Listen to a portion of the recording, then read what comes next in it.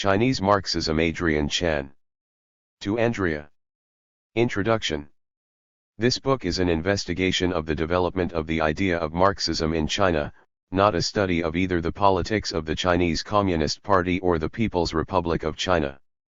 While there are many works on the latter topics, there has as yet been no systematic analysis of the development and nature of the idea of Marxism in China. I hope that this book will stimulate further investigations. When the Marxian message first arrived in China, the country's economy was predominantly agrarian, so the first concern of this study is to examine the writings of Marx to see whether his message is relevant to societies that have not yet industrialized. This has been a contentious issue among scholars and it is dealt with, in Chapter 1. The other issues to be examined are corollaries of this one.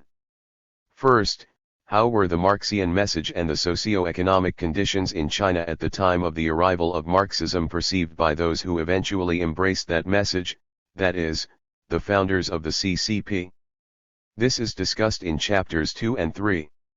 I then examine how the founding and later leaders of the CCP adapted and developed that Marxian message into a guide for revolutionary action in order to solve China's perceived economic, political, and social problems and to achieve the goal of bringing about a Marxian socialist society. This examination follows a chronological order in its analysis of the development of Marxism in China up to the leadership of Jiang Zemin. However, more attention is given to the development of the theories and practice of Marxism as a revolutionary praxis during the leadership of Mao Zedong.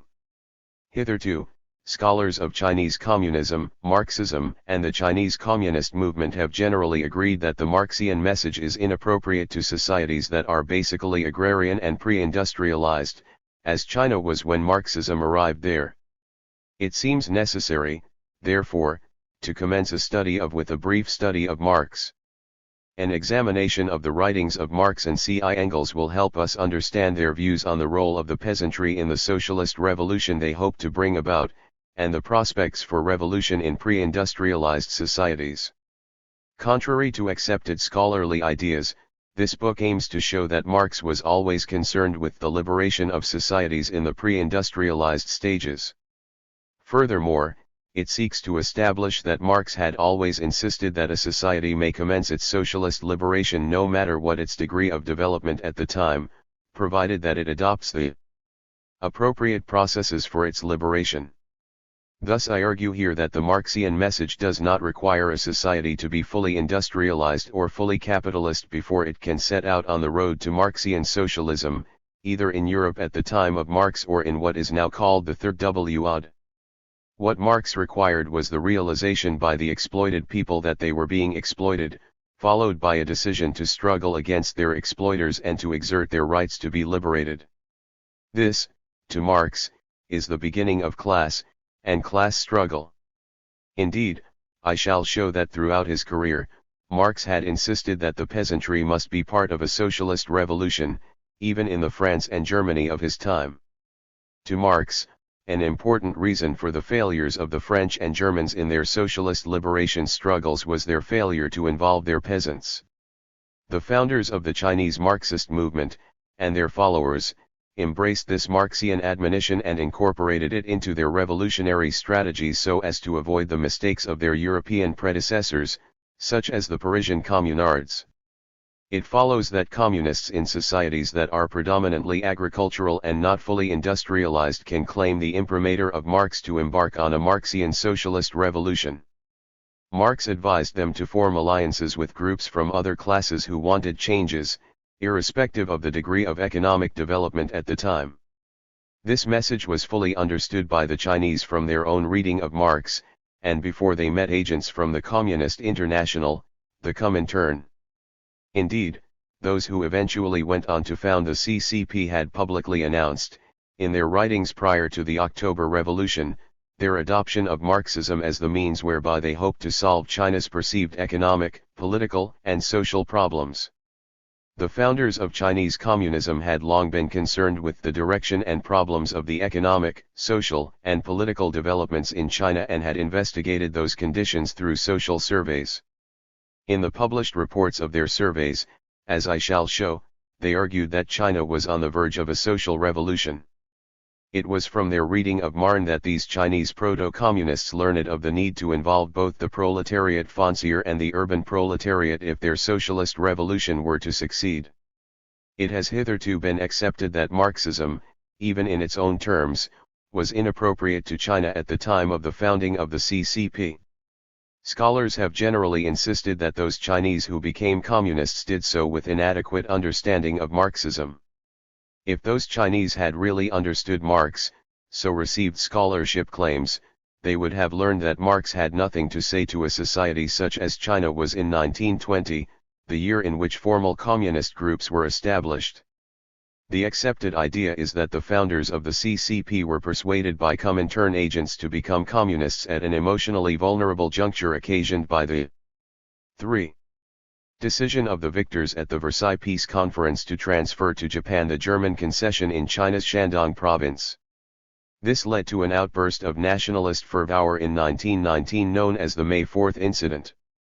At that time, the new Soviet Russia issued what has come to be known as the Karankon Declaration, a vaguely worded document which gave the impression that Soviet Russia would return to China the territories which the Tsarist regime had taken away.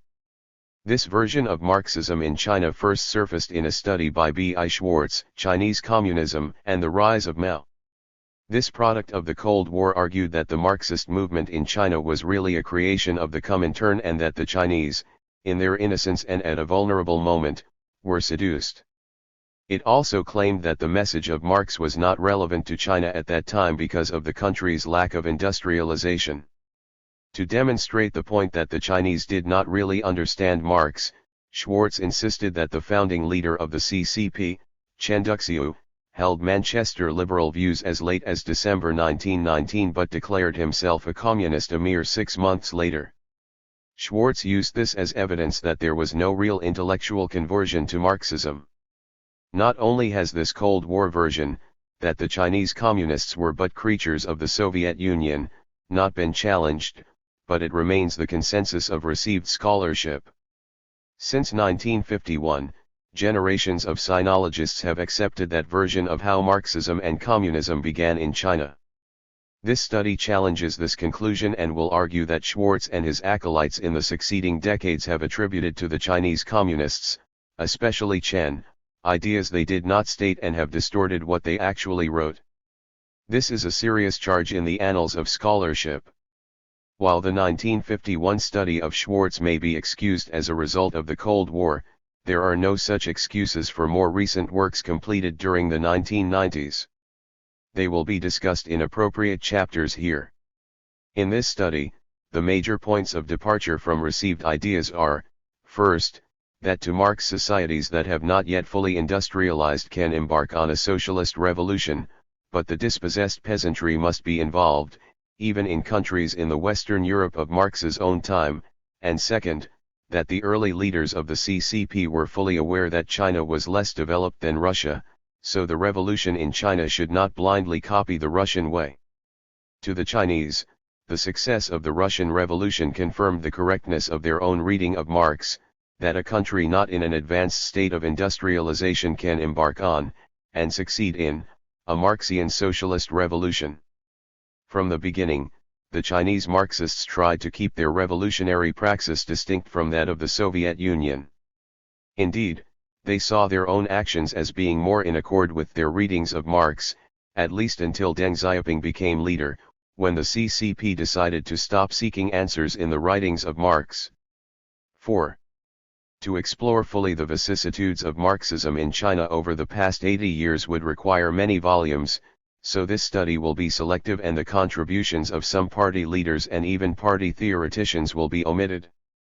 The criterion for selecting a particular thinker's ideas for inclusion is the impact and durability of his ideas on the development of Marxism in China, and not the length of time he held political power.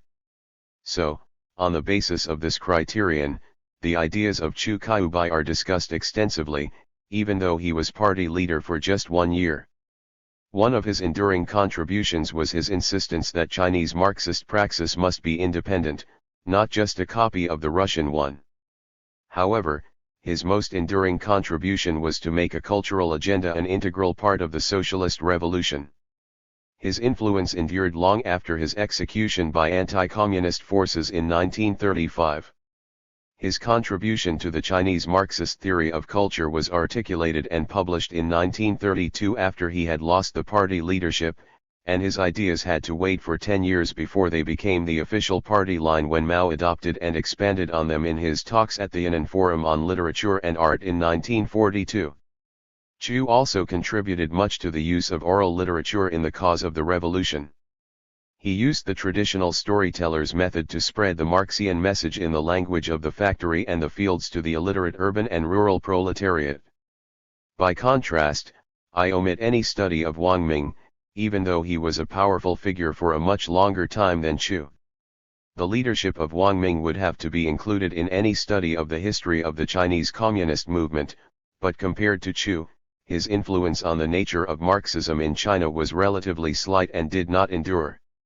He is remembered more for his introduction of Stalin's practice of disposing of political rivals and opponents.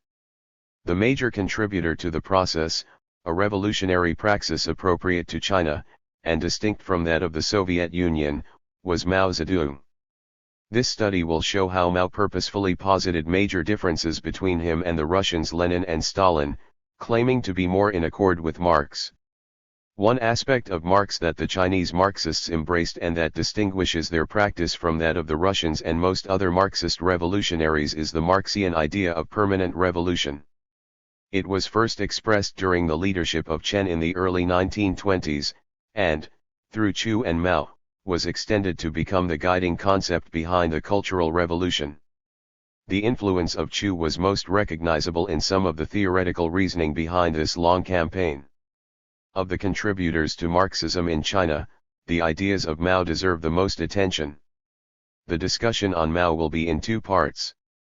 The first will be mainly theoretical, especially concerning the Yan'an period in the 1940s, and will concentrate on the differences between his ideas and those of Lenin and Stalin.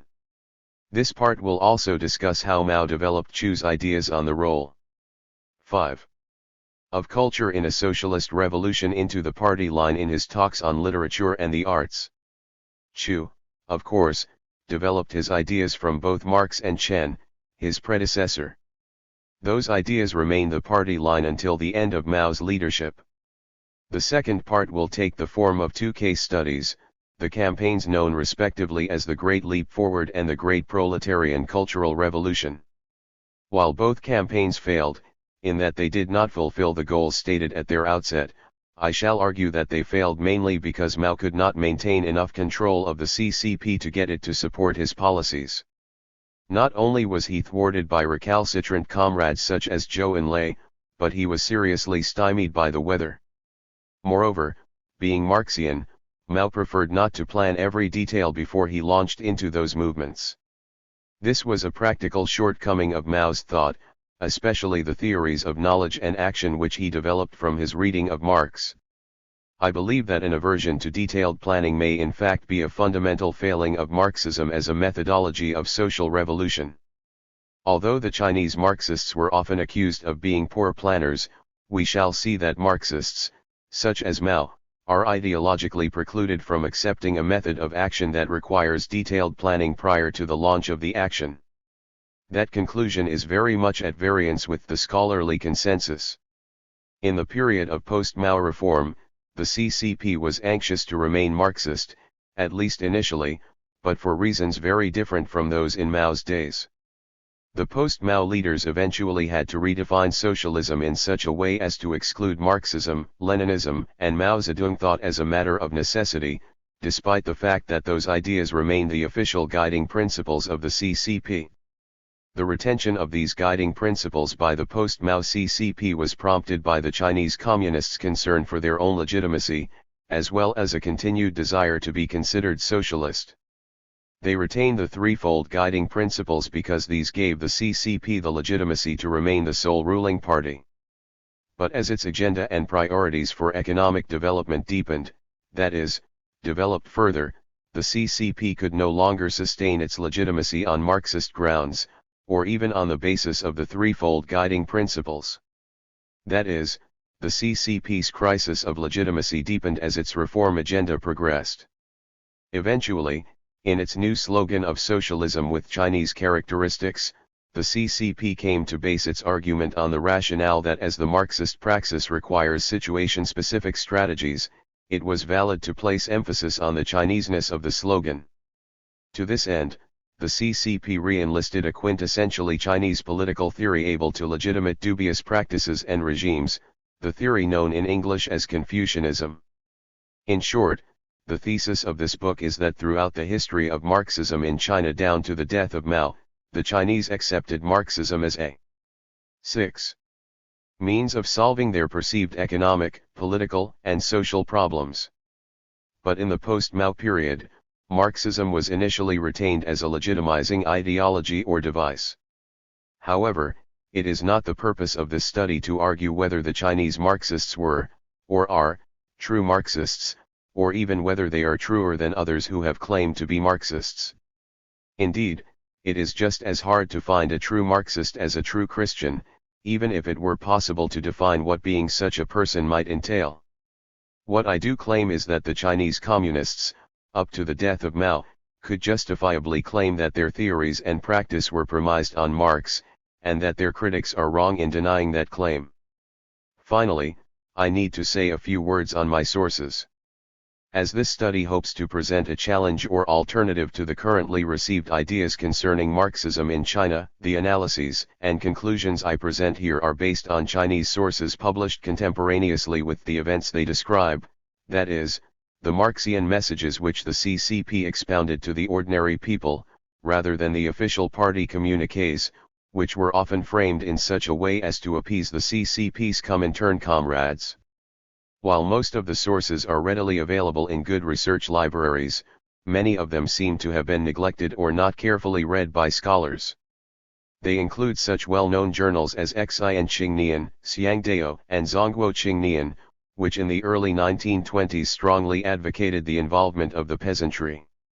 I also used the collected and scattered writings of many CCP leaders, the memoirs of participants, and, finally, Chinese translations of the writings of Marx and other pioneering Marxists.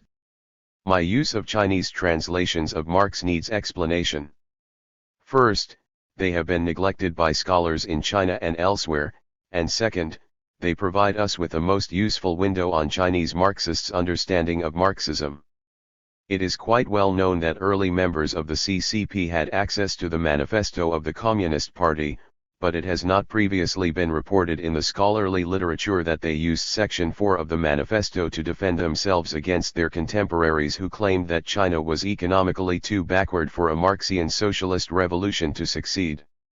Another unreported fact of even greater significance is their access to Marx's Civil War in France, which was available in translation before the first CCP Congress in 1921. The importance of this essay by Marx to the development of Marxism in China is attested to by the fact that it was issued no fewer than 3 times, by different publishers and in different translations, during the first 17 years of the CCP's existence. Not only has the relevance of this essay to the development been overlooked by Western scholars, but, even in China, experts on party history whom I have consulted were surprised when I presented them with the printed evidence from that time. To be sure, these 3 translations were not 7. exact, they were edited down to about 1/3 the length of the original. However, this editing process caused the short chapter on the peasantry in the first draft to take on an increased significance, if only because in those abridged versions it occupied a relatively much larger proportion of the essay. In that chapter, Marx argued that the failure of the 1872 Paris Commune was due to its failure to involve the proletariat foncier, whose objective needs were the same as those of the urban proletariat but who suffered the delusive prejudice of hoping to regain the land they had lost when agriculture became commercialized. That was a most timely message to the new Marxists in China. Their founding leader, Chen, was a known Francophile who had earlier translated Rousseau. Another important translation was of the letters of Marx and Engels to Ferdinand Lassalle on the use of art as an agent of the socialist revolution. They were translated and published in 1932 by Chu, who added a discussion on their relevance to the Chinese revolutionary theater. Again, this translation is still unreported in the scholarly literature. In cases where the Chinese sources are available in English translations, the official or the most easily available version is cited, unless that version has significant changes in areas pertinent to the issues at hand. In such cases, I point out the differences and investigate their significance. In cases when there is no easily available English translation, or only an inadequate translation, I have translated the passages concerned myself. Reference: Schwartz, Benjamin I. Chinese Communism and the Rise of Mao, Harvard University Press, Cambridge, Ma. Edition used is by Harper Torch Books, New York, 1967. Chapter 1. A Marxian Message to Pre-Industrialized Societies. A central proposition of this book is that Marx did not claim to have written a handbook for revolutionaries applicable in all circumstances. As we shall see, there is some evidence that he denied that such a task was possible. Therefore, to decide what Marx would have said about the revolutionary potential of a country will be an act of interpretation, and an act of creating a coherent and systematic whole from his diverse and varied writings. As Marx spent over 40 years actively analyzing and discussing the social, economic, and political issues of many countries, and debating his analyses and conclusions with colleagues and opponents, any attempt to deduce from his writings the Marxist analysis of the revolutionary potential and practice of a country at any stage of development would be bound to fail. The range of interpretations would be vast, as varied as the interpreters, and unanimity would be most unlikely. It follows, then, that it will never be possible to find the Marxist interpretation or analysis of any situation, especially one occurring after his death. While this seems a logical proposition, it is one that most sinologists who specialize on the Chinese Revolution have been unwilling to accept. Indeed, they frequently imply that Marx had stated that his message had no relevance to countries such as China or to the rest of Asia. For example, some insist that the encounter between Marxism and the non-European world required a mediation, which was carried out by Lenin.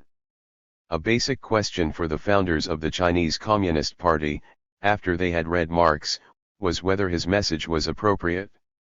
Was it timely for them to embrace his analyses of economic and social developments and to adopt his praxis in order to bring about the desired changes, for a society based on Marxist socialism?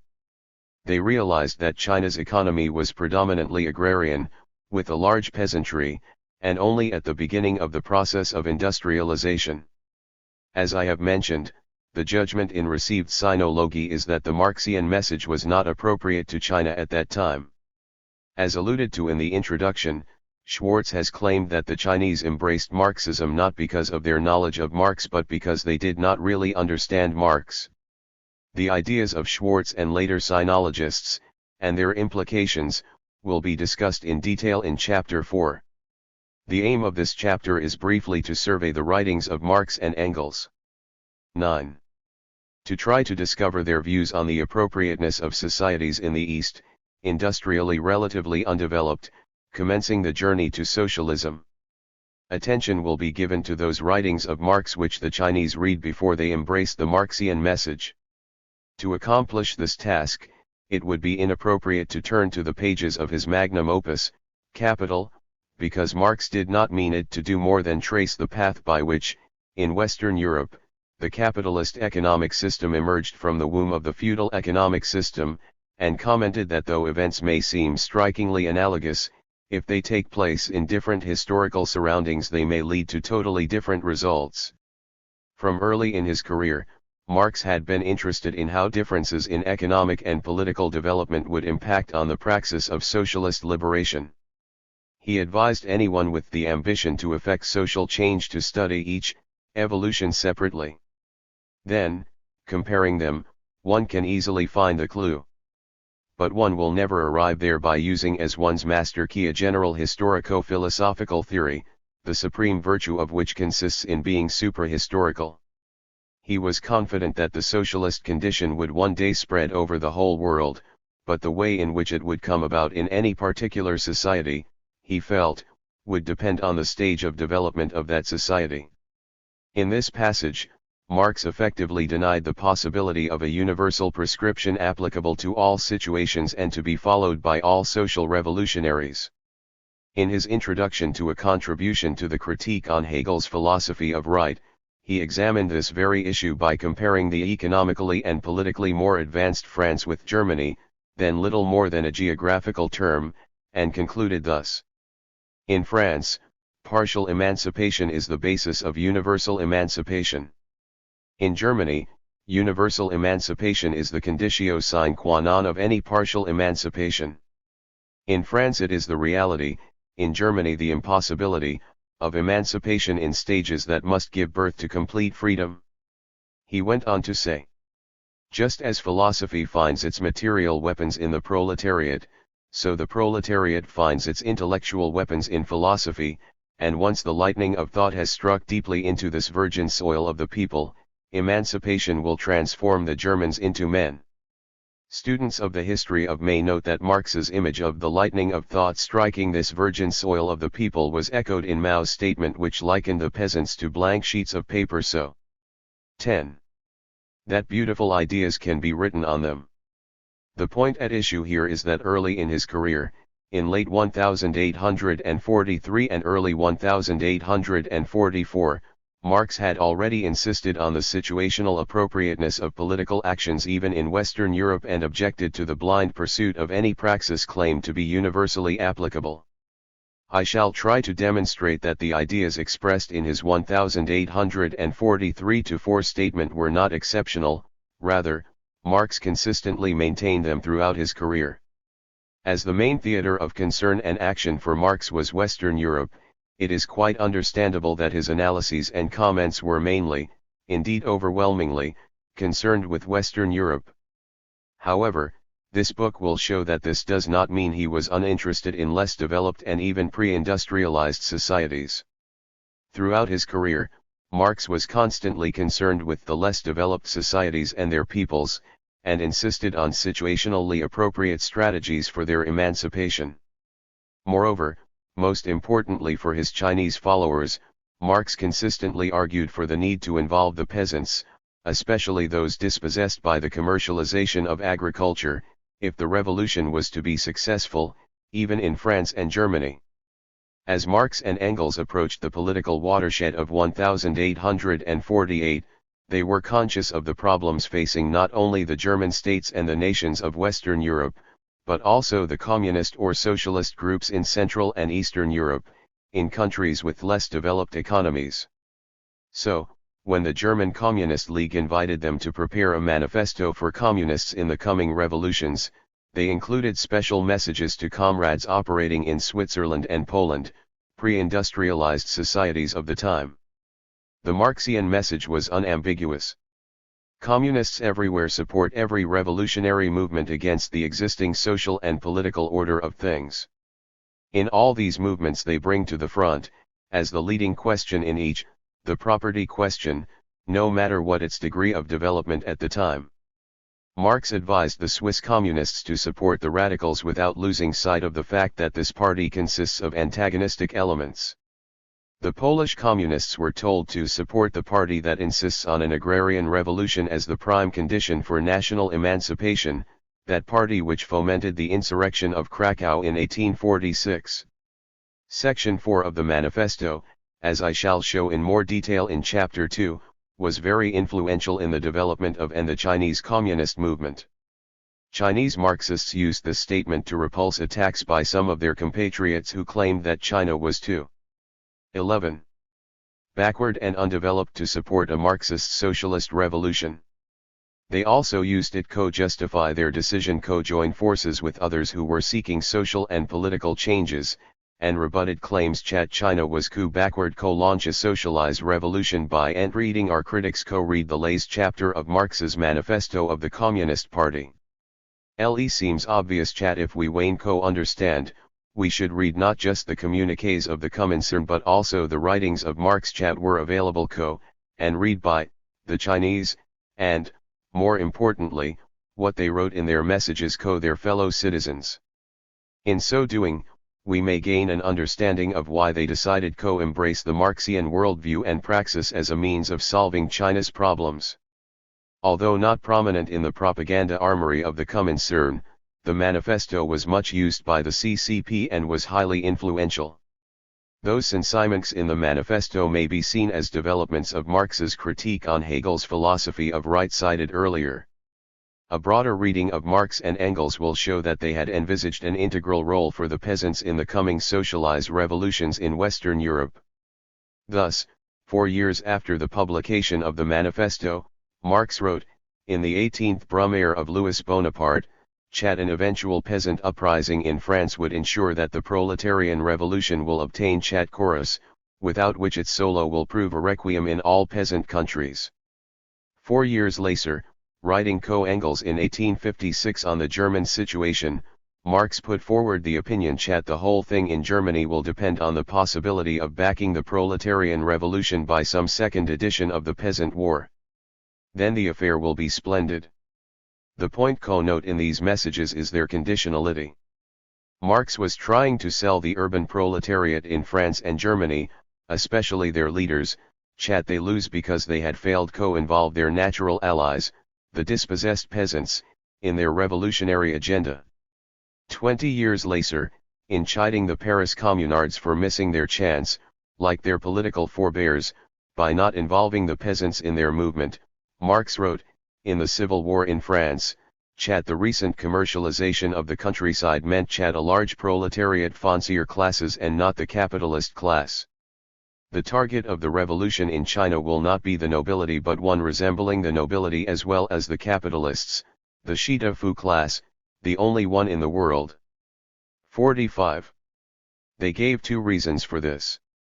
First, the nobility in China had largely disappeared since the end of the Zhou dynasty, 221 BCE, and what society now has is the Shida-Fu class which has held the power of distribution for the last 2,000 years, as well as all the political and social positions.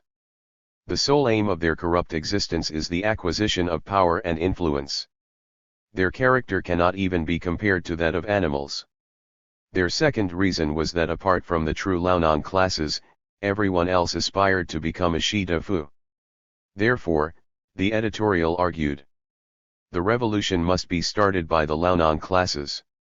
Unless this Shida-Fu class is overthrown, we can never have healthy and clean politics and society in China, nor will our bitter existence be alleviated. We would have no hope for improvement. The Shida-Fu class, normally translated as the scholar official class, was technically gone when the imperial system ended, but in the political rhetoric of the first half of the 20th century, it had come to mean the official large capitalist large landlord class, or the capitalist landlord class with close connections with officialdom. The editorial reasoned that the 1911 revolution had failed because apart from removing the emperor, it left this distributing class intact. As if to reassure its readers that getting rid of this class was not an impossible dream, it said, when the time comes to establish our revolution, it will be easier than the socialist revolution in Russia, Germany, Hungary, and Austria because in those countries the capitalist class has greater powers and is thus more difficult to overthrow. In our China, as the economy is not yet developed, we have few large capitalists. This point is one fortunate aspect in China's unfortunate conditions. While this perspective on the world and the revolution in China has similarities to Lenin's thesis at the Second Congress of the Communist International, the editorial was definitely not a sinicized version of that thesis because Lenin presented his thesis 14 months after the publication of the editorial, on July 19, 1920. So, when the Chinese read Lenin's thesis, they would feel their analysis to have been confirmed and their determination reaffirmed. We may, of course, regard this editorial as the Chinese response, albeit unwittingly, to Engels's conjecture when he shared his thoughts with Koski on the prospect of 46. Socialist liberation of the subjugated people in the passage already quoted on p. 14. The editorial in the Weekly Review of May 4, 1919 may also be regarded as the Chinese attempt to grasp an opportunity like that which Marx hinted at to the Russians, again in a passage that has been quoted in Chapter 1, If Russia continues to pursue the path she has followed since 1861, she will lose the finest chance ever offered by history, and undergo all the fatal vicissitudes of the capitalist regime. By that, Marx could mean that if the Russians read their history and acted on it correct, they might bypass the capitalist regime stage. As events turned out, China did bypass the capitalist stage, much to the consternation and displeasure of many latter-day Orthodox sinologists. Shortly after the publication of that editorial, Chen was arrested in Beijing for distributing handbills in public places in protest against the arrest of students at the May 4 incident. He was then the dean of the Faculty of Letters.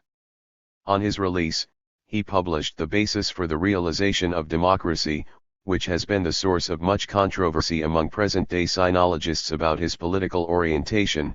This controversy will be discussed in Chapter 4.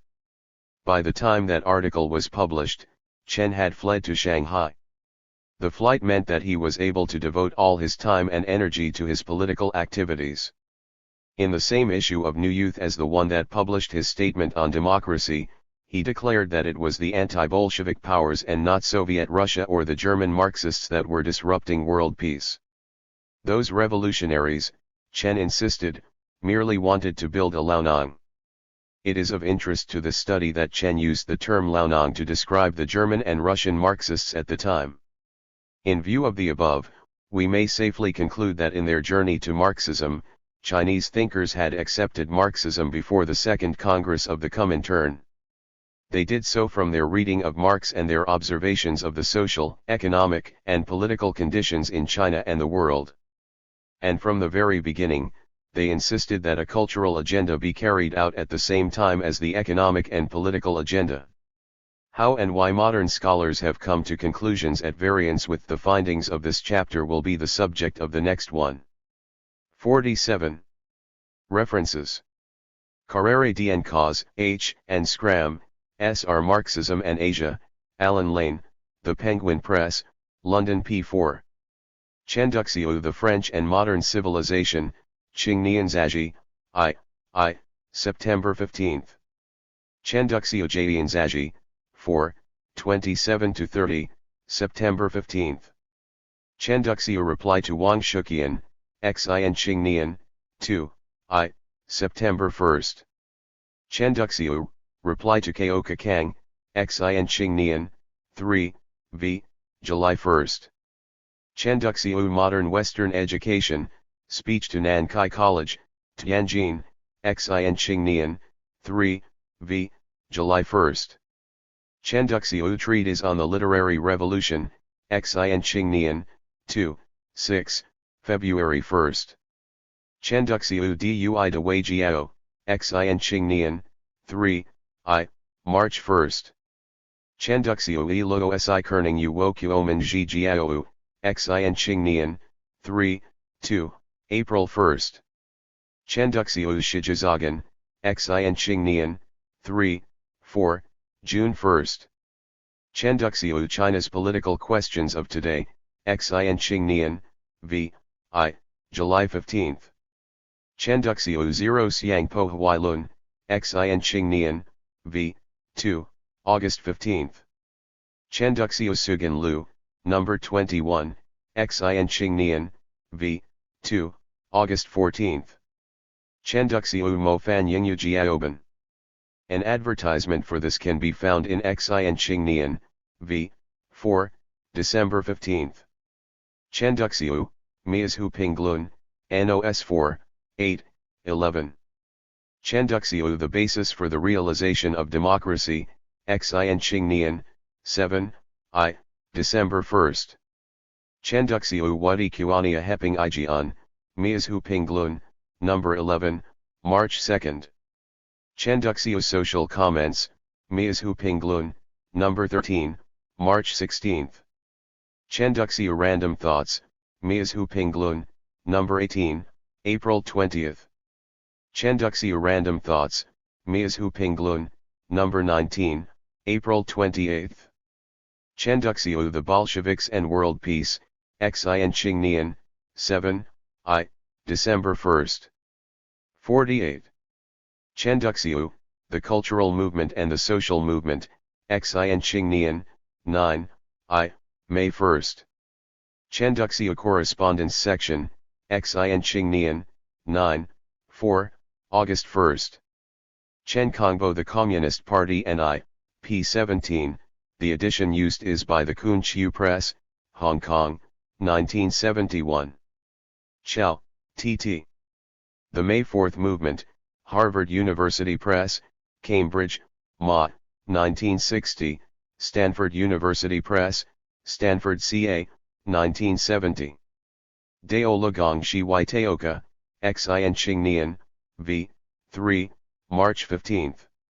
Engels, Frederick Letter to Joseph Bloch, 21–22 September, in Selected Correspondence, Progress Publishers, Moscow, 1975, p. 394. Engels, Frederick Letter to W. Borgias, January 25, in Selected Correspondence, Progress Publishers, Moscow, 1975, pages 441–3. Fitzpatrick, Sheila The Commissariat of Enlightenment, Soviet Organization of Education and the Arts under Lunacharsky, October 1917–1921, Cambridge University Press, Cambridge. Hushi Suggestions on Literary Reform, Xin Qingnian, 2, v. January 1.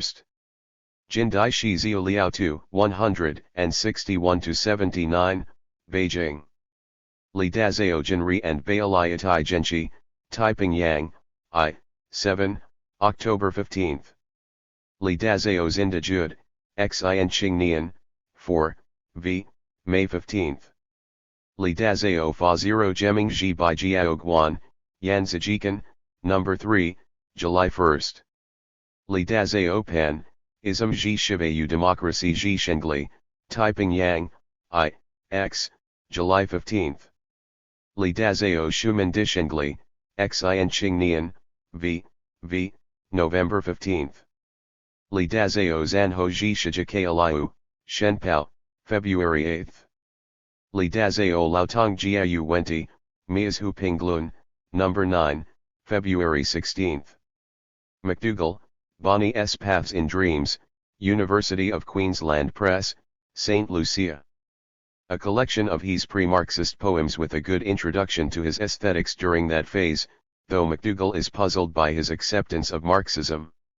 Mao Zedong Taoji Yanjiu, Xin Qingnian, 3, 2, April 1. Mao Zedong Report on an Investigation of the Peasant Movement in Hunan, March, Selected Works, Volume 1, Foreign Languages Press, Beijing, 1965, pages 23–62. Mao Zedong The May 4th Movement, May, Selected Works, Volume 2, Foreign Languages Press, Beijing, 1965, pages 237–9, at p. 237. 49. Mao Zedong on the People's Democratic Dictatorship, June 30, Selected Works, Volume 4, Foreign Languages Press, Beijing, 1961, pages 411–24, at p. 418. Marx, Karl, The Class Struggles in France, 1848–1858, in Surveys from Exile, ed. David Fernbach, The Pelican Marx Library, Volume 2, Penguin, Harmonsworth, England. Marx, Karl. A Contribution to the Critique of Political Economy, Progress Publishers, Moscow, 1977. Marx, Karl. Letter to the Editorial Board of Ateshestveniyi Zapiski, November, in Selected Correspondence of Marx and Engels, Progress Publishers, Moscow, 1975. Marx, Karl, and Engels, Frederick. The Manifesto of the Communist Party, in the Revolutions of 1848, ed. D. Fernbach, The Pelican Marx Library, Harmonsworth, 1973. Meisner, Maurice Lee Tachau and the Origins of, Harvard University Press, Cambridge, Ma, pages 112–13. Miazhu Pinglun Xin Kiwan, Number 3, January 5. This editorial was unsigned, but the editors of the selected writings of Li Dazhao included it in their collection, pages 119-21, with no evidence to support their claim. From internal evidence, the call for a general strike by all workers suggests evidence of the influences of French syndicalist or German left socialist thoughts. As Li could not claim to have such interests, while Chen had a reputation as a Francophile and had long admired French socialism, it seems more prudent to refer to its authorship with the collective they. Mies Huping Book Review, number 15, April 6. Plekhanov, G.V. Fundamental Problems of Marxism, Progress Publishers, Moscow. Qianmo Qianmu Inquoxia Galen. The 2-volume 1965 edition used was published in Hong Kong. Scram, Stuart. The Thought of Mao Zedong, Cambridge University Press, Cambridge. Schwartz, B.I. Chinese Communism and the Rise of Mao, Harvard University Press, Cambridge, Ma. Edition used is by Harper Torch Books, New York, 1967. Tianchangjian Ripai Ji So Wei Makao Sizu Yi, Xiangdao, number 15, December 27. It was an official party weekly. Tucker, R.C. The German Ideology, in the Marx-Engels Reader, W.W. Norton, New York. Wu Jinghong The Discourse on Machine-Promoted Datang, Xin Qingnian, v. 2, August 15. 50. Xin Qingnian double-page advertisement, 9, v. The advert lists translated works by Marx, Lenin and many other Marxists. Yayuan Gy Tioka, Xin Qingnian, 4, v. May 15. Zhouziuren Rende Wengxiu, Xin Qingnian, v. 6, December 15. Chapter 4. Through the Cold War Prism. The encounter between Marxism and the non-European world, received scholarship informs us, required a mediation which was carried out by Lenin. With reference to China, the leading scholar of this genre claims that in spite of its seeming success, Marxism has in its movement eastward, into situations for which its original premises made little provision, undergone a slow but steady process of decomposition. From what has been said in this book already, we can see that these views are at least questionable, and as they come from leading scholars on both sides of the Atlantic, I think a response is needed. In this chapter, I shall try to show how the discourse on received scholarship has allowed political demands to triumph over scholarship. As I have pointed out, Marxism did not need a mediator in China because the Chinese went to Marx directly, read his writings and translated into Chinese that which they considered pertinent, such as the Civil War in France, the Manifesto of the Communist Party, and many others. It seems obvious that the original premise of Marx was about the liberation of the exploited peoples in the world. It was also natural for Marx and Engels, as Europeans, to have European affairs as their major concern, but not to be exclusively concerned with Europe. While there are probably as many interpretations of Marx as there are interpreters, sinological scholarship seems to show little awareness of that fact. Furthermore, the normal scholarly convention is that one uses sources and evidence with integrity and does not falsify or distort them. I will also show that in the discourse concerning Marxism in China, this convention has been seriously strained by many of the leading sinologists. 1, albeit brief, explanation of this phenomenon claims that Schwartz and Meisner distorted the evidence in reaction to the Cold War portrait of Chinese communism as a mere offshoot of an international communist conspiracy based in Moscow. If the first casualty in war is truth, the Cold War certainly had similar effects on truth. In spite of his observation, Derlich was unable to escape the Cold War intellectual straitjacket he warned us of, although his observation indicates the extent of politicization in the scholarship on the 52. Free world side of the Cold War. In this chapter, I shall examine the modus operandi of this genre of scholarship to see how Marxism in China appears through the prism of Cold War scholarship. The Cold War came to Sinology when the People's Liberation Army of China defeated and expelled the Uzbek nationalist regime from the Chinese mainland, which led to the founding of the People's Republic of China in 1949.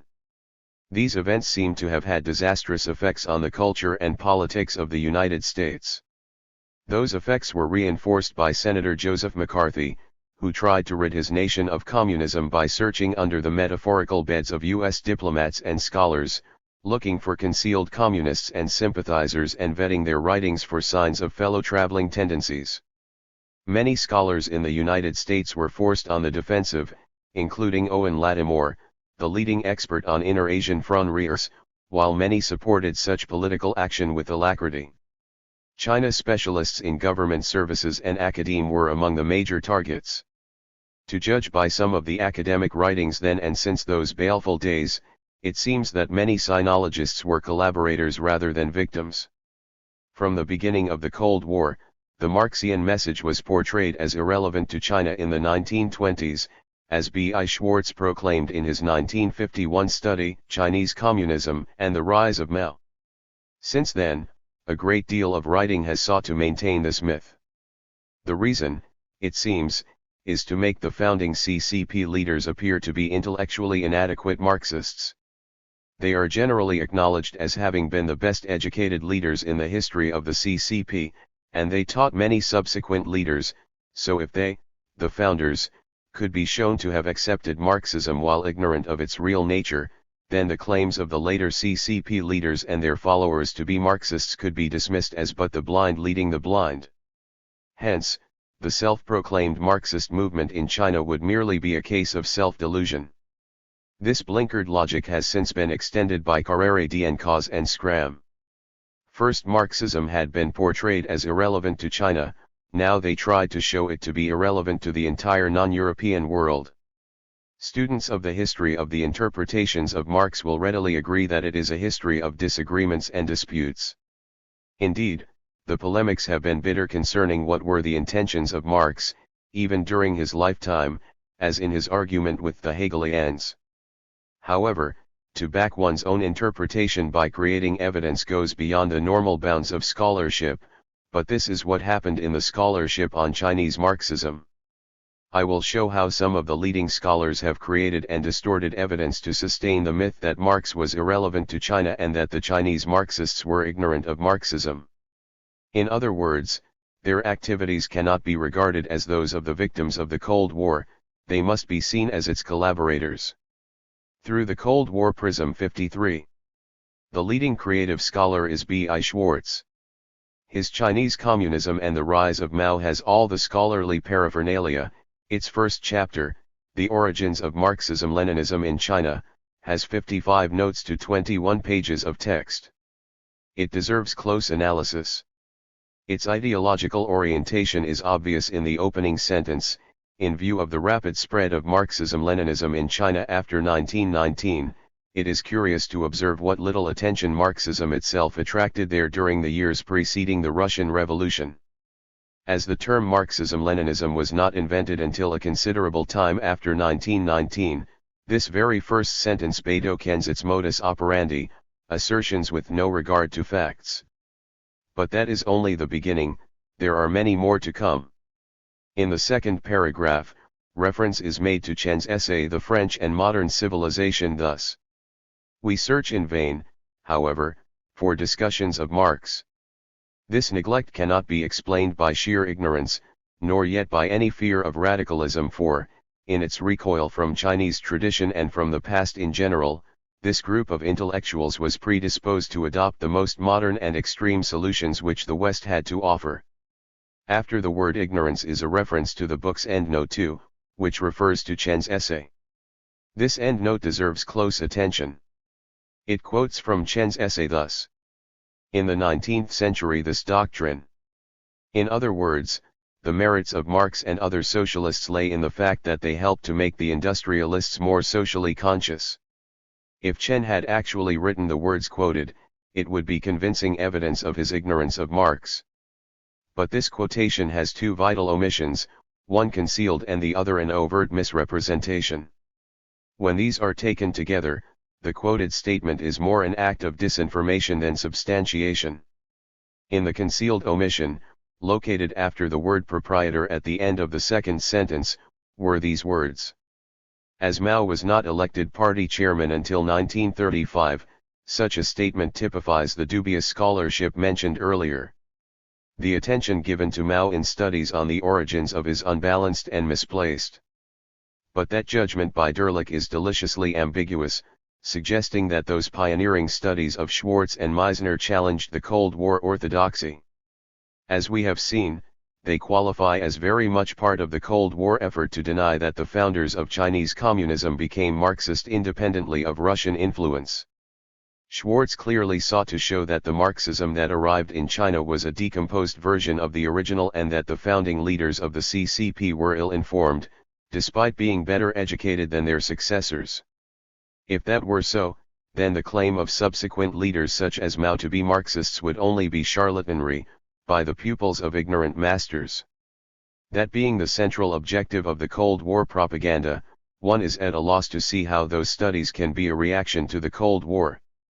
They are the very kernel of Cold War orthodoxy. One is constrained to wonder what elements of the Cold War those pioneers were reacting against. Besides, Derlich commented. By his own words, Derlich not only further condemned the two pioneering studies which he tried to defend, but also condemned himself. By entitling his book The Origins of Chinese Bolshevism, Luck makes his motive even more obvious. He seems innocent not only of Marx but also of the very complex intellectual scene in the first 2 decades of the 20th century in China. Thus he blissfully claims that before 1920, Marxism in its pre-Leninist form was never considered by Chinese intellectuals as irrelevant because of its deterministic nature, although its proposed method of class struggle was rejected. This seems a crude attempt to follow in the footsteps of Schwartz and Meisner. As I have noted, it was the non-determinist aspects, the pragmatic and situationally determined revolutionary praxis of Marx and the coming class struggle, that attracted the Chinese to Marxism. It seems that to Derlich and Luck, the Cold War was still very much alive in 1989 and 1990. Derlich seems to have broken new ground in accusing Lee not only of identifying Bolshevism with Marxism but also of confusing Leninism with social democracy. He also laid new charges against the Chinese by claiming that no Chinese socialist in 1919 accepted the Marxist message in its totality, that the Chinese themselves wrote conspicuously little on revolution that was original and that the majority of their publications were translations. It was not until 1939 and 1942 that Moscow's foreign language publisher issued a limited edition of Marx's Grundrisse Kritik der politischen Ökonomie in 2 volumes, and the German original was only published in 1953, so it is true to say that most Marxists prior to those dates had not read the Marxist message in its totality because an important part of it was not available. And, as Marx insisted that his capital was not to be used as the revolutionary path for all country is to follow, suggesting that even the emancipation process of the Germans and the French would be different, then what does accepting in totality mean in terms of being a Marxist? Besides, how would one place the response of Engels to Koskai's query on the future of the colonized people? We may well ask whether Derlich's demands are relevant for one to be a Marxist. Derlich was concerned with Lee's article My View on Marxism and condemned Lee for equating Marxism with Bolshevism. But surely most Europeans at that time would have made the same connection. He also condemned Lee for confusing Leninism with social democracy. Lee wrote that article as a personal and public message of congratulation to the Russian revolutionaries for their success. It was in fact under the banner of the Social Democratic Party that the Bolsheviks came to power, and it was not until late in 1918 that the Communist Party was formally established in Soviet Russia. Given this historical reality, it is not unnatural for Lee to regard the revolution in Russia as a victory for social democracy. Besides, as we have seen, through the Cold War prism 63. About a month prior to the publication of that article, Lee and his comrades had taken the view that democracy was dead in Britain and the United States because those countries only had capitalism, whereas Lee and his comrades equated democracy with the dictatorship of the proletariat. We may consider this issue insignificant in the context of a discussion on, but to attack Li by using a weapon based on one's own ignorance while claiming that Li was ignorant really indicates how ideology has triumphed over scholarship. Derlich's intention was to suggest that the early Chinese communists were really anarchists, but as I have shown, while Chen had dealings with anarchists, he had rejected anarchism as far back as 1902 when he founded his Patriotic Society. On the other hand, while the Chinese had long realized that their society was economically backward, they found in their readings of Marx that Marx would support a Marxian socialist revolution in a predominantly agrarian economy at its early stages of industrialization and with a rapidly commercializing agricultural sector. I do not claim that my interpretation is the only correct interpretation of Marx, or even the dominant one in Marxist scholarship. I only want to show how the Chinese Marxists received Marx's message. On the other hand, whether the Chinese interpretation of Marxism is seen as creative, deviationist, or original seems to depend on one's ideological position. To date, European Marxists as diverse as Althusser and Gramsci are honored as having creatively applied Marxism, while Chen, Li, Mao, and their comrades are regarded as deviationists. An obvious difference between the two groups is that the Chinese changed their world while their European comrades merely analyzed theirs. Luc's case is somewhat different. After an early education in colonial Hong Kong, he completed it with a doctorate from the University of Toronto, whence comes his book. Its introduction betrays the influence of his colonial education, where he agreed with Franz Sherman that the Chinese communists use a particular language because Chinese communist documents cannot be read as if they were written in conventional language. In a Hong Kong newspaper one can translate almost any item and have it come out in perfect ietouza. Even here, censors had 4 of the 6 expunged. The remaining 2 stories are entitled The Beijiang People Broke Up a Pintou and The Clever Trick of the Hero Who Presented Shanghai to the Imperialists. The language was colloquial, as in the spoken mode of expression. Indeed, the stories were better suited to be read aloud than read in silence, as their titles indicated. The 4 expunged stories in the Street Corner collection were also meant to be sung or chanted. They were entitled The May Song, Picture of Shanghai at War, XXX Sent Forth His Army, and The Detestable XX.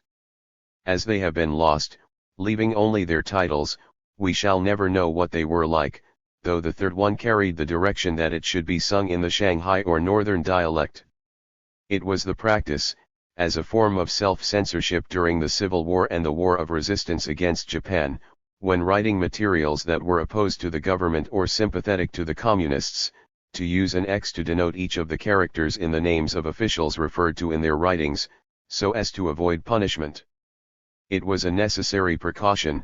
One repeat offender, Wen Yuduo, was murdered by a nationalist death squad in 1947, although he was never a communist. Chu, on the other hand, had been a target of assassination since 1924, when he was impeached, in absentia, as a traitor by the Central Executive Committee of the Nationalist Party. The Pintou in the first title is Shanghai slang for prostitution, a prostitute, or to prostitute, as when a person is forced into a sexual liaison through financial or other circumstances. It is not a term used in high literature, but was certainly understood by the intended audience when read to them during meal breaks at the Shanghai factories.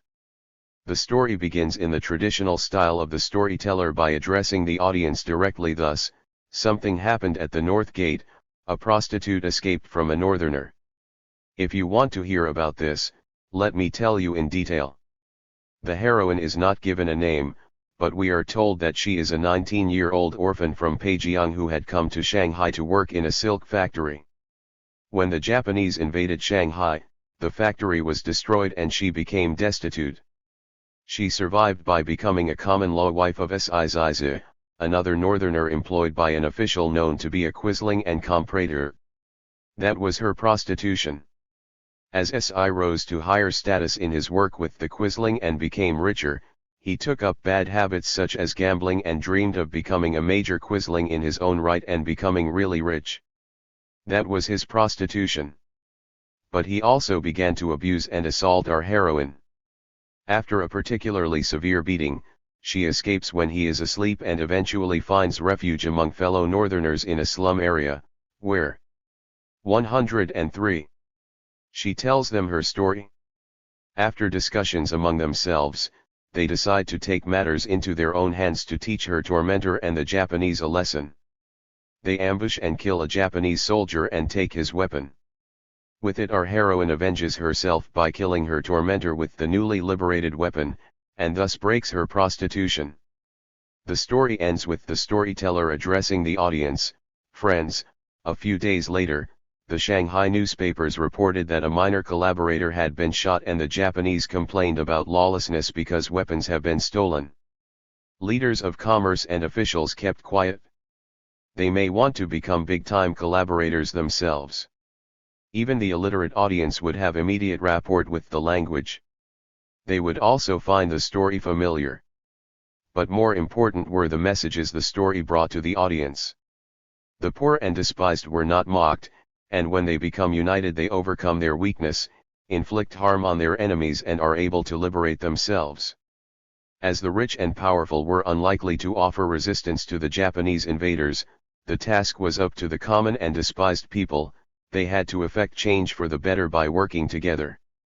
At the time of its publication, March 16, 1932, the nationalist government was reluctant to engage the Japanese invaders but preferred to continue its encirclement campaigns against the Jinggangshan communist base.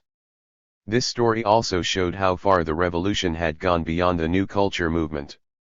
The conflict was no longer between a new culture led by radical intellectuals in the vernacular against the feudal values expressed in the classical language. It was now joined by the proletariat, the workers in the factories and the peasants in the fields with their proletarian culture in their own language, against an alliance of the old and new ruling classes, the Japanese invaders and the collaborators. In this new war, the revolutionaries whose weapons are literature and art can become the voice of the oppressed provided that they get to know them, appreciate their perspective, commune with them and are inspired by them. It seems Chu had learned and applied well the lessons which Marx and Engels tried to instill in La Salette. Clever Trick is similar but darker. It is about two friends from rural areas who come to Shanghai hoping for a better life and become soldiers.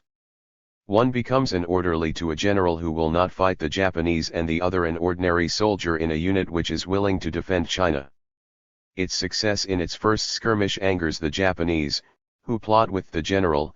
He will withdraw his main force, thus leaving the patriotic unit isolated during the next invasion attempt. The plot is overheard by the orderly, who runs off to warn his friend. When he finds him and tells him what he overheard, they are discovered by an officer loyal to the general. He shoots the friend, but in the ensuing struggle, the orderly gets the better of the officer and kills him with the officer's own pistol.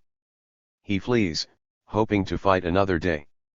Later he 104 learns that the Japanese invaders had advanced further and met no resistance. That was the clever trick. As the name of the general was represented by XXXX, one may reasonably assume it refers to Zhang Jiashi, who at that time liked to be known as the Generalissimo Ianghui Yuan Zhang, a four-character title, perhaps as a mark of respect for his favorite European, Mussolini. Zhang had just spurned his wife, who bore him a son who was baptized into American Southern Methodism, married Miss Sung Mei-ling, and put young people into dark-colored shirts in his New Life movement.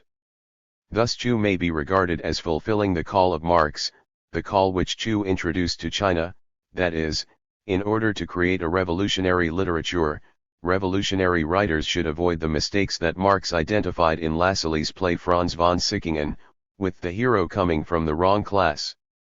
Shortly after these stories had been published, Chu was called to serve in the Jinggangshan Soviet as Commissar for Education and Culture. It is a great loss to students of Chinese Marxist literary theory and the genre that the texts of the plays Chu composed while serving in that new position are all lost. All we have are the much later recollections of a young man who served under Chu and participated in the theater groups he trained to take his plays to the villages. Zhao remembered Chu as having trained 3 performing troops to take his 5 plays to the villages. They were enjoyed by fellow revolutionaries, including Mao and the peasants.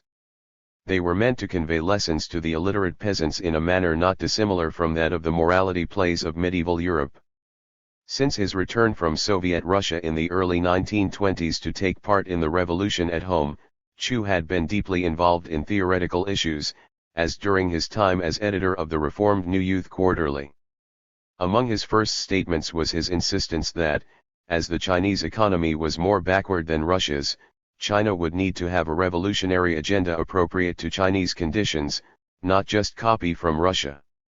Moreover, he showed that in revolutionary literature, the heroes should belong to the appropriately progressive class, and the voice of the class of the future should be accentuated.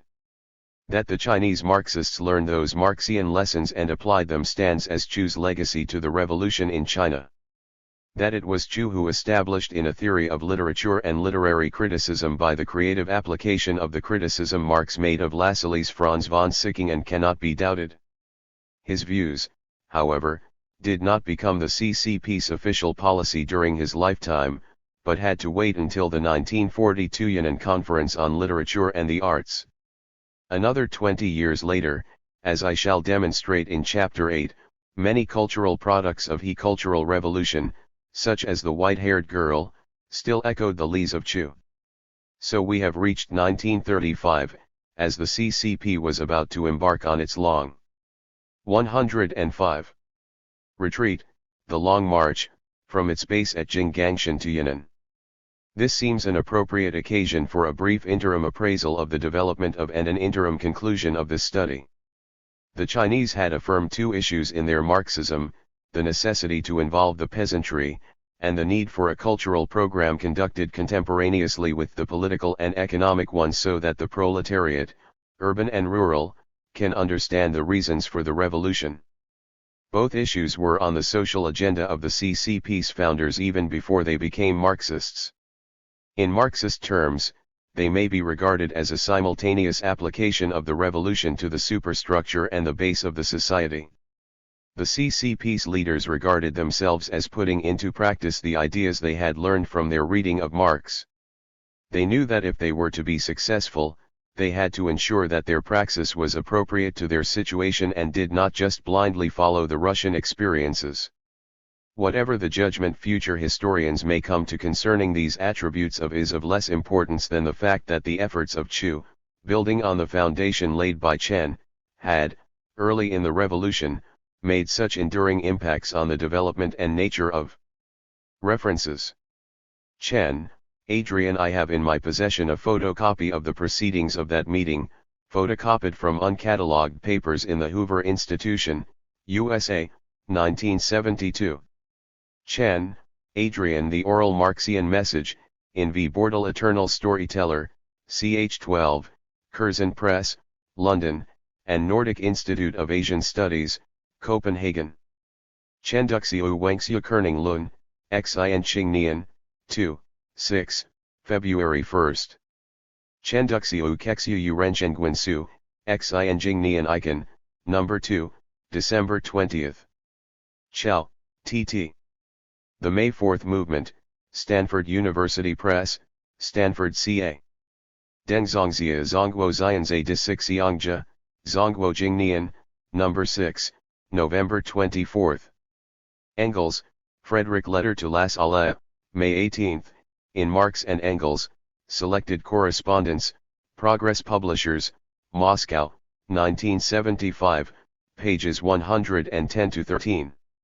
Engels, Frederick. Letter to Hermann Schluter, May 15, in Marx and Engels, on Literature and Art, Progress Publishers, Moscow, 1976, p. 432. Jenner, W. F. Lusun's Disturbing Greatness, East Asian History, No. 19, June. Jenner alleged that the Chinese have been selective in their praise of Lusun as he had served in the education department of the new 106 Republic, a fact that Jenner thought was neglected by Chinese propagandists. In fact, a volume entitled Lusun's Ajiayu Bulletin, by Sun Han, was published in 1979 by People's Publisher, Tianjin. Zhangzia Sen Wakan Jiji Geming Yu Wenhua, Xin Jing Nian Icon, No. 3, August 1. Lusun Quanji, Volume 17, Renmin Wengxiu Chuban Shi, Beijing. Mao Zedong Talks at the Yan'an Forum on Literature and Art, in Selected Works, Volume 3, Foreign Languages Press, Beijing, 1965, pages 69 to 97. Marx, Karl. The Class Struggles in France, 1848 to 1850, in Survey from Exile, The Pelican Marx Library, Volume 2, ed. D. Fernbach, London, 1973 p. 123. Marx, Karl. A Contribution to the Critique of Political Economy, Progress Publishers, Moscow, 1977. Marx, Karl. Letter to Las Allées, April 19, in Marx and Engels, Selected Correspondence, Progress Publishers, Moscow, 1976, pages 109 to 10. Chu Kaiu by Dongfang Wenhua Yu Shiji Kerning, Xin Qingnian Zhikan, No. 1, June 15. Chu Kaiu by Dangde Wenhua Wenti Ji Yuyan Wengxiu, Dongfang Zizi, XXI, January. The article was written on November 8, 1923. Chu Kaiu by Ma Ksi Wen I Lun Diduan Pian Hoji, in Chu Kui by Wenji, Renmin Chubungji, Beijing, 1953, pages 1002 to 12. First published in Shizija 2, NOS 1 and 2, December 1931. Chu Kaiu by Das Hong Wen I Dizianji Wenti, first published in 1931, cited by Gitio Uzie, Xia edition, 1940, Shanghai, pages 7 to 30. Chu Qiu by Woman Shishui, in Chu Kui by Wenji, People's Publisher, Beijing, 1953, pages 875 to 8, originally published May 4, 1932. Chu Kaiu by Gitio Uzie, the only extant edition is 1940 Xia edition, Shanghai. Chu Kaiu by Lu Sunzagan Suanza Suyin, cited from the collected works of Chu Kaiu by, People's Publisher, Beijing, 1953, pages 977-1002, written on April 8, 1933. Sun Shunqin Changqian, Political Thought and Action, Shiying Publisher, Taiwan. 107. Wright, Mary. Last Stand of Chinese Conservatism, Stanford University Press, Stanford CA. Zhao Pinson Quibai Tongzi Lingdao Zhonyang Geming Genjidai de Huaja Gongzuo, in Yikaiu by, no editor, People's Literary Publisher, Beijing, pages 328 to 32. Zhouziuren Rende Wengxiu, Xin Qingnian, v. December 15. Chapter 7. Background. In this chapter, I will examine the development and nature of Mao Zedong thought and the implications when it is put into practice by the CCP. The acceptance by the CCP of MZT as a guiding principle was, ironically, the work of Liu Shaokai, ironically because during the Cultural Revolution Liu became Mao's arch-enemy, earning the sobriquet of person in power taking the capitalist road. The term was introduced in 1945 at the 7th Congress of the CCP, just before the Communists launched their final drive against their longtime enemy, the Nationalists. In his report to the CCP Con_Gress at which he introduced MZT, Liu said, "Our comrade Mao Zedong is an outstanding and brave representative of the proletariat of our nation, is a great representative of the brilliant tradition of our people. He is a talented and creative Marxist. He combined the highest thought of humanity, the general truth of Marxism, with the realities of the Chinese Revolution, and so elevated the thinking of the Chinese people to an unprecedented correctness and height. He also pointed out to the Chinese people a thoroughly clear and complete way of liberation, the Mao Zedong Road.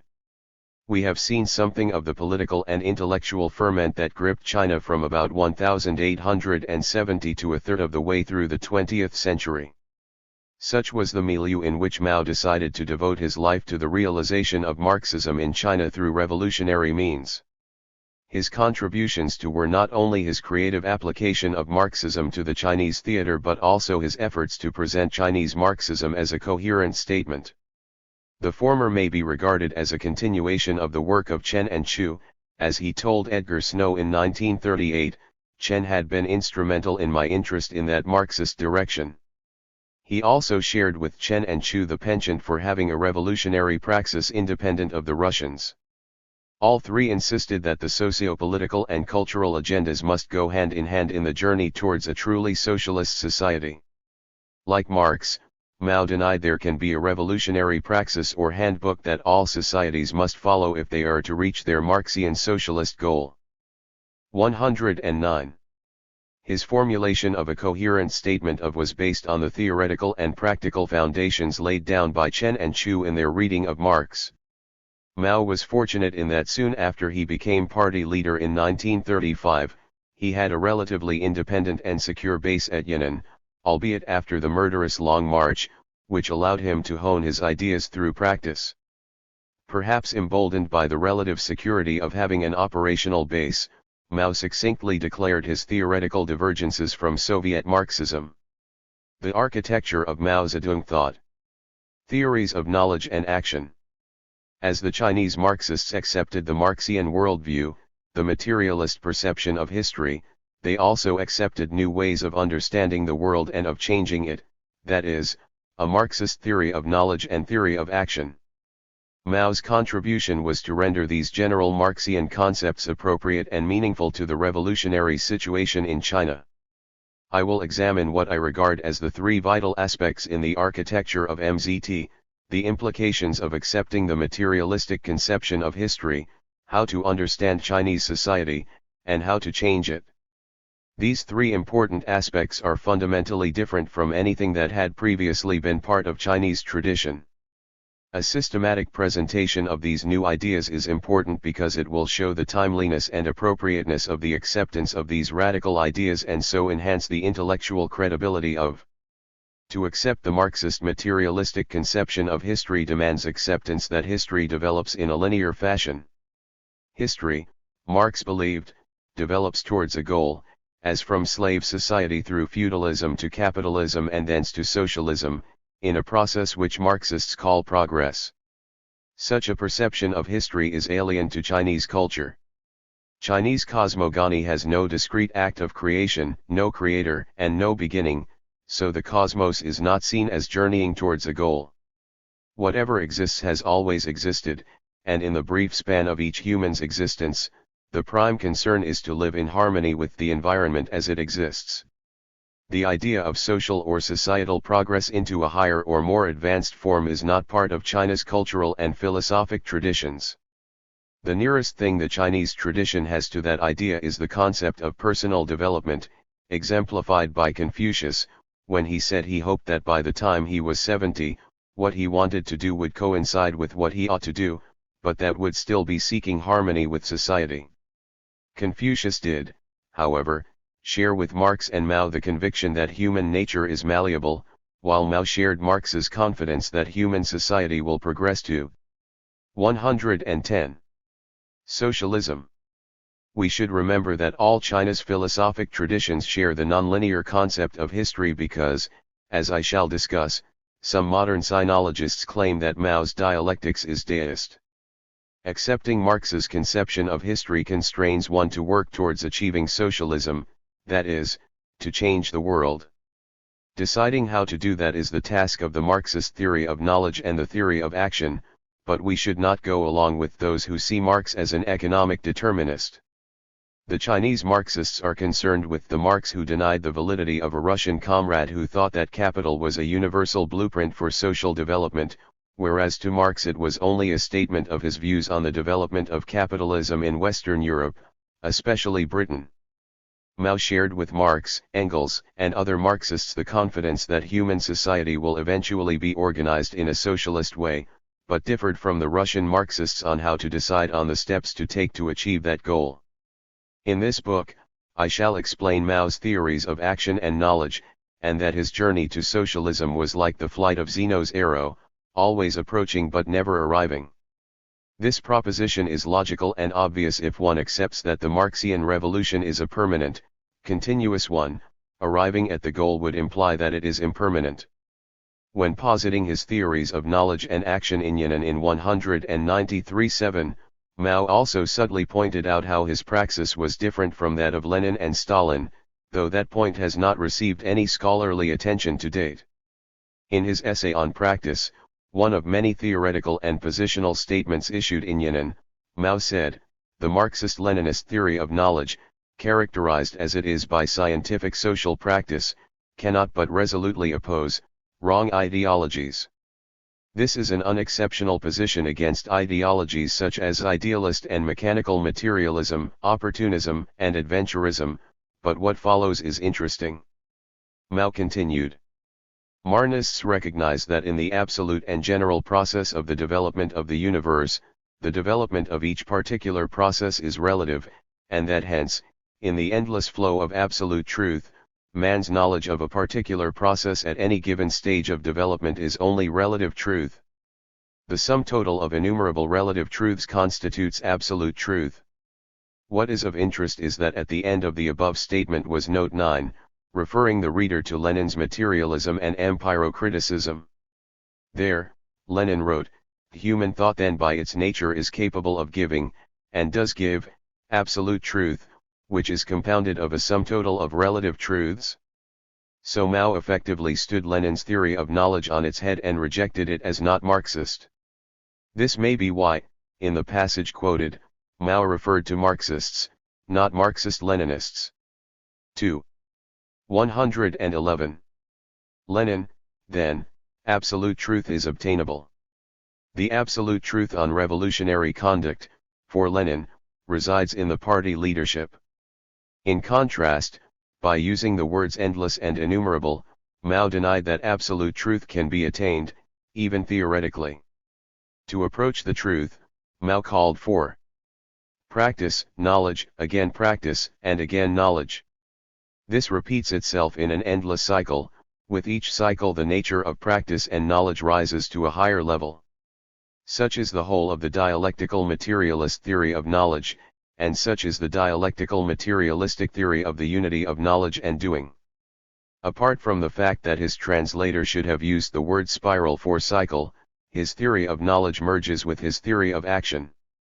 That is, as one embarks on a revolution, one gains knowledge from practice, but the validity of that knowledge must be verified by returning it to practice, in an endlessly spiraling process moving closer towards socialism. As Marx said, the coincidence of the changing of circumstances and of human activity or self-changing can be conceived and rationally understood only as revolutionary practice, so it is essential to educate the educator himself. That is why Mao, no doubt deliberately, differentiated Marxist from Marxist-Leninist. While Mao had referred to himself as a Marxist-Leninist in terms of his theory of knowledge, he was determined to show he diverged from Lenin, even if circuitously via an endnote. This difference in Mao's and Lenin's perception of absolute truth can be seen, as will be shown, in their respective political practices. Like his theory of knowledge, Mao's theory of action calls for an endless process of refinement as knowledge is put into practice and one thereby gains another piece of relative truth. As absolute truth is always the target ahead to strive for, this process of striving will naturally and logically be an endless spiral, moving upwards to a higher plane of knowledge, as Mao concluded in his essay on practice. The way to get there is the whole of the dialectical materialist theory of knowledge. Components of this theory, knowledge and practice, would logically be entities in contradiction, because to Mao, contradiction is not something totally negative, but a necessary and generative source of power for social change. That is, in order to know the truth of revolution, one must practice it, and again through practice one can verify and develop the truth. Start from perceptual knowledge and actively develop it into rational knowledge, then start from rational knowledge and actively guide revolutionary practice to change both the subjective and objective world. 112. The resolution of these contradictions provides the motive force to refine one's knowledge and move to a higher level of the spiral. Thus in his July 1937 statement, Mao enunciated the dialectical relations and contradiction between practice and theory. He agreed with Marx's third thesis on Feuerbach that knowledge begins with practice, theoretical knowledge is acquired through practice and must then return to IETOUZA, would have given his approval, and to that end his martyrdom was not in vain, although his name was not mentioned in the Yan'an talks. The third problem was the audience. Unlike in earlier periods, the audience in Yan'an were workers, peasants, soldiers, revolutionary cadres, and the students, who in the base areas are different from students of the old type. They are either former or future cadres. Some members of the audience were illiterate, Mao pointed out, and they wanted to see plays and operas, look at drawings and paintings, and sing songs and hear music. The newly literate and the literate were eager to read books. The problem, then, was the relation between the author and the audience. If the authors wanted the masses to understand them and become one with the masses, they must make up their mind to undergo a long and even painful process of tempering, said Mao. They should work towards understanding their audience and know them well, so that the thoughts and feelings of our writers and artists should be fused with those of their audience, the masses, peasants, and soldiers. Thus, they should also consciously learn the language of the masses. Chu would have approved. To Mao, the writers and artists should also rid themselves of a very traditional Chinese attitude, one that Mao himself confessed to having held when he was a student. That is, the educated regard themselves as clean people and workers and peasants as dirty people. This traditional attribute was encapsulated by Meng, the great Confucian, better known in the West as Mencius, who said, "Those who use their minds rule, and those who use their muscles are ruled," an aphorism known to all students in China. Mao also disparaged those who prided themselves on the incomprehensibility of their artistry to the masses, as suggested by the saying heroes with no place to display their prowess. As the Forum was part of the 1942-4 rectification campaign, Mao acknowledged that the tempering process could be painful, but insisted that there was no other way if one wanted to be with the masses. The final problem is related to the fourth, and is central to the rectification campaign. It was seen as essential for writers to study Marxism, Leninism and society, especially artists who were party members. To Mao, such study enabled one to see how the objective realities of class struggle and national struggle determine our thoughts and feelings. He had no place for such abstractions as love that transcends classes, and no place for freedom and human nature in the abstract. This was harsh and absolutist, like the non-negotiable demands in Chen Duxiu's treatise on the literary revolution. The communists had not only lost about 90% of their comrades who had set out on the Long March, but at the personal level, Mao's wife and first love was murdered by the nationalists, and their 2 sons had been lost on that perilous journey. Personal experience had taught Mao that revolution is not a tea party. Other Long March. 128. Veterans had had similar tragic experiences. Mao also learned that his friend, mentor, and comrade, Chu Kaibai, who was too ridden with consumption to undertake the march, had been captured, tortured, and executed by the nationalists. It was cold comfort for Mao to know that Chu had sung the Internationale, in the Chinese translation he himself had made, as he was being executed. Revolutionary life was indeed a life and death struggle, with no quarter given. 3 weeks later, Mao returned to sum up the issues in his conclusion to the Forum. He commenced with a reminder that the Marxian theory of knowledge starts from reality, not textbook definitions. Putting the discussion in a historical context, Mao reminded the audience that much had changed in the revolutionary movement in literature and art since the May 4th movement. Ahead, he saw the fundamental problem of serving the masses and how to work for them. His conclusion has 5 sections, each addressed a different problem and issue. The first is fundamental: literature and art for whom?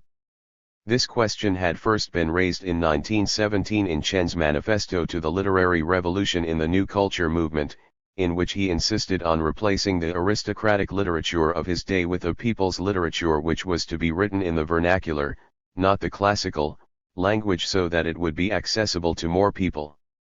Chen and his colleagues of the New Culture movement saw their new literature as the spirit of that new culture, and saw their new literature in class terms even before they formally embraced Marxism. Chu then took a giant step forward and argued that as Marxists they should write for the proletariat, rural and urban, including the illiterate, by using the language of the field and factories in stories that were to be read to an illiterate audience. With such precedents, what Mao said is interesting and deserves to be quoted at some length. Literature and art are first for workers, the class that leads the revolution. Secondly, they are for the peasants, the most numerous and most steadfast of our allies in the revolution. Thirdly, the armed workers and peasants, namely the Eighth Route and the new Fourth Armies and other armed units of the people, the main forces of the revolutionary war. Fourthly, they are for the laboring masses of the urban petty bourgeoisie and for the petty bourgeois intellectuals, both of whom are also our allies in the revolution and capable of long-term cooperation with us. The above is from the official post-liberation version, but the original version was substantially the same. Thus, Mao had both broadened and retreated from the position of Chu. Mao had to explain that in a united front revolution it was necessary to struggle for the allegiance of the petty bourgeoisie, whereas Chu was writing during the First Civil War against the nationalists. 129. All this is in line with Mao's theory of action. However, Mao argued that although the target was the four groups, literature and art must take the stand of the proletariat and not that of the petty bourgeoisie, and chided those who regard the petty bourgeois intellectuals as more important than workers, peasants and soldiers. Furthermore, Mao insisted that to create a genuinely revolutionary literature and art, the writers and artists must actively form intimate contacts with the workers, peasants and soldiers and go among the masses. Having decided on whom to serve, the next problem for Mao was how to serve, to raise standards or to popularize. But that was a false dichotomy. As literature and art are, Mao argued, basically for the masses, popularization meant to popularize among the masses, and raising standards meant to advance from their present level. But we must popularize only what is needed and can be readily accepted by the masses. Mao called on writers and artists first to learn from the masses, for only by starting from the workers, peasants, and soldiers can we have a correct understanding of popularization and the raising of standards and find the proper relationship between the two. In short, the theory of action in the cultural agenda was also practice theory practice. This is important, because literature and art are products of the reflection in the human brain of the life of a given society. So, Mao said, writers and artists must take the fine things in the literary and artistic heritage, ancient and foreign, even products of the feudal and bourgeois classes, and critically assimilate whatever is beneficial. The revolutionary writers and artists had to have a correct understanding of the revolution. To Mao, as literature and art reflect life in a higher plane, more intense, more concentrated, more typical, nearer the ideal and therefore more universal than actual everyday life, so revolutionary literature and art should create a variety of characters out of real life and help the masses to propel history forward.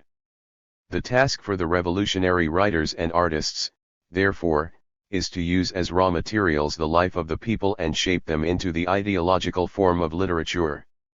This advice from Mao was in line with what Marx said to Lassalle, and also in line with what Marx wrote in the class struggles in France about the need for permanent revolution, urging the need to revolutionize the ideas that stem from the old social relations as a task for the dictatorship of the proletariat phase of the permanent revolution.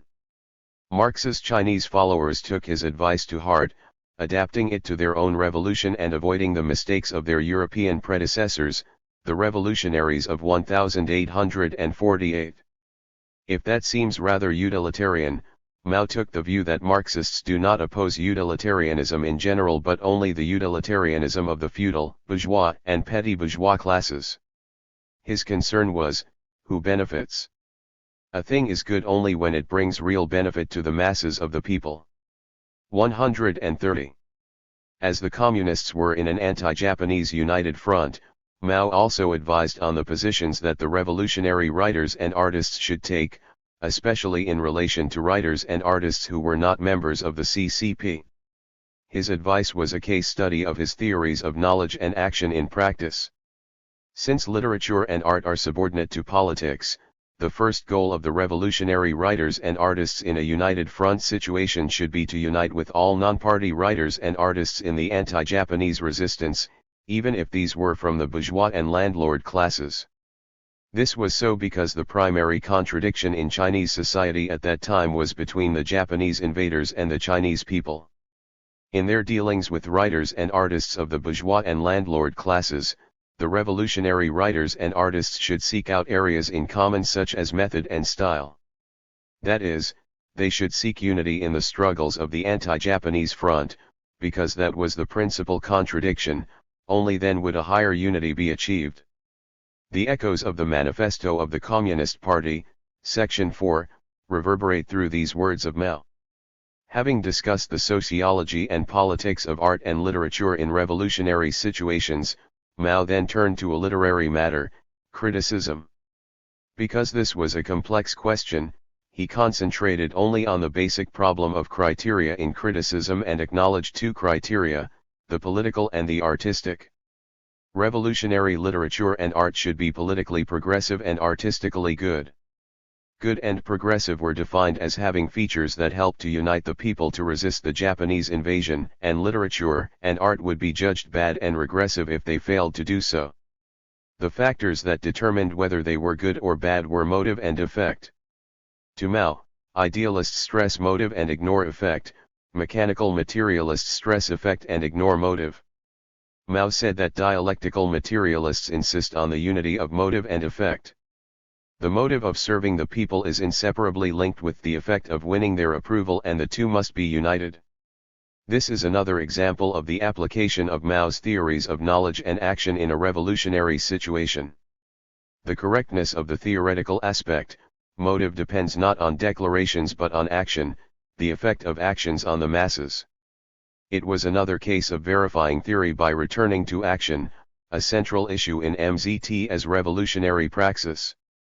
While he categorized cultural products into good, bad, comparatively good, and comparatively bad in artistic qualities, Mao insisted that social effect must be taken into account, in that art of a lower level can be gradually raised higher, and art that does not meet the demands of the struggle of the broad masses can be transformed into art that does.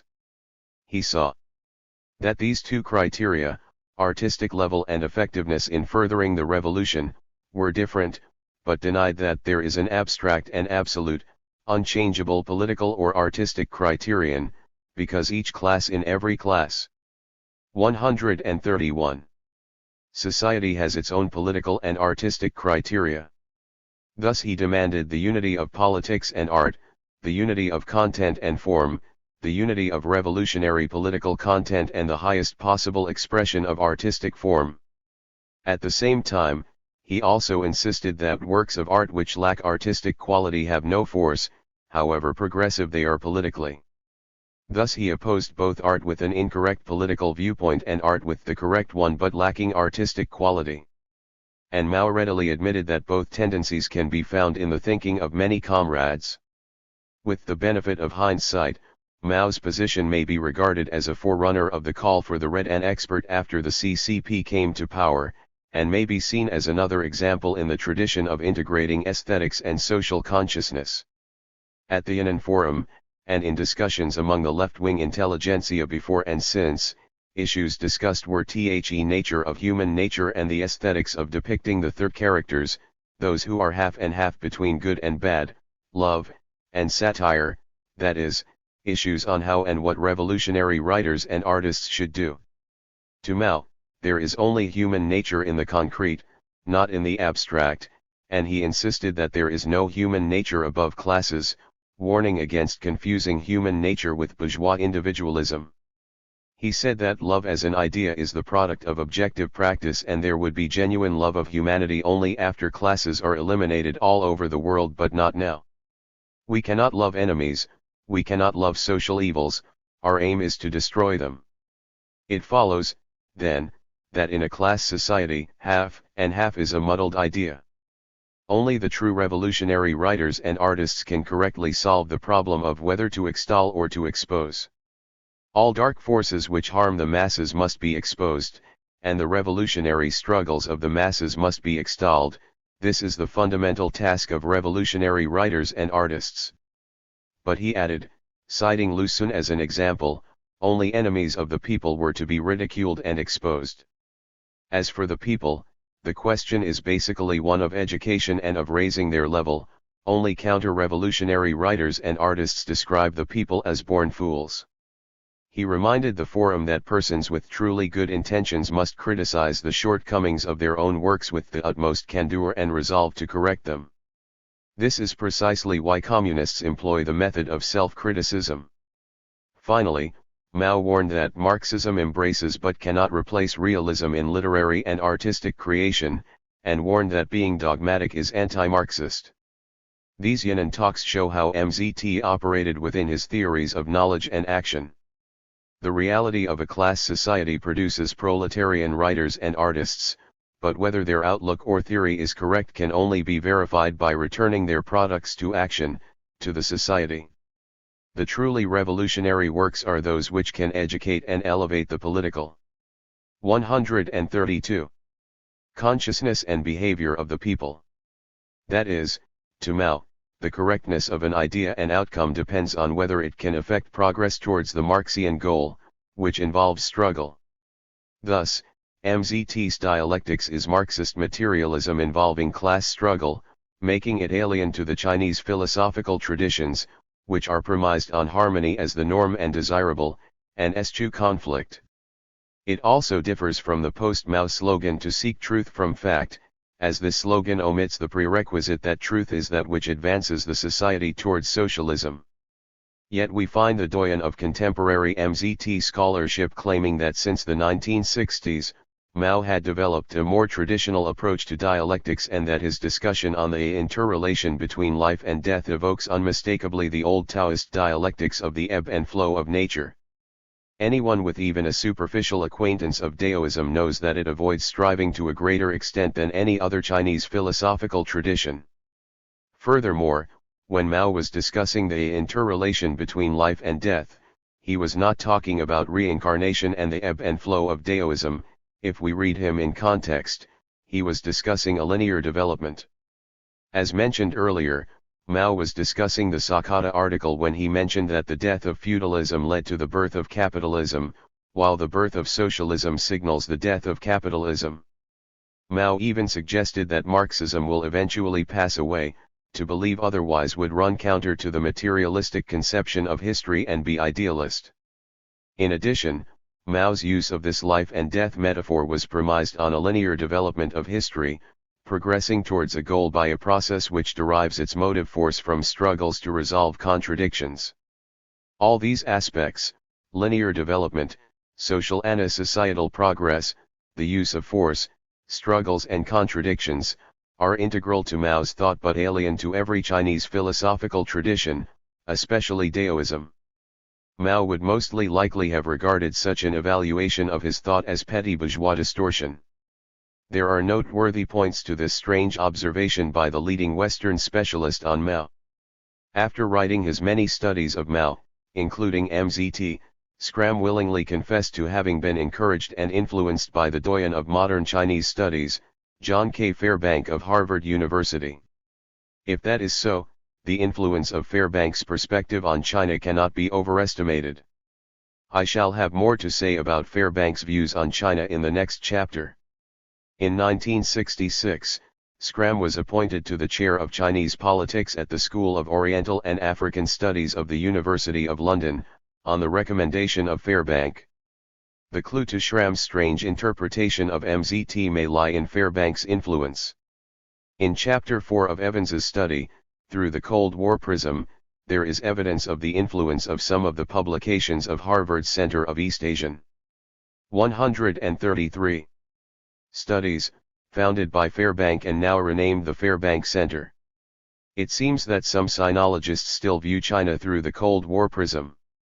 In the writings of Mao Zedong, is presented as coherently as any individual or national version of Marxism.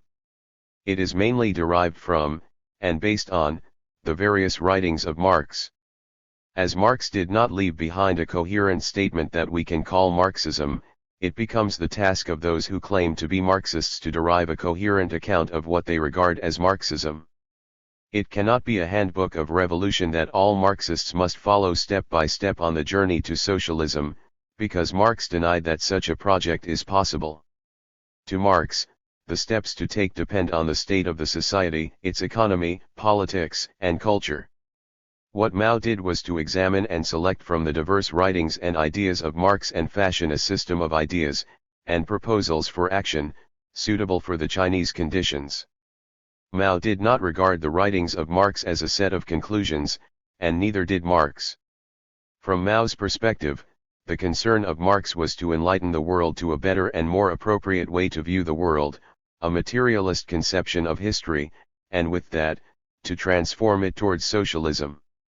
From that premise, the universalist aspects of Marx's message, those that transcend the specificity of Marx's time and are relevant today, consist of the precepts or theories of how to know and understand our world and how to change it. Marx also insisted, in statements scattered throughout his writings over the 40-odd years of his working life, that the actual processes are situationally specific. What Mao did was to clarify and systematize these scattered ideas into a praxis appropriate to the actual revolutionary situation in China. In this, Mao had the benefit of his predecessors Chen, Li, and Chu. Their efforts were enriched by aspects of China's cultural tradition, the most prominent of which is the integration of aesthetic value with social consciousness, and became a program for generating revolutionary consciousness. Marx did not regard his message as a revolutionary handbook, and nor did Mao regard Mao Zedong thought in that light.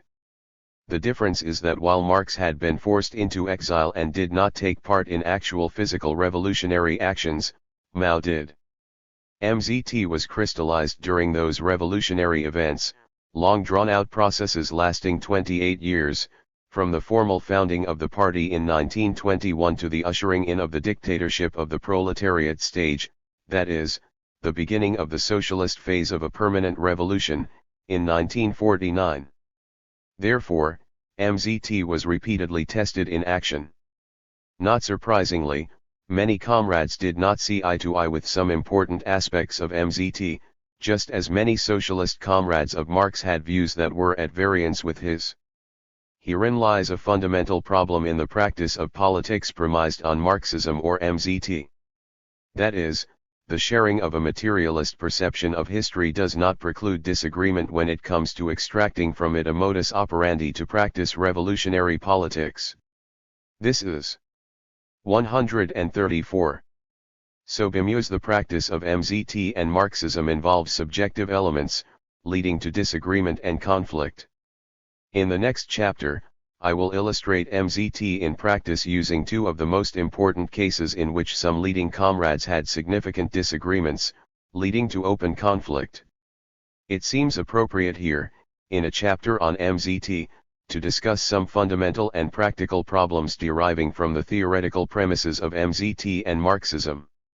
So what follows is a brief discussion of the problems that stemmed from MZT and, indeed, Marxism when their theories of knowledge and action were used in actual politics after the Socialist Party gained political power, that is, from the dictatorship of the proletariat stage onwards. Prior to the CCP coming to power, these problems were subsumed because they were not the principal contradictions. With the party in power, these issues did become the principal contradictions, and at times antagonistic contradictions. What is posited here is that in the chain of logic in MZT, there are subjective synapses that have the potential to engender antagonistic contradiction even among those who share Mao's views concerning the direction and goal of the revolution. Mao stated on many occasions that knowledge begins with practice, and theoretical knowledge is acquired through practice and must then return to practice. And as he said on another occasion, one gathers the unsystematic and scattered ideas from the masses, systematizes them and decides on the principal contradiction, then returns to the masses to verify their correctness by practice.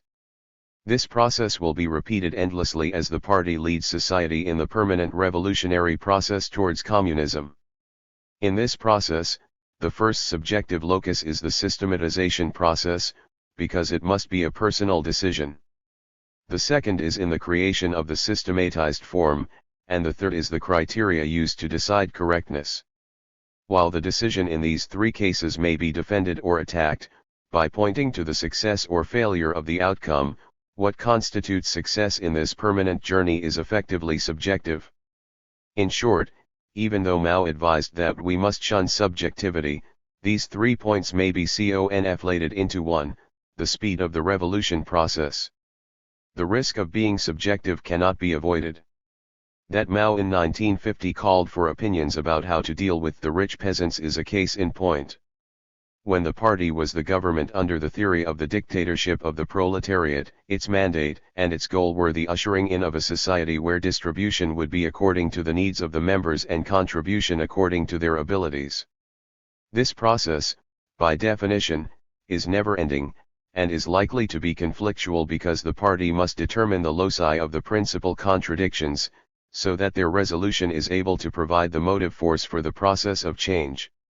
However, when the society is in the dictatorship of the proletariat stage, there will be additional sources of contradictions. First, the party will have to 135. Deal with foreign countries which, more likely than not, do not share the goals of MZT or Marxism, or accept a Marxist materialist conception of history, and so have different social goals. Second, probably intensified by the first issue, is the need for methods to consolidate the revolution's gains before taking it into the next stage.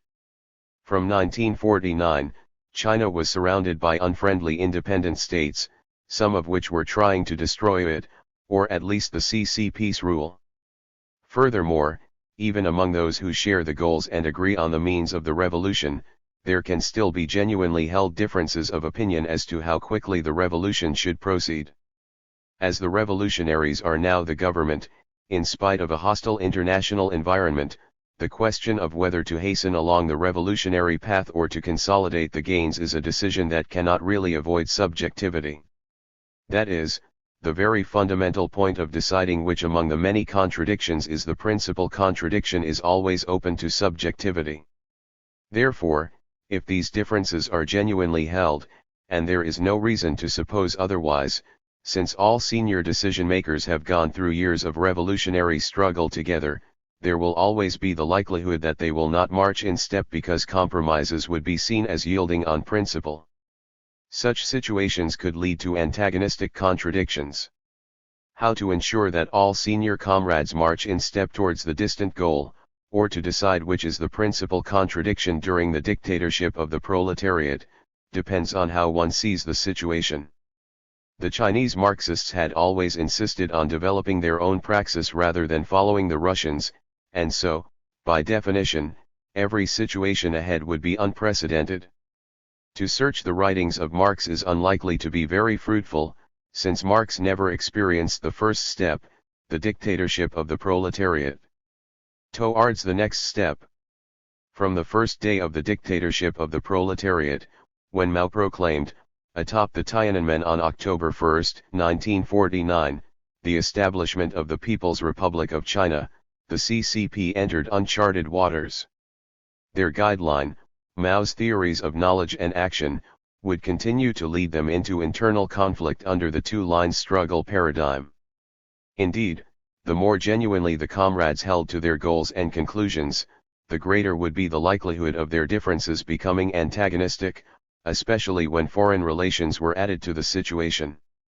Being confronted by hostile foreign countries would only intensify the differences between internal needs and external responses.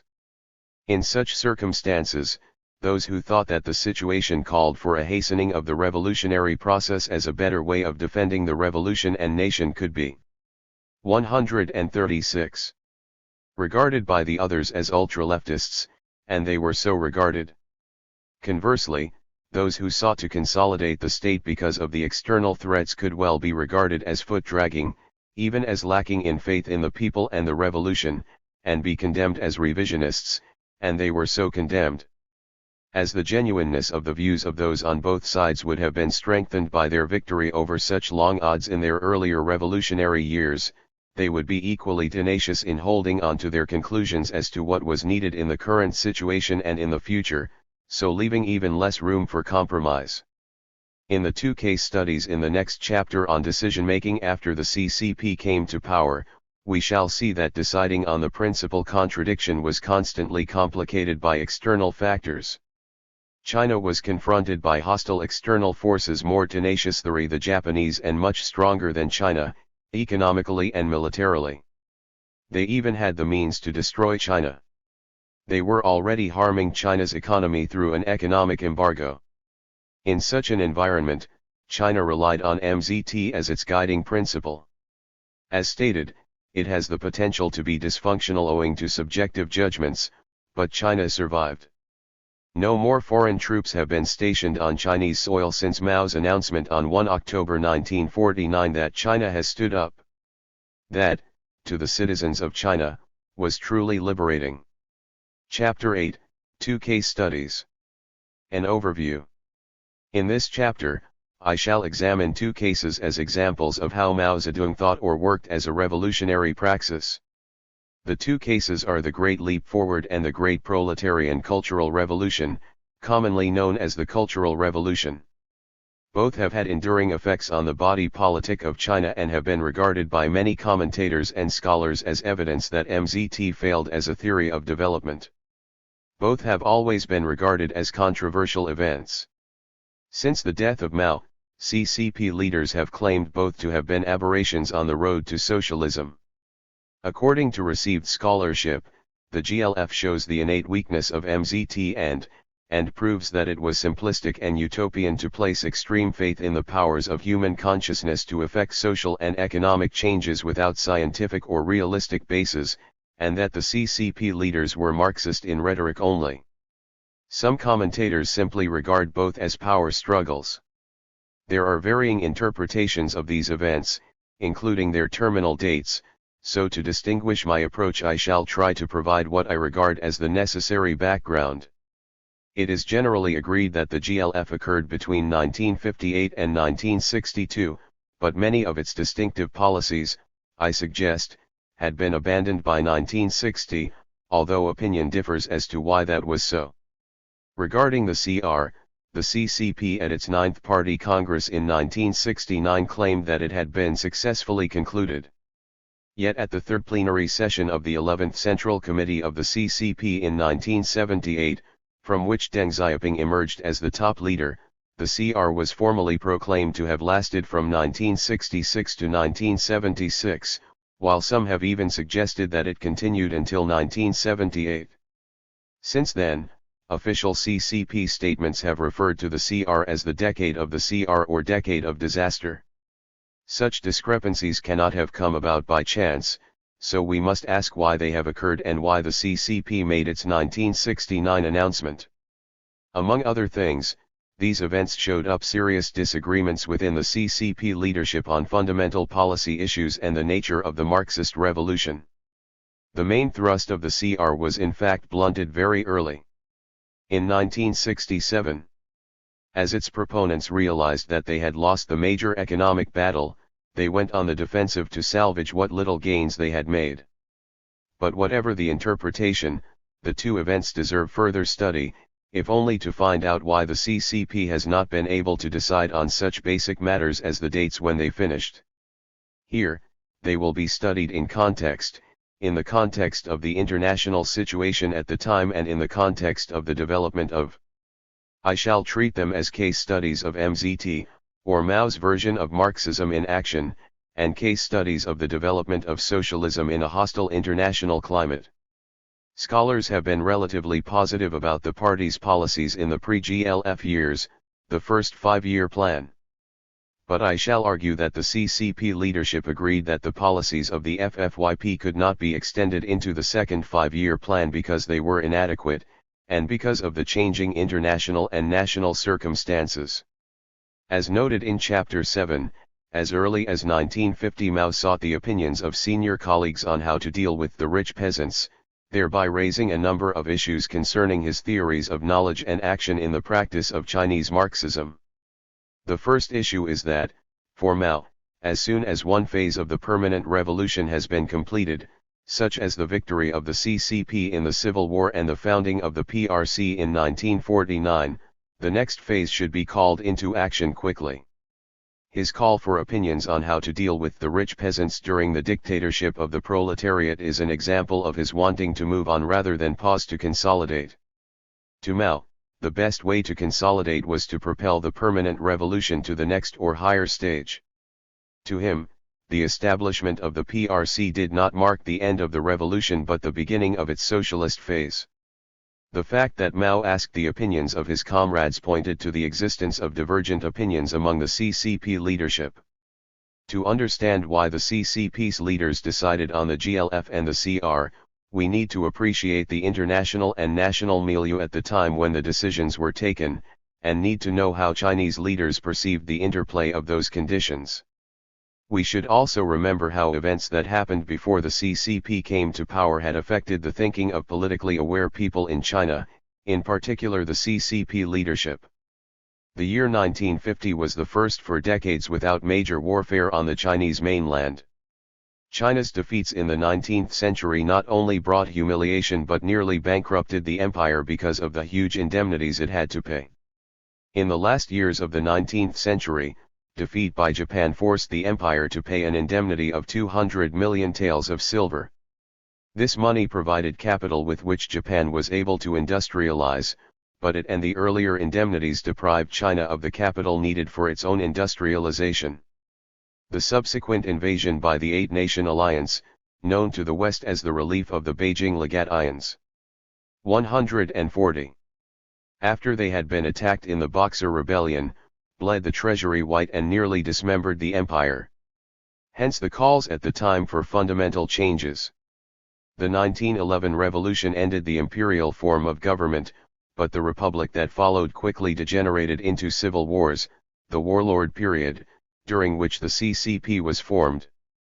The Japanese invasion and World War II provided temporary interruptions to the revolutionary conflict between the Chinese Marxists and the anti-Marxists, but that conflict resumed shortly after the war finished.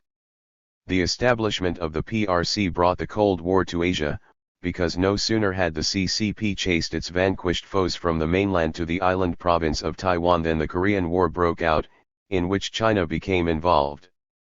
The United States not only backed the pretensions of the nationalist rump to be the true China in the new United Nations organization, but imposed an economic embargo against the PRC.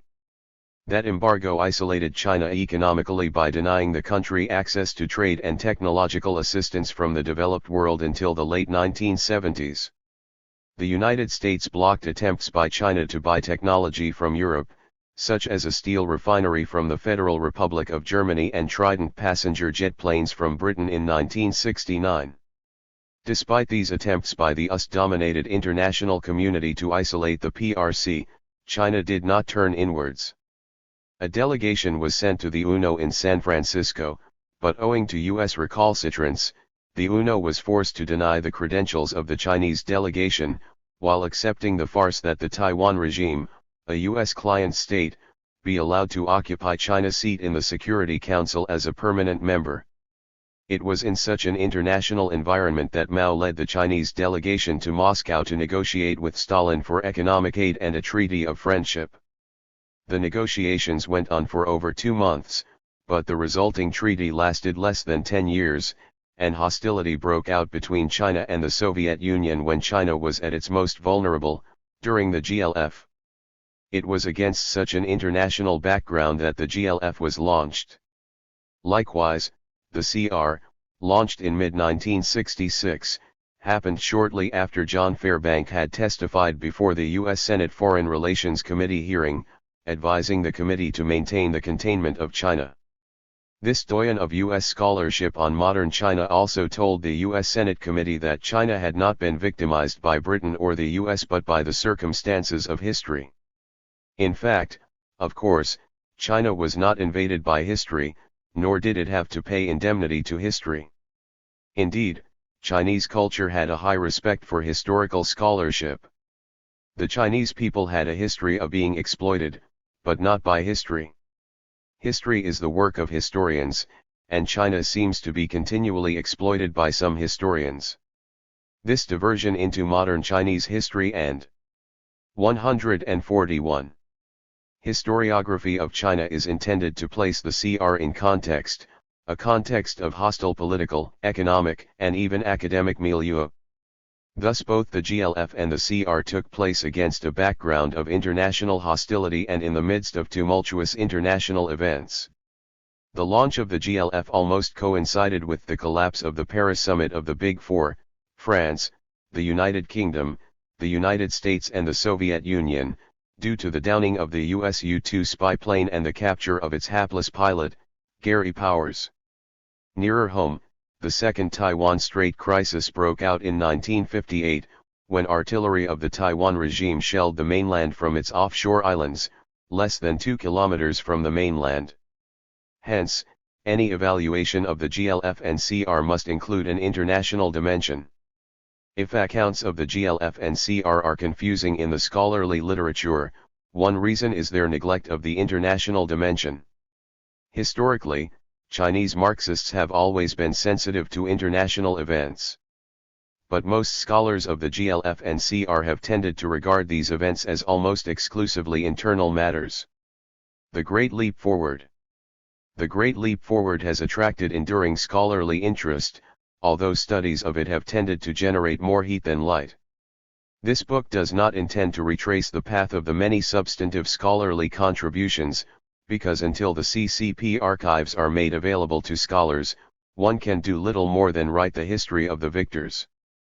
As this is a study of, I shall trace the steps that led to the GLF in order to show the nature of inaction and to seek answers to several questions.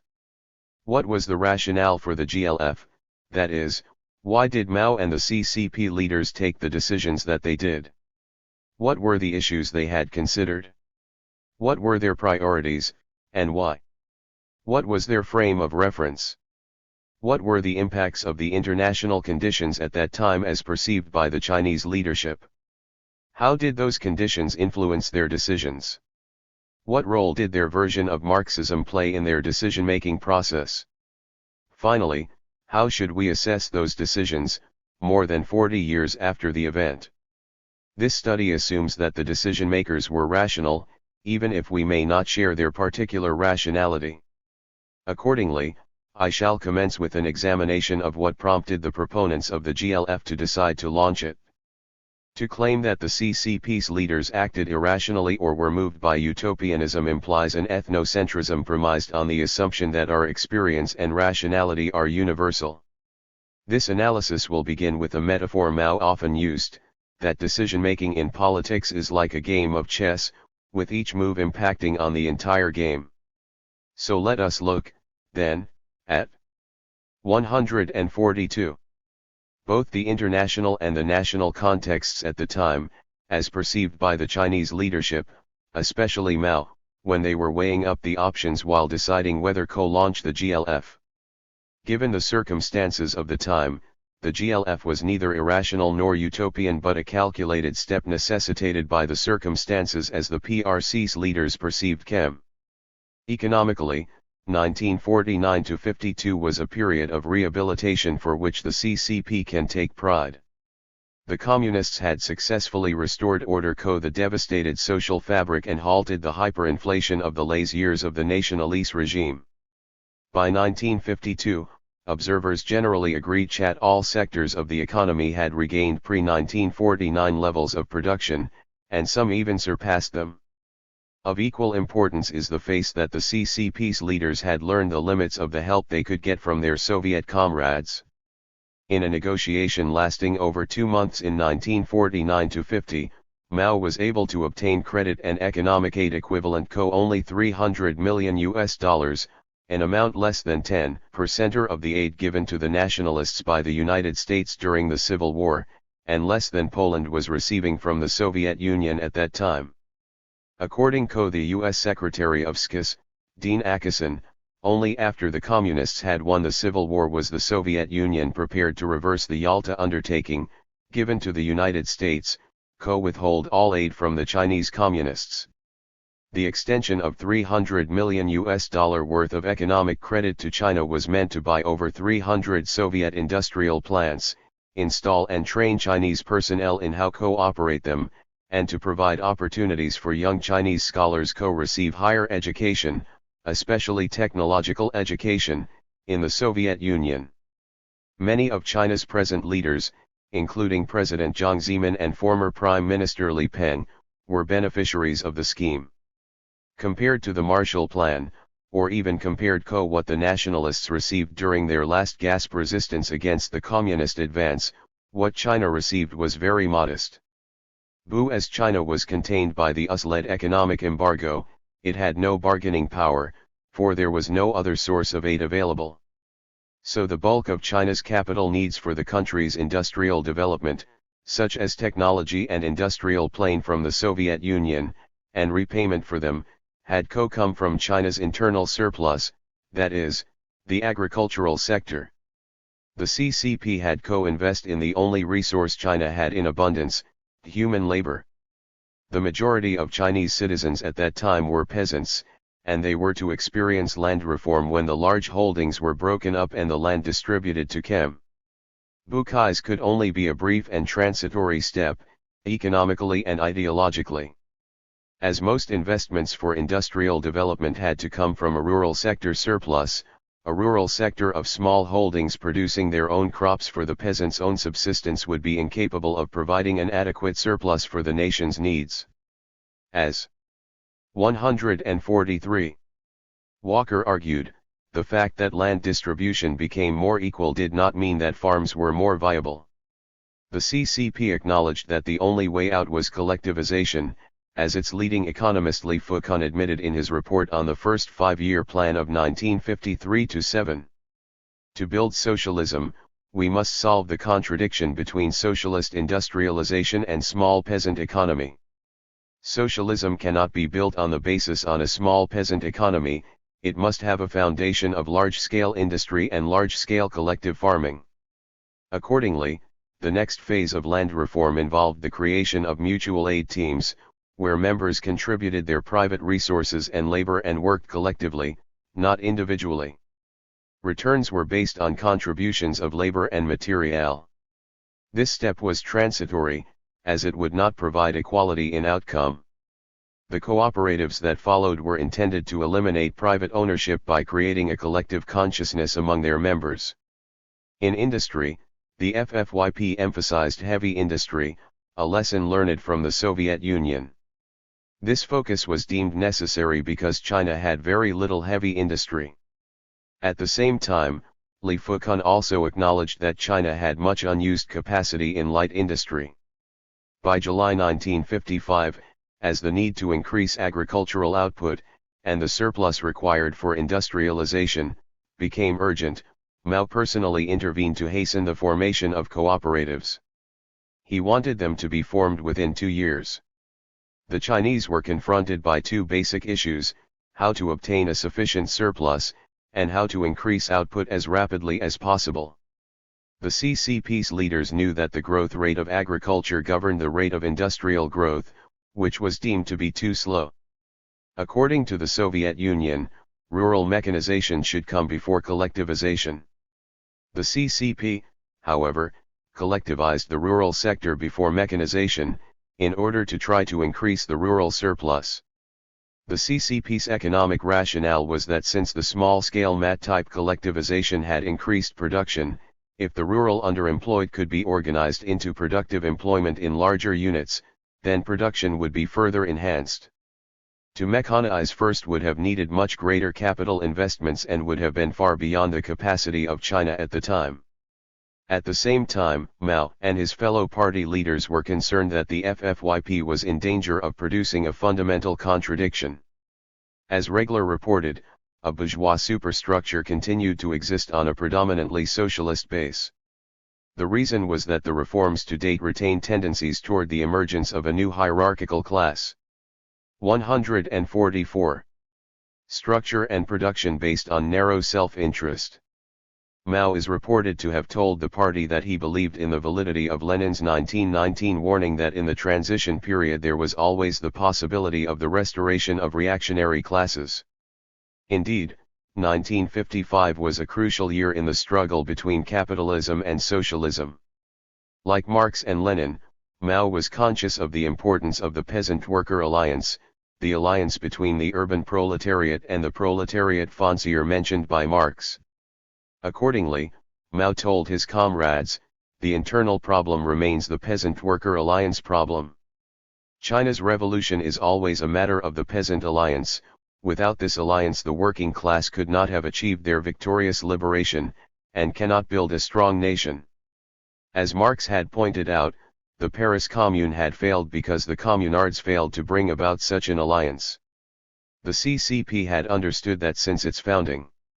These problems were recognized, so the CCP decided to increase rural output and income without diverting resources away from industry, and without alienating the peasantry.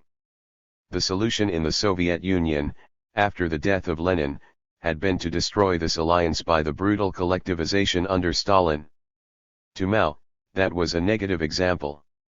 He must find another way. By 1955, the decline in rural growth meant that MAT was inadequate. So, in 1955-6 the CCP decided on the high tide of socialism in the countryside campaign to boost agricultural growth so as to achieve a greater surplus for industrialization, and as a next step towards full collectivization. By the end of 1956, the collective had become the basic rural economic unit.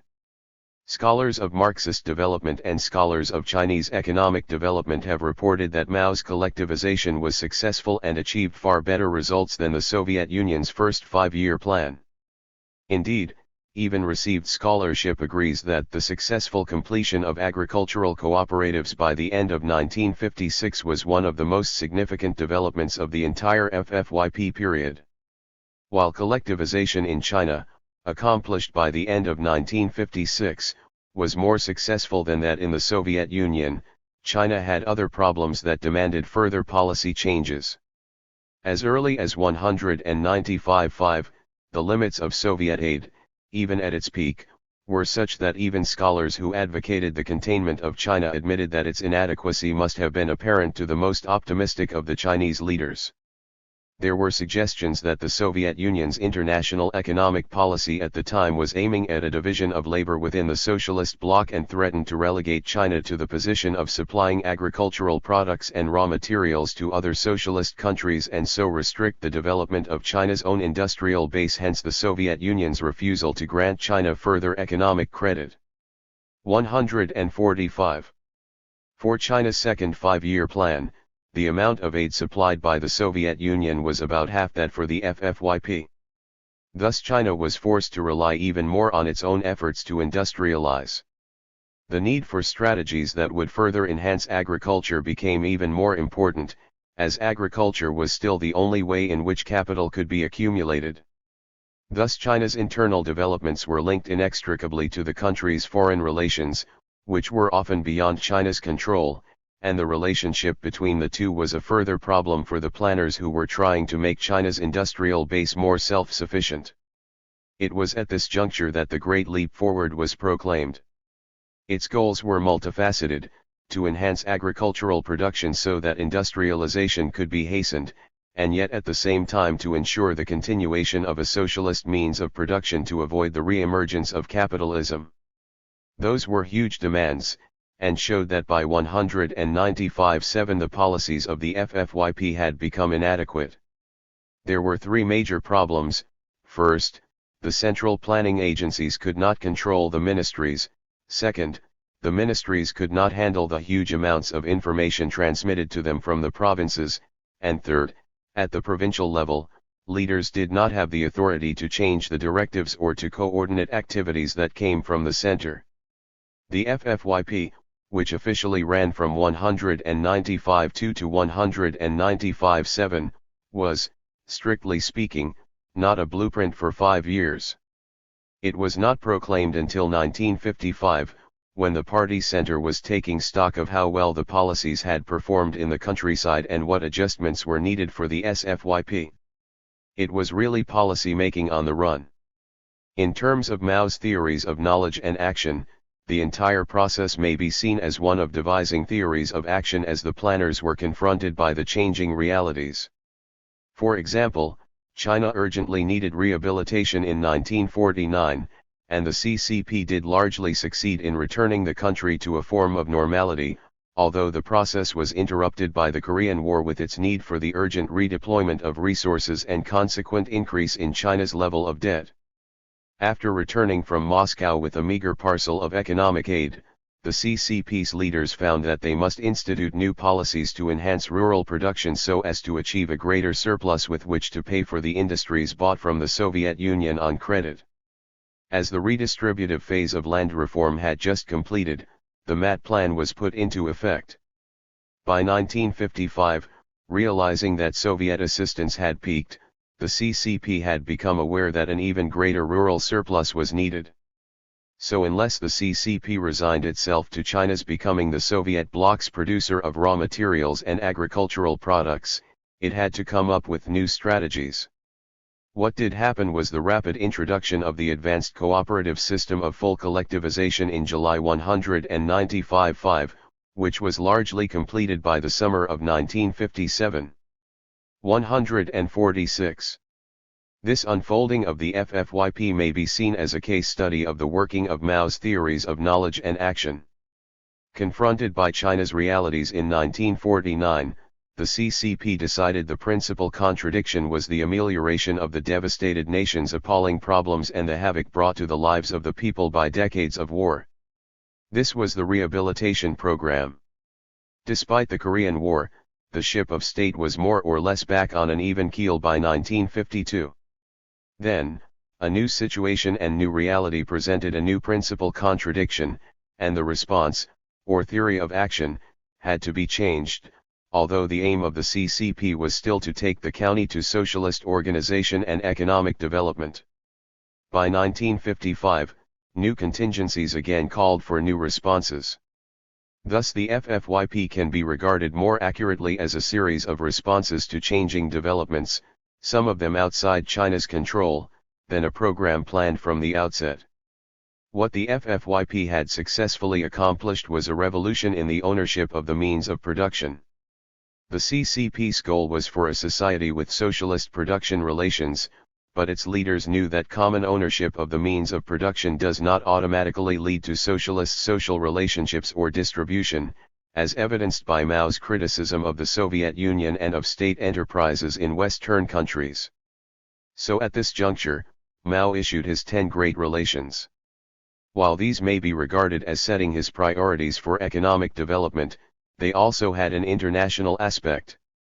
The program's fundamental point, as Mao told the Eighth Party Congress, was that they were doing better than the Soviet Union and a number of East European countries, whose grave problems arising from the glaring disequilibrium between the development of heavy industry to the neglect of agriculture and light industry results in a shortage of goods on the market and an unstable currency. We attach more importance to agriculture and light industry. Our daily necessities are in fairly good supply and our prices and currency are stable. But the policies of the GLF were not devised solely on the basis of internal economic criteria. Dark clouds were appearing on the international horizon, filling the CCP's planners with foreboding and a sense of urgency. At the Eighth Party Congress, Mao nominated 2 such events, the anti-Stalin and the Hungarian incidents, resulting in a high tide of anti-USSR feeling and anti-communism affecting the whole world and our party. Before those events, China had already taken an increasingly more active role in international affairs, in spite of the US-inspired rebuff at the UNO. The Korean War and China's role in it signaled that China had to be involved in international affairs, especially in contiguous regions. This was demonstrated again in 1954 when China's foreign minister, Zhou Enlai, 147, represented China at the Geneva Conference on Vietnam. The story may be apocryphal, but it is said that he ambushed the U.S. Secretary of State, John Foster Dulles, in the corridors with an extended hand in front of a crowd of photojournalists, forcing Dulles to retreat. In a sense, the U.S. Secretary of State had fallen into a made-in-the-USA trap. It would have been inappropriate for him as a senior U.S. official to shake hands with an officer of a government that the U.S. regarded as a pretender. The following year, China took the initiative to break free of the isolation imposed by the United States and challenge the hegemonic division of the world by the two superpowers. With Sukarno, Nehru, Tito, and many others who refused to side exclusively with either superpower, China helped to call the Bandung Conference, which gave rise to the non-aligned movement. As Madame Sun Yat-sen claimed in October 1954, when we speak not only for ourselves, but for all Asia, while her sister, Madame Chiang Kai-shek, under the sufferance of Washington and sheltering behind the U.S. 7th Fleet in the Taiwan Strait, pretended to speak for all China. Throughout the 1950s, the CCP's leaders felt themselves increasingly encircled by hostile forces led by the United States.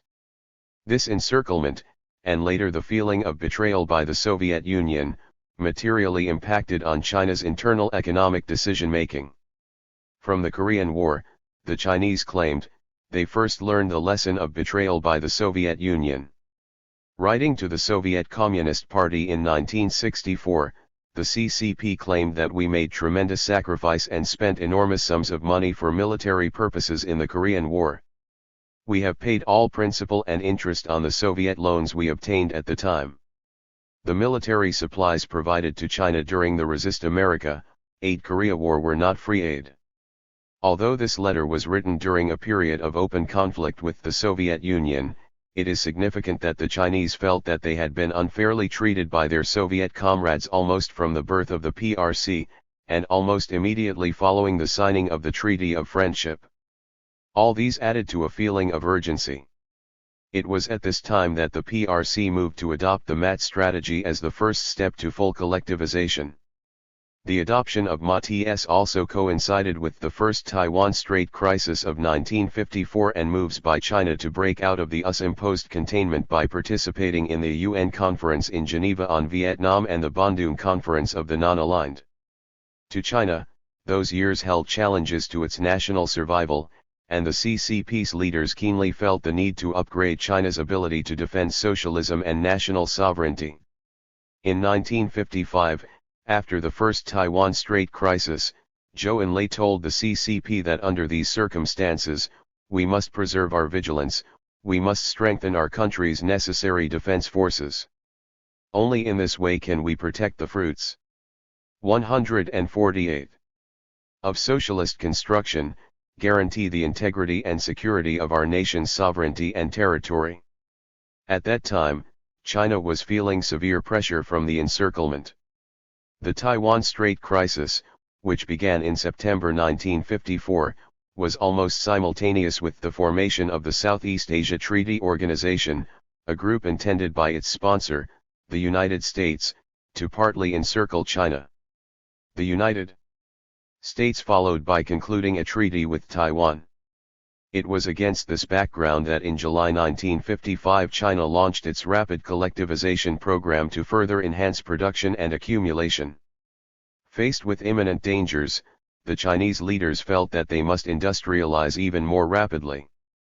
By 1958, at the Eighth Party Congress, the so-called thaw in the Cold War nearly degenerated into a hot war. The Paris summit of the Big Four, intended to consummate the thaw, failed to happen when Khrushchev announced that the Soviet Union had shot down a U-2 spy plane and captured its U.S. Air Force pilot, and so refused to attend.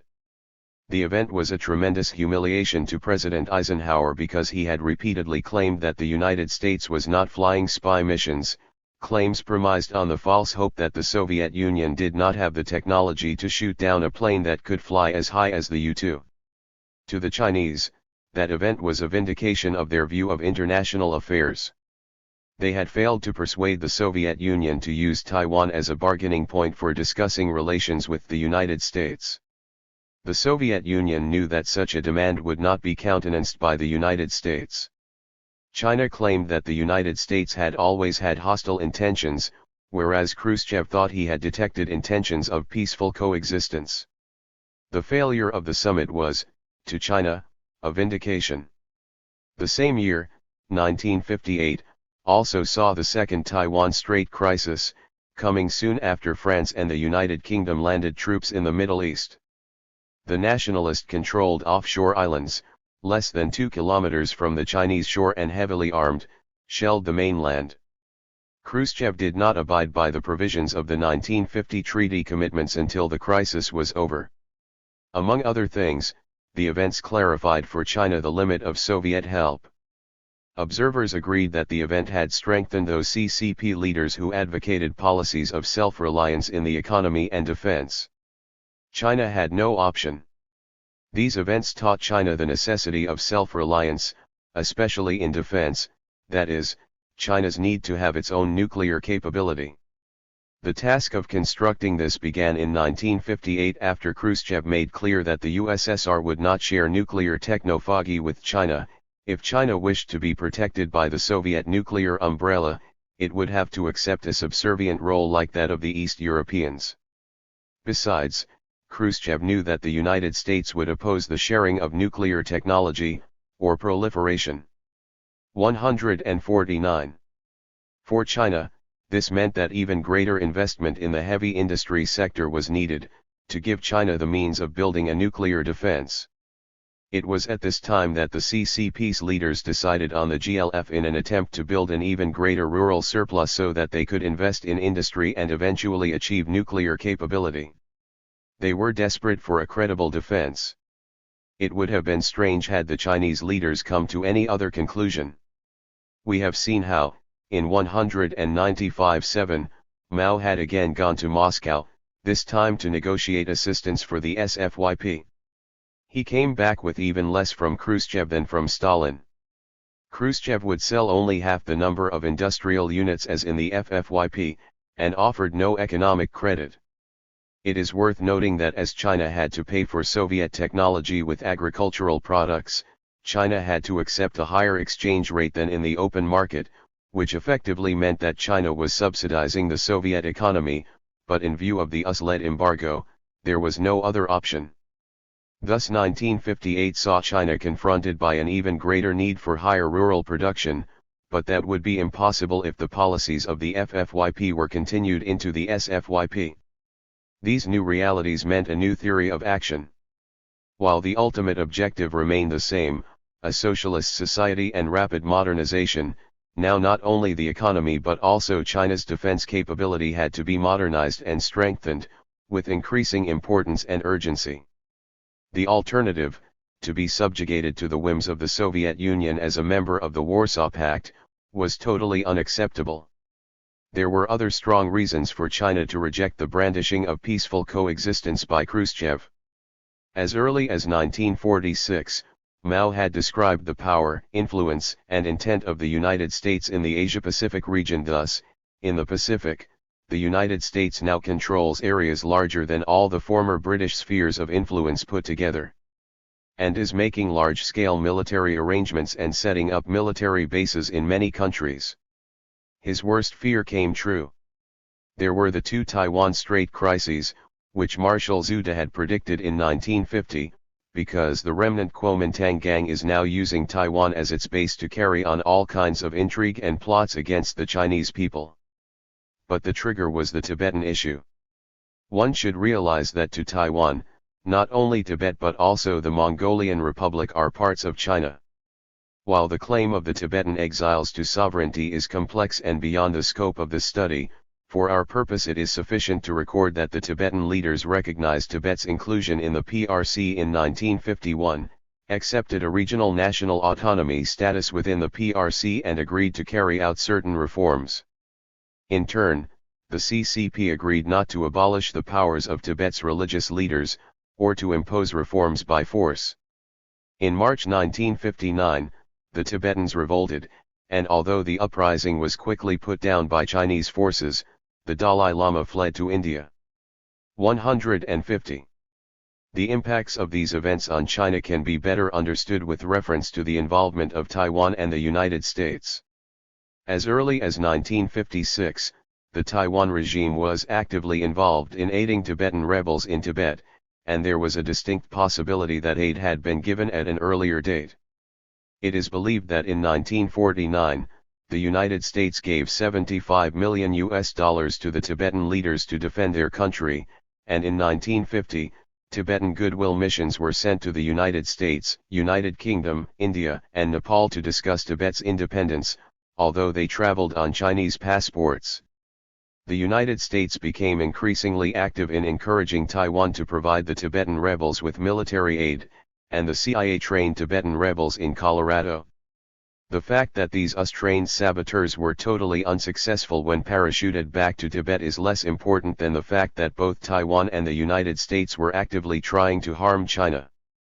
These events added to China's fear of encirclement, and enhanced the urgency of finding ways of lessening its military weakness. That the Tibetan rebels were received by India also deepened China's problems. China was concerned less by the pro-Tibet attitude of India than to avoid damaging relations with India. At that time, China saw the United States as its prime enemy, or the primary contradiction in foreign affairs. This was made clear to India in a formal statement in May 1959. The enemy of the Chinese people. The U.S. imperialists have many military bases in Taiwan, South Korea, Japan, and the Philippines, which are all directed against China. India is not an opponent. China will not be so foolish as to antagonize the US in the East and to antagonize India in the West. However, China's principal enemy was also working hard on India. With India becoming increasingly dependent on the United States, China was led to conclude that the more anti-Chinese India is, the greater is the increase in US aid. To deal with that, China made greater efforts in economic construction at home. But the deteriorating relations between India and China had other untoward implications, including implications concerning China's relations with the Soviet Union. The latter failed to offer aid of any kind to China during the Sino-Indian dispute, claiming neutrality, while China had expected the Soviet Union to show socialist solidarity. The Soviet Union's lack of support was regarded by China as the first open display of Sino-Soviet differences before the eyes of the world. Relations were made worse when the Soviet Union doubled its aid to India in that country's third five-year plan in mid-1959, whereas 2 years earlier, Khrushchev had reduced aid to China when Mao had personally gone. 151. To Moscow to negotiate. All these issues intensified the CCP leaders' feeling of urgency, leading them to affirm the need for self-reliance because they saw China as being in a situation analogous to the time after the 1895 Sino-Japanese War, which had led to fundamental changes. It was in such an international environment that China launched the GLF in 1958. Its leaders needed to increase agricultural production in order to develop industrial and defense capabilities, which were now more urgent. China's leaders had good reason to believe that undertaking the GLF was the right thing to do, because the harvest of 1957, the year when rapid collectivization was basically completed, was a record to date. Even the post-Mao CCP leaders agree on that, even though they jettisoned many of Mao's policies. Mao and his fellow CCP leaders credited the achievement to rural reorganization. Even Western scholars have regarded rural collectivization in China as more successful than the Soviet effort, and it would have been natural and logical for the CCP leaders to conclude that if they further structured the rural area into even larger units, the communes, they would get an even greater rate of productivity. They were not to know that in the next 2 years, or 4 harvests, China would suffer natural disasters, both floods and droughts, that damaged up to 50% of the arable lands, resulting in 1959 and 1960, unquestionably being 2 of the worst years in the 20th century from the standpoint of weather conditions. Nor were they to know that the Soviet Union would end its assistance in 1960 and remove all its aid personnel and blueprints for incomplete projects. While such actions reaffirmed to the Chinese the Soviet Union's unreliability as an ally, that did not lessen the damage to China's economy. To sum up, the Chinese leaders felt that agricultural growth had to increase rapidly to provide greater surpluses to finance accelerated industrialization and the construction of a nuclear defense capability. To increase agricultural growth, they could try to modernize by means of mechanization, but at that stage, China's industrial sector was not capable of providing the necessary implements and goods. So to cater for the new needs, the only option was a GLF-type program.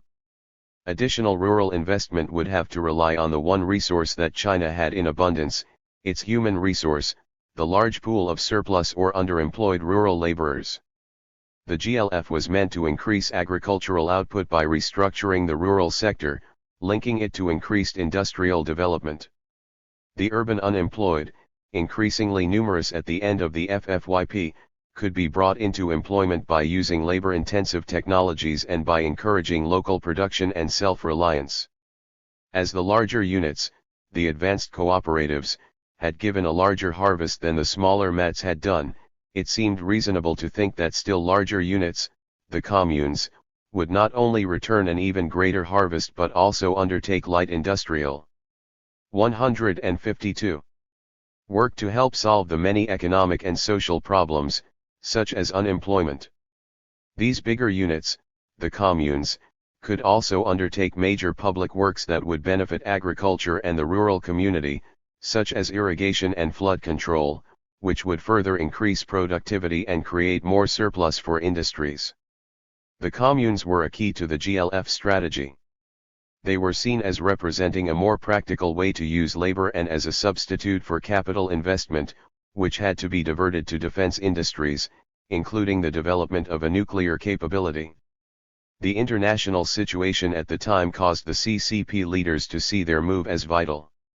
Structurally, the communes were not unlike the village and township enterprises of the post-Mao reform that helped to develop local light industries. The difference is that the VTEs used monetary incentives to increase productivity, whereas the communes used the promotion of socialist consciousness as incentive. What is obvious is that from 1949 to the launch of the GLF in 1958, China's development strategies were, in part, reactions to the changing international and internal conditions, many of which were beyond China's ability to influence. The strategies China adopted from 1949 to 195-7, the FFYP, were not firmly set either to begin with or at the Eighth Party Congress, which marked the end of the FFYP. What was done by Mao and his comrades seemed to confirm what Engels told Koskai in 1882, that it would only be idle hypotheses for them to prescribe a path for subjugated people to travel to socialism. Or, as Mao affirmed, the only way to verify the correctness of any theory is by practice. A constant problem when introducing Marxian socialism is that of how to overcome the long-held value systems, especially in providing incentives.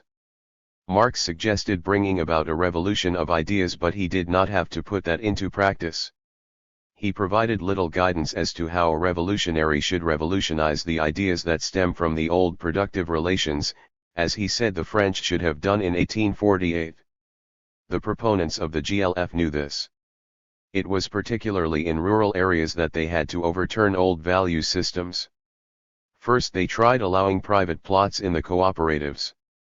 These private plots on average made up about 5% of the cooperative's land, and were reserved for the private benefit of the household they belonged to, who worked on them after they had finished their communal duties and kept the products as private income.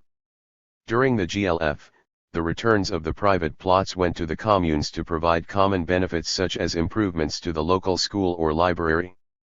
This policy was meant to instill a sense of communal thinking and value rather than an individualistic one. The nationwide natural disasters that struck when the GLF began afflicted almost 50% of the arable land with droughts and floods over the next 153 years, destroying any chance of success for the GLF.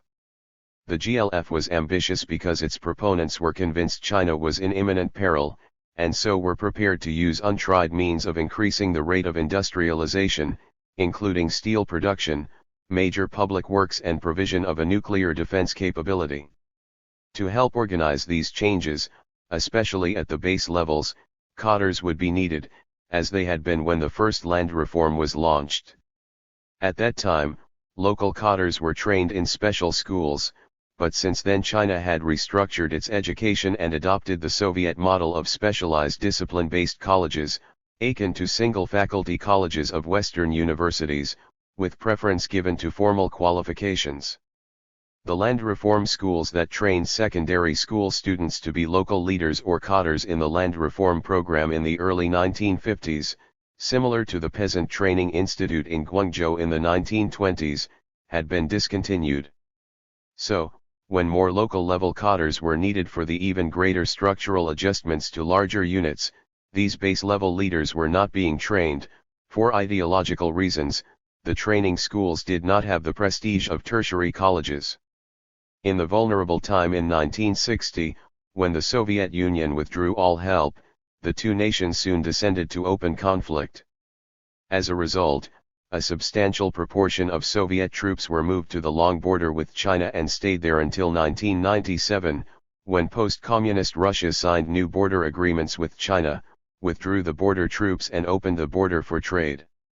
To China's leaders, the Soviet actions in 1960 were evidence of treachery, reinforcing their fear of encirclement and the sense of urgency.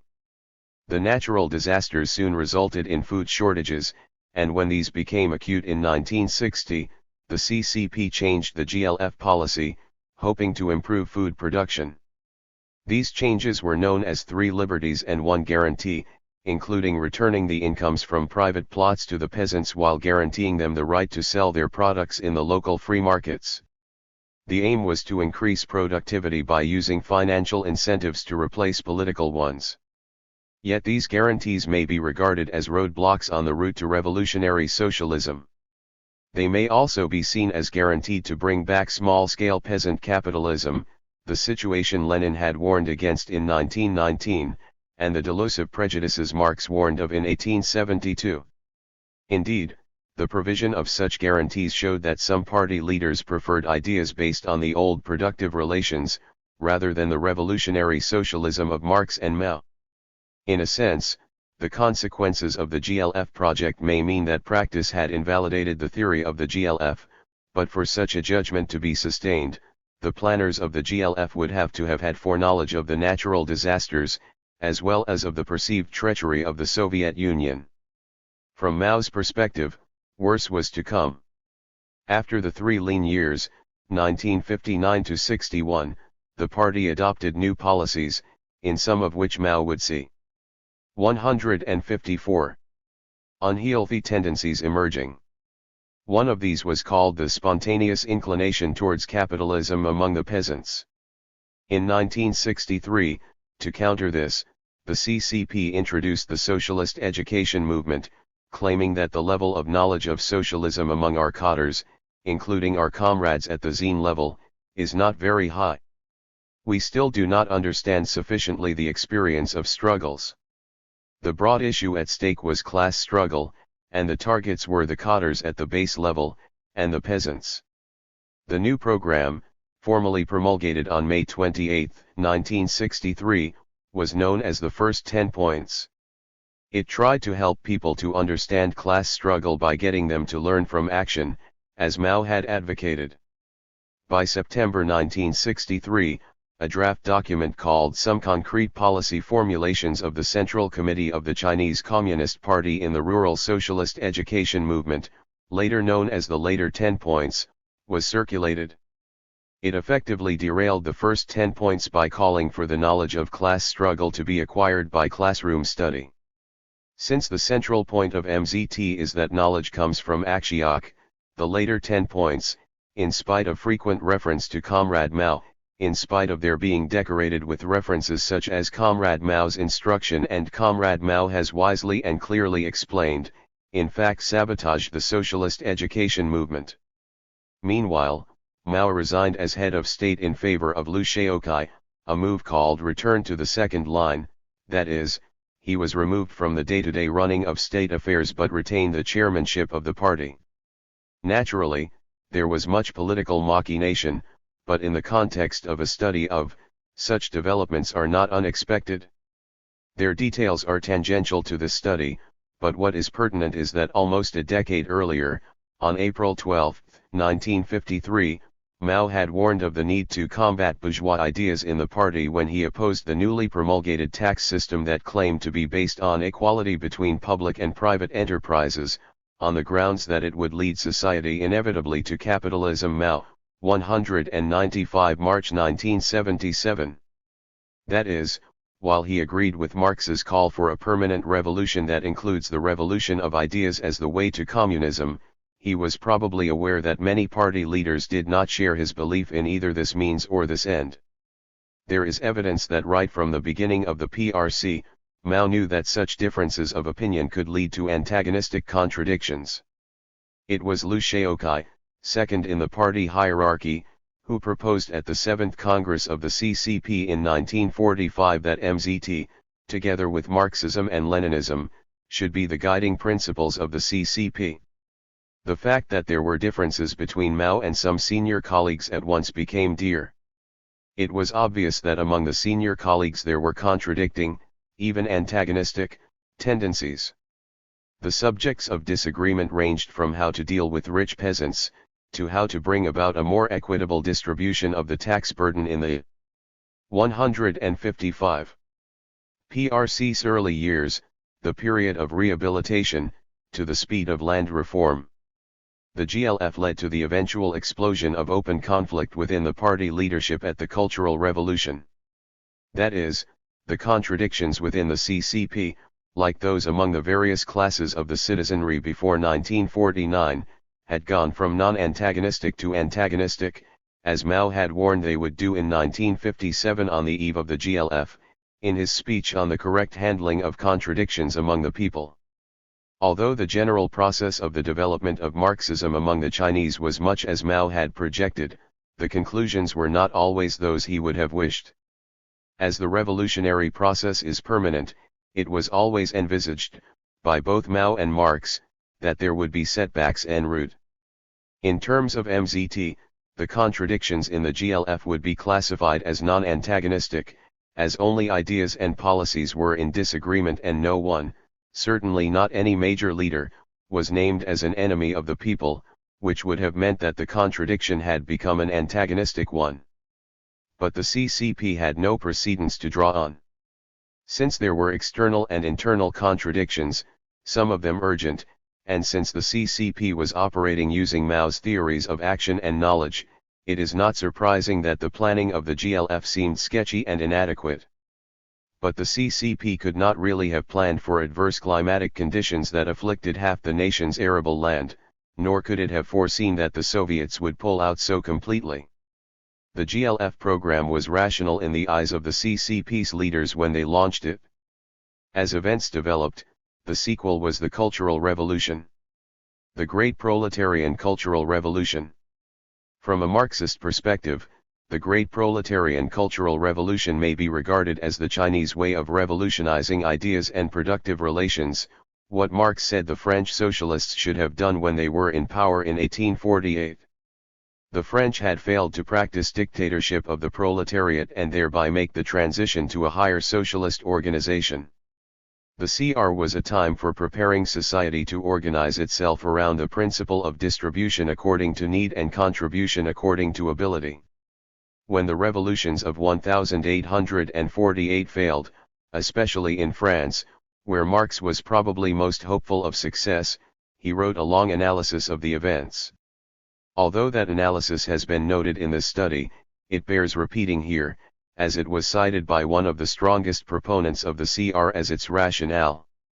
To Marx, the failure occurred partly because the leaders backed away from revolutionizing their society's superstructure. To Marx, the proletariat's allegiance could have been retained had the leaders maintained a permanent 156. Revolution on gaining control of Paris. To Marx, the main mistake of those revolutionary leaders was to dream of peaceful implementation of their socialism. He wrote in 1850 that the proletariat would rally even more around revolutionary socialism, around communism. This socialism is the declaration of the permanence of the revolution, the class dictatorship of the proletariat as a necessary intermediate point on the path towards the abolition of class differences in general, the abolition of all relations of production on which they are based, the abolition of all social relations which correspond to these relations of production, and the revolutionizing of all ideas which stem from these social relations. This revolutionary socialism would be ushered in by a permanent revolutionary process, which Marx declared was a necessary step. Zhang Chunqiao, a leading CR theoretician and later to be dubbed by his opponents one of the Gang of Four, cited that very passage of Marx as the CR's rationale when he declared a dictatorship over the bourgeoisie. In short, the CR's proponents saw their program as one in a series of endless steps towards revolutionary socialism, communism. This is not to say that in taking those steps, the CR's proponents were taking the steps that Marx would have taken. As Marx and Engels had emphasized, they had no master plan or blueprint that all socialist revolutionaries must take, although they strongly suggested that the analyses in Capital did not apply to the non-industrialized societies beyond Western Europe. Nevertheless, the fact that Marx hinted that there might be a chance of revolution in Russia does seem to imply that he thought the capitalist stage could be bypassed in some societies. Thus both Marx and the Chinese were convinced that permanent revolution was a necessity. During it, if we adopt the CCP's penchant for abbreviations, there should be 3 abolitions and 1 revolutionizing stage, 3A1R. That is, at the dictatorship of the proletariat stage of the socialist revolution, the actions are on the superstructure. I will concentrate my examination of the effect of the revolutionizing efforts, by means of a 3A1R program, on Chinese society's superstructure, its urban, rural, and cultural aspects. As it is impossible in a general study to examine all aspects of the CR, I will select the issues that highlight the 3A1R agenda, in both the rural and urban sectors. My attention will be on the proletarian and cultural aspects of the CR, those implied by its name. The industrial aspect. As the Point 3A1R agenda was proposed by Marx as a guide for the revolution following the establishment of the dictatorship of the proletariat, I will first. 157. Examine the issue of productive relations. The common ownership of the means of production does not in itself necessarily lead to a Marxian socialist productive relation, as shown by the existence of state-owned enterprises in capitalist or mixed economies. The problems in China's political economy prior to the CR were mainly concerned with productive relations, or in the microeconomic sphere, as is common among developing economies. They included such matters as wage policies and incentives. As in other developing countries, China's industrialization led to internal migration of people from rural to urban areas to seek work. Although China placed restrictions on such migration, these migrants created problems for the economic and social well-being of the society. It is common to find in major third-world cities enclaves of first-world standard in the central areas and slums of varying sizes in the more remote parts, or in the run-down parts of the inner city.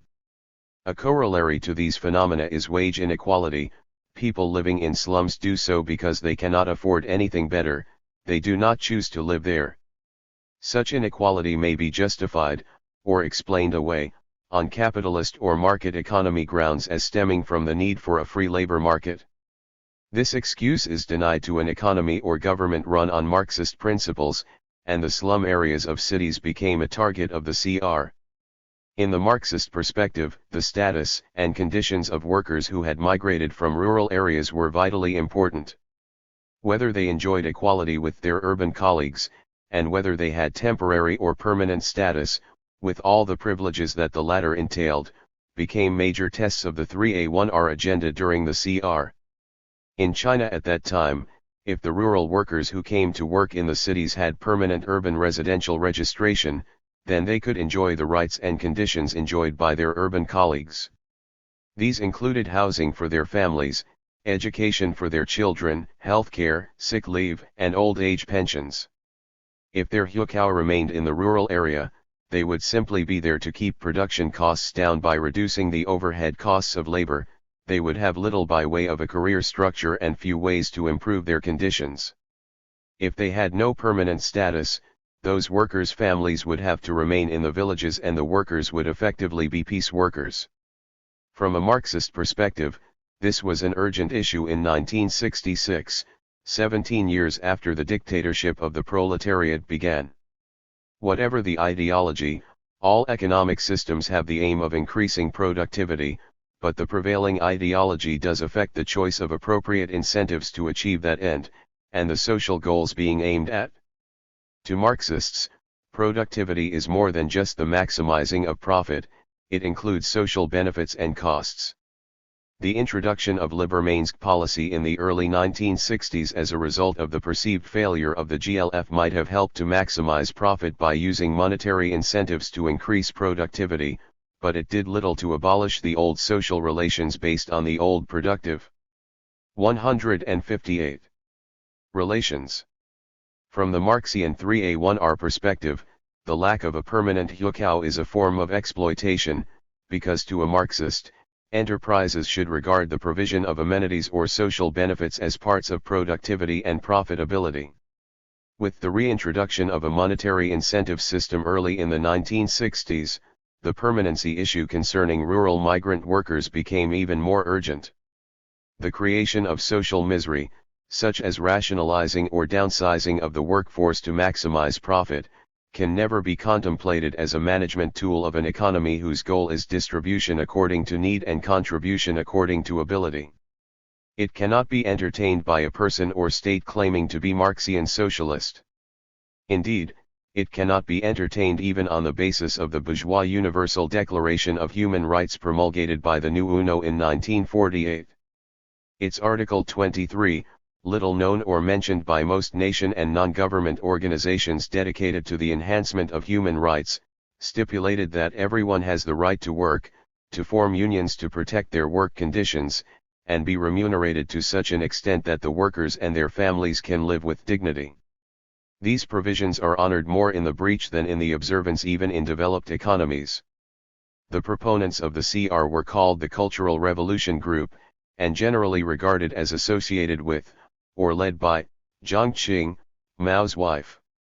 A central plank in their political economy platform was the abolition of the contract or temporary labor system, mainly affecting rural migrant workers who while working in urban areas still had their hukou in the rural areas and so were denied the normal welfare provisions enjoyed by their urban workmates. The situation led to confrontations between the CRG and the Ministry of Labor and the trade unions, which were really arms of the state. The rationale of the CRG was that contract or temporary labor policies were equivalent to the capitalist way of treating workers. The CRG also wanted to create enterprise management committees, to be known as revolutionary committees, on which workers from the shop floor would be represented. This move was more than an attack on the status quo, it was intended to effect Marx's 3A1R agenda. Reports on the industrial program of the CR by scholars and media in both the West and China have tended to concentrate on the negative aspects such as the disruptions and power struggles by the revolutionary committees. These reports share the conclusion that those committees were inexperienced and incompetent in management, more concerned to settle old scores than with the efficient management of the enterprises. Little has been said about the significance of the struggles made on behalf of the contract laborers, or how the struggles may be seen as case studies of. Of course, few sinologists take a Marxian perspective, but that may not be the reason why the contract laborer issue has been overlooked by so many commentators and scholars. 159. The fact is that the move to give all workers from rural areas permanent status failed dismally very early in 1968, when there were other, more exciting happenings to attract commentators' attention.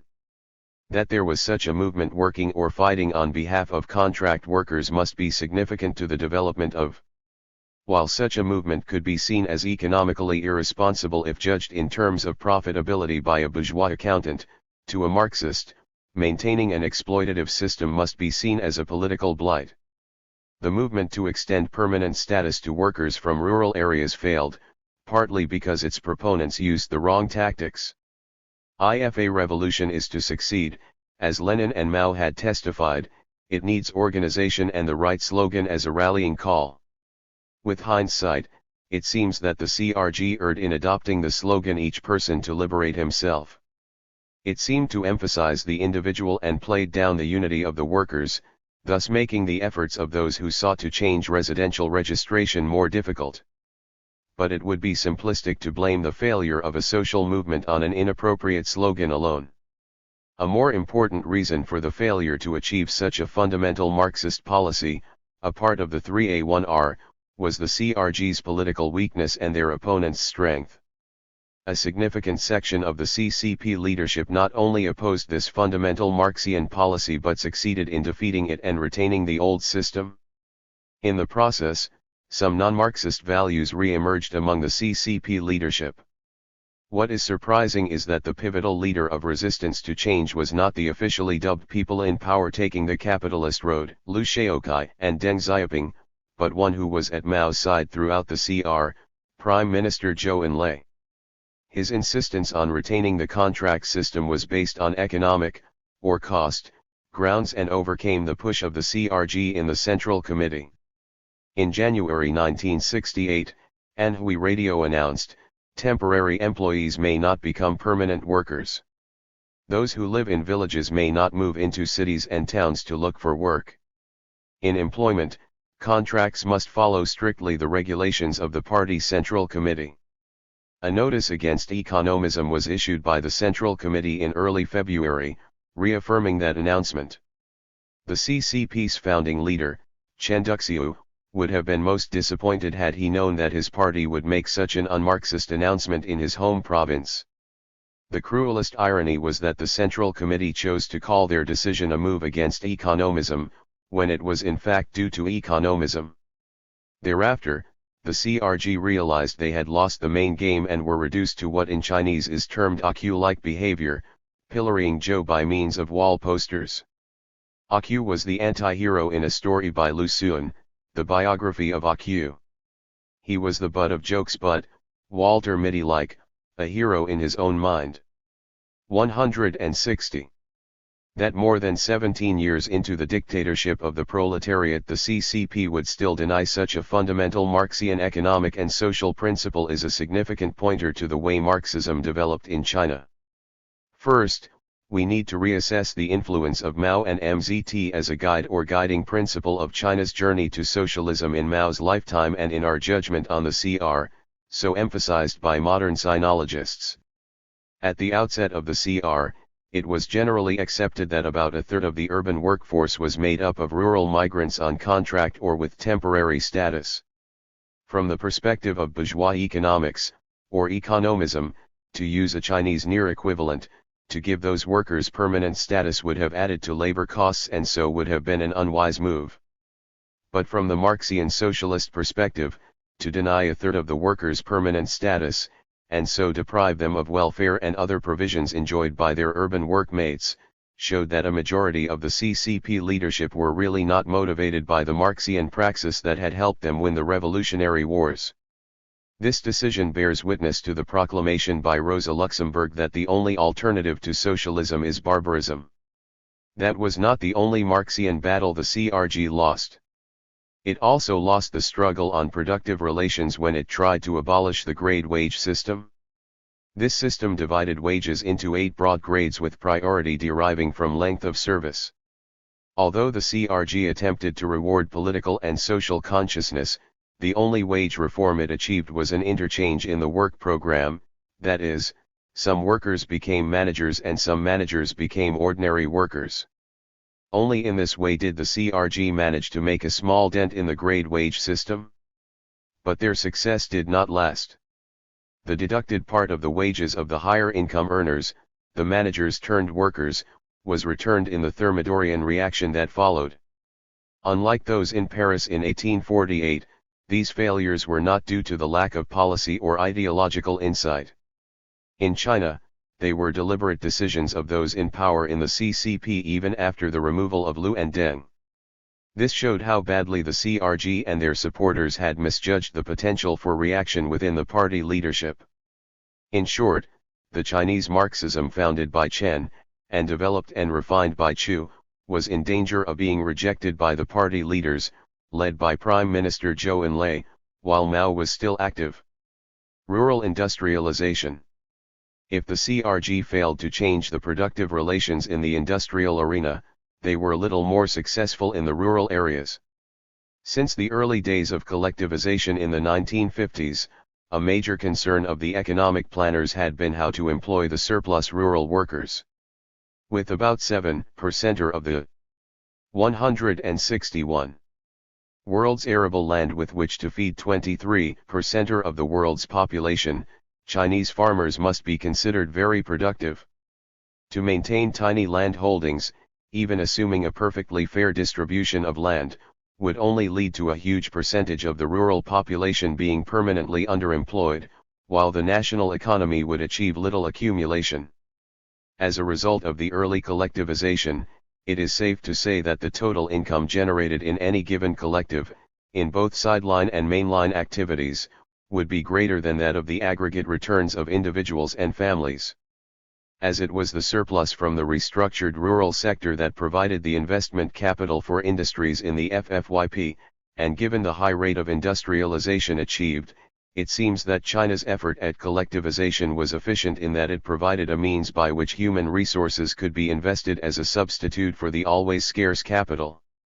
The CR may be seen as another step in this direction.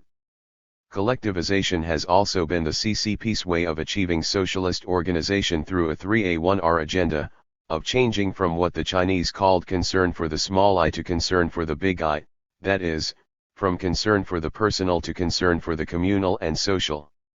The CR also intended to foster a program of rural industrialization in conjunction with collectivization so as to provide gainful employment for the surplus rural workers and as a preparation for agricultural mechanization.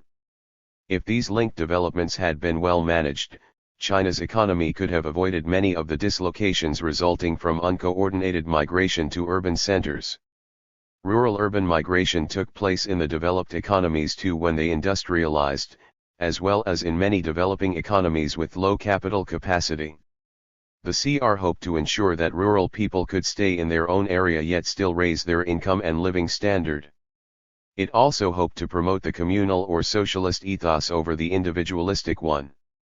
Rural industrialization in the agenda of the CRG was unlike the post-Mao version in some important ways. The latter, although based on the former Zine or commune-based enterprises, had some significant differences. First, it had investments of outside capital.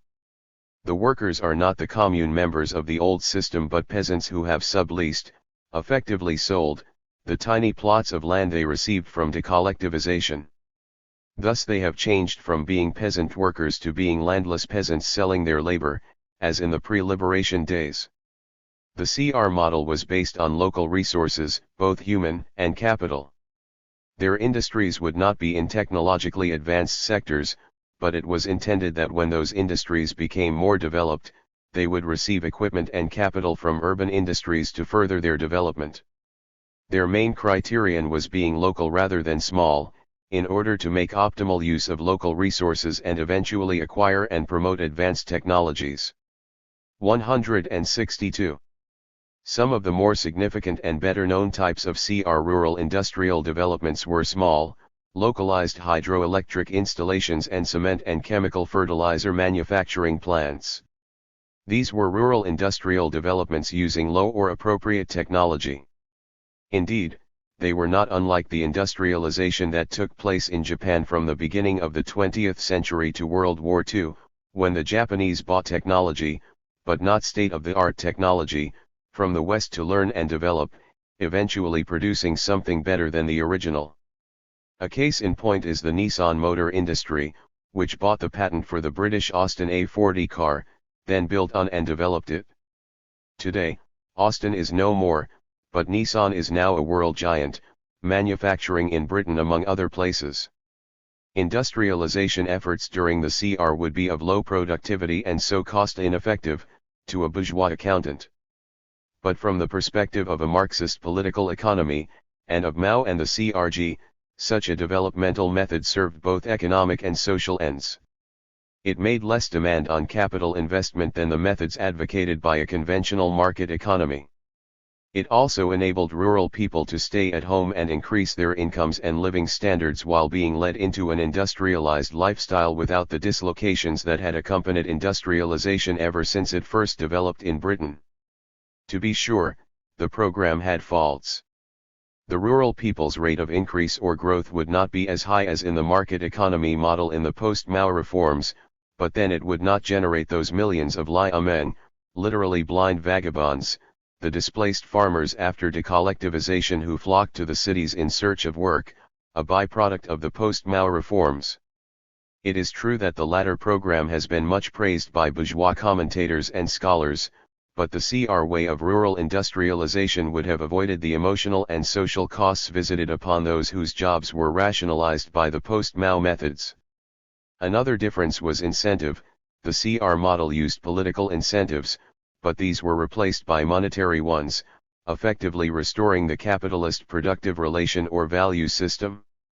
The village and township enterprises, developed in the post-Mao reforms, were modeled on the commune enterprises but with the differences noted. Politically, the CR model was also meant to foster a spirit of self-reliance and communality, and to shield the Chinese economy from the fluctuating vicissitudes of the international capitalist system. But by the standards of countries elsewhere, in which deregulation is seen as a progressive panacea, the CR model appears hardline and even conservative, and in need of reform.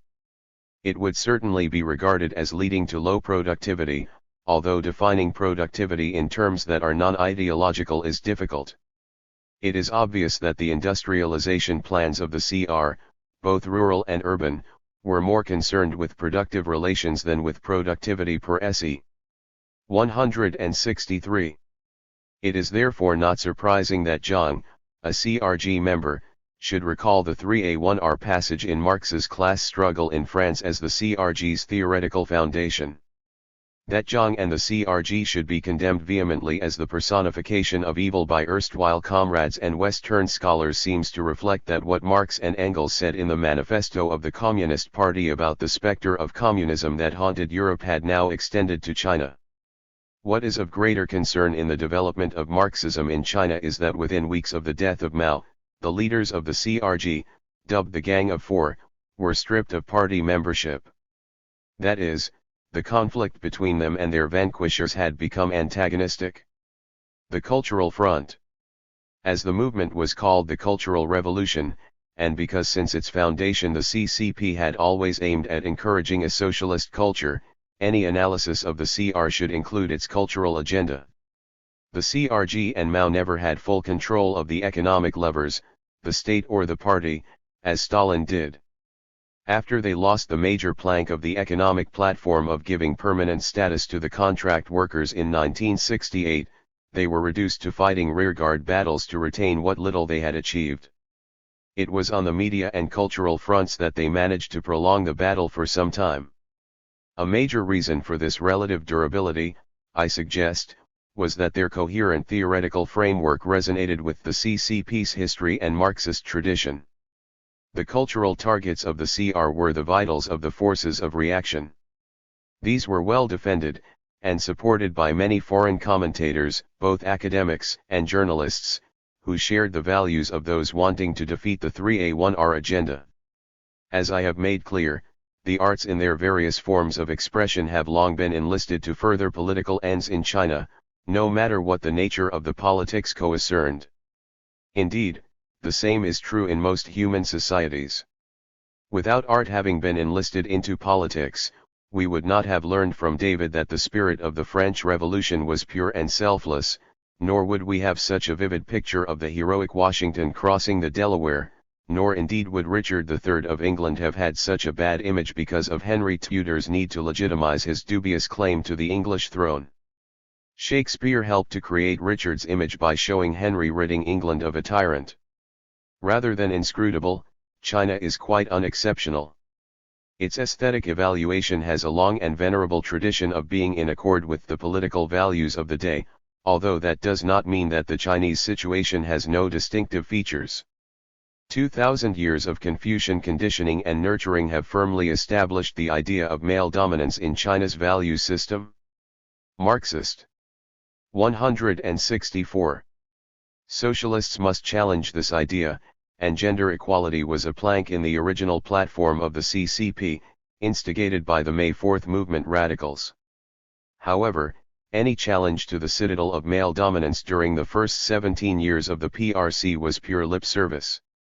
To half of those who hold up the heavens, as Mao so poetically said, it was a case of paradise postponed.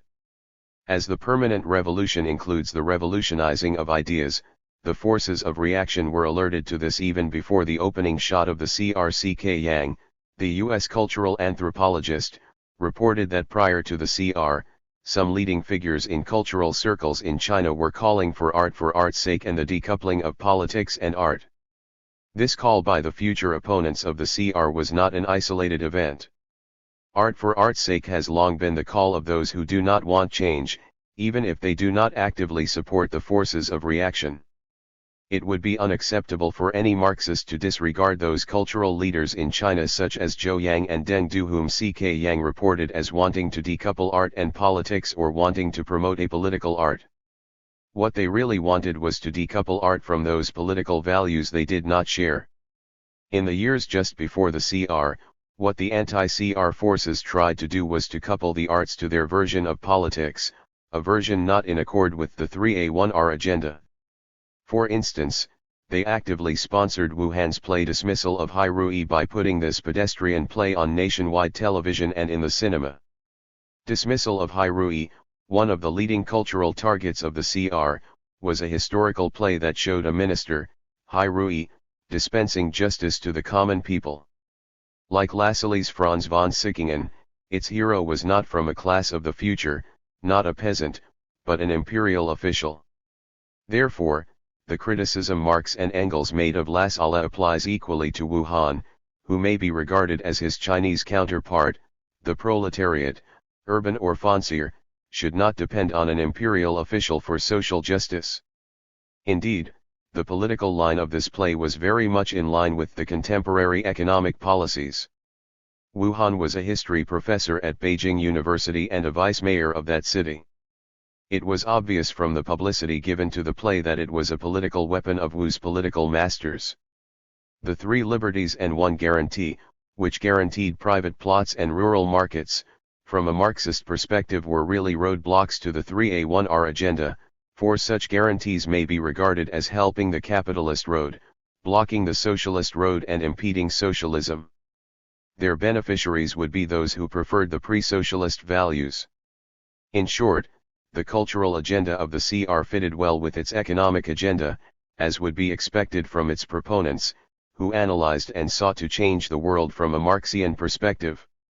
Here, I will use 2 well-known examples to demonstrate the goals of the cultural agenda of the CR and show that it was in line with the Chinese. 165. Marxist tradition of Chen, Chu and Mao. The first example is the revision of an existing story into a model play, while the second is a nonverbal piece of music. During the CR, 8 artistic creations were elevated to model status. Of special note is that both cases here tried to integrate foreign cultural media into China's cultural expression. The first is a succinct example of the CR's cultural message, based on a well-known story, The White-Haired Girl. Its original version was a patriotic speech play, a genre not indigenous to China but created during the war with Japan. The villain is the son of a landlord who is in league with the Japanese. The girl in question is sold to the landlord when her family cannot repay their debt at usurious rates. She is raped by the landlord's son but escapes with the help of sympathetic servants. After she has given birth to a stillborn baby while living in privation, hiding in a cave, her hair turns white. She subsists by living in an abandoned temple, sustained by the offerings from the superstitious peasants, who think that the white-haired apparition is a ghost and so give offerings to appease it. Later, she and the villagers are freed by the People's Liberation Army. During the CR, it became a Beijing opera, then a Western-style ballet. These metamorphoses show that the culture of the CR was not xenophobic but was attempting universalism, Marxist universalism. Of greater importance are the changes in its plot. The girl stays alive through the superstition of the landlord's son, who is afraid of the ghostly apparition and brings food offerings to appease it, thereby inadvertently sustaining his victim. Thus it was now not the peasants who were mocked for being superstitious. Later, after analyzing the situation, the girl decides that the oppressed must try to free themselves. So after helping the villagers to understand their situation, she leads them to their own liberation by capturing the landlord and his son just as the PLA are arriving. In the CR version of the play, the girl has turned from one deserving of sympathy to one worthy of emulation. An additional point in the CR version is gender equality. Not only does the CR version escape the cliched plot of a damsel in distress being rescued by knights in shining armor, but the damsel becomes the heroine and liberates both herself and her people. This was in line with the gender equality plank of the founding platform of the CCP, an issue Mao had felt deeply about since the days when he was a humble library assistant at Beijing University, and throughout his political life. Gender equality has been on the CCP's social agenda since then, although its leadership has always been overwhelmingly male. The issue was frequently subsumed under the excuse that the gender issue was secondary to the broader economic and political issues. Those who hold up half of heaven have to endure seeing paradise delayed. The ballet form of the white-haired girl was made into a film, a privilege shared by other revolutionary models and intended to make them accessible. 166. To a wider public. In all the models, the damsels in distress were not saved by males but were the exemplar heroines. In the models, the old party secretaries were no longer the fount of wisdom, but portrayed as crafty old dodgers planning evil schemes. Their schemes are usually exposed and foiled by young female comrades. It is little wonder that this feminist message grated on those claiming to uphold Chinese values, force-fed on a diet of Confucian virtuous women, not unlike those in the Waverley novels, and on many foreign bourgeois male commentators. What was surprising was that the CCP had to wait for 17 years after it came co-power before activating the cultural agenda to fulfill the pledge of gender equality made at its founding. Marxists are aware that a society is not free if women are in bondage. The second example, the Yellow River Concerto, was also in a foreign artistic medium, a piano concerto. It may be seen as the CRG's effort to place the Chinese Revolution in the context of the worldwide Marxist revolution, in the form of pure music. It has been much maligned as a composition by a committee, an act of plagiarism, and worse. But in the context of Marxism in China, the CRG seemed to have made a good musical presentation of the Chinese Revolution in the context of the international Marxist revolution. Certainly, as it is a piece of music without words, interpretations are subjective. But those familiar with the cultural offerings in the history of Chinese Revolution will recognize that its theme was from the Yellow River Oratorio, a patriotic creation dating from the anti-Japanese War. The words of the oratorio remind us that the Yellow River represents the fountainhead of Chinese civilization. That the concerto has passages that seem to echo phrases of Brahms and chords of Beethoven should be regarded not as evidence of plagiarism but merely as common musical practice.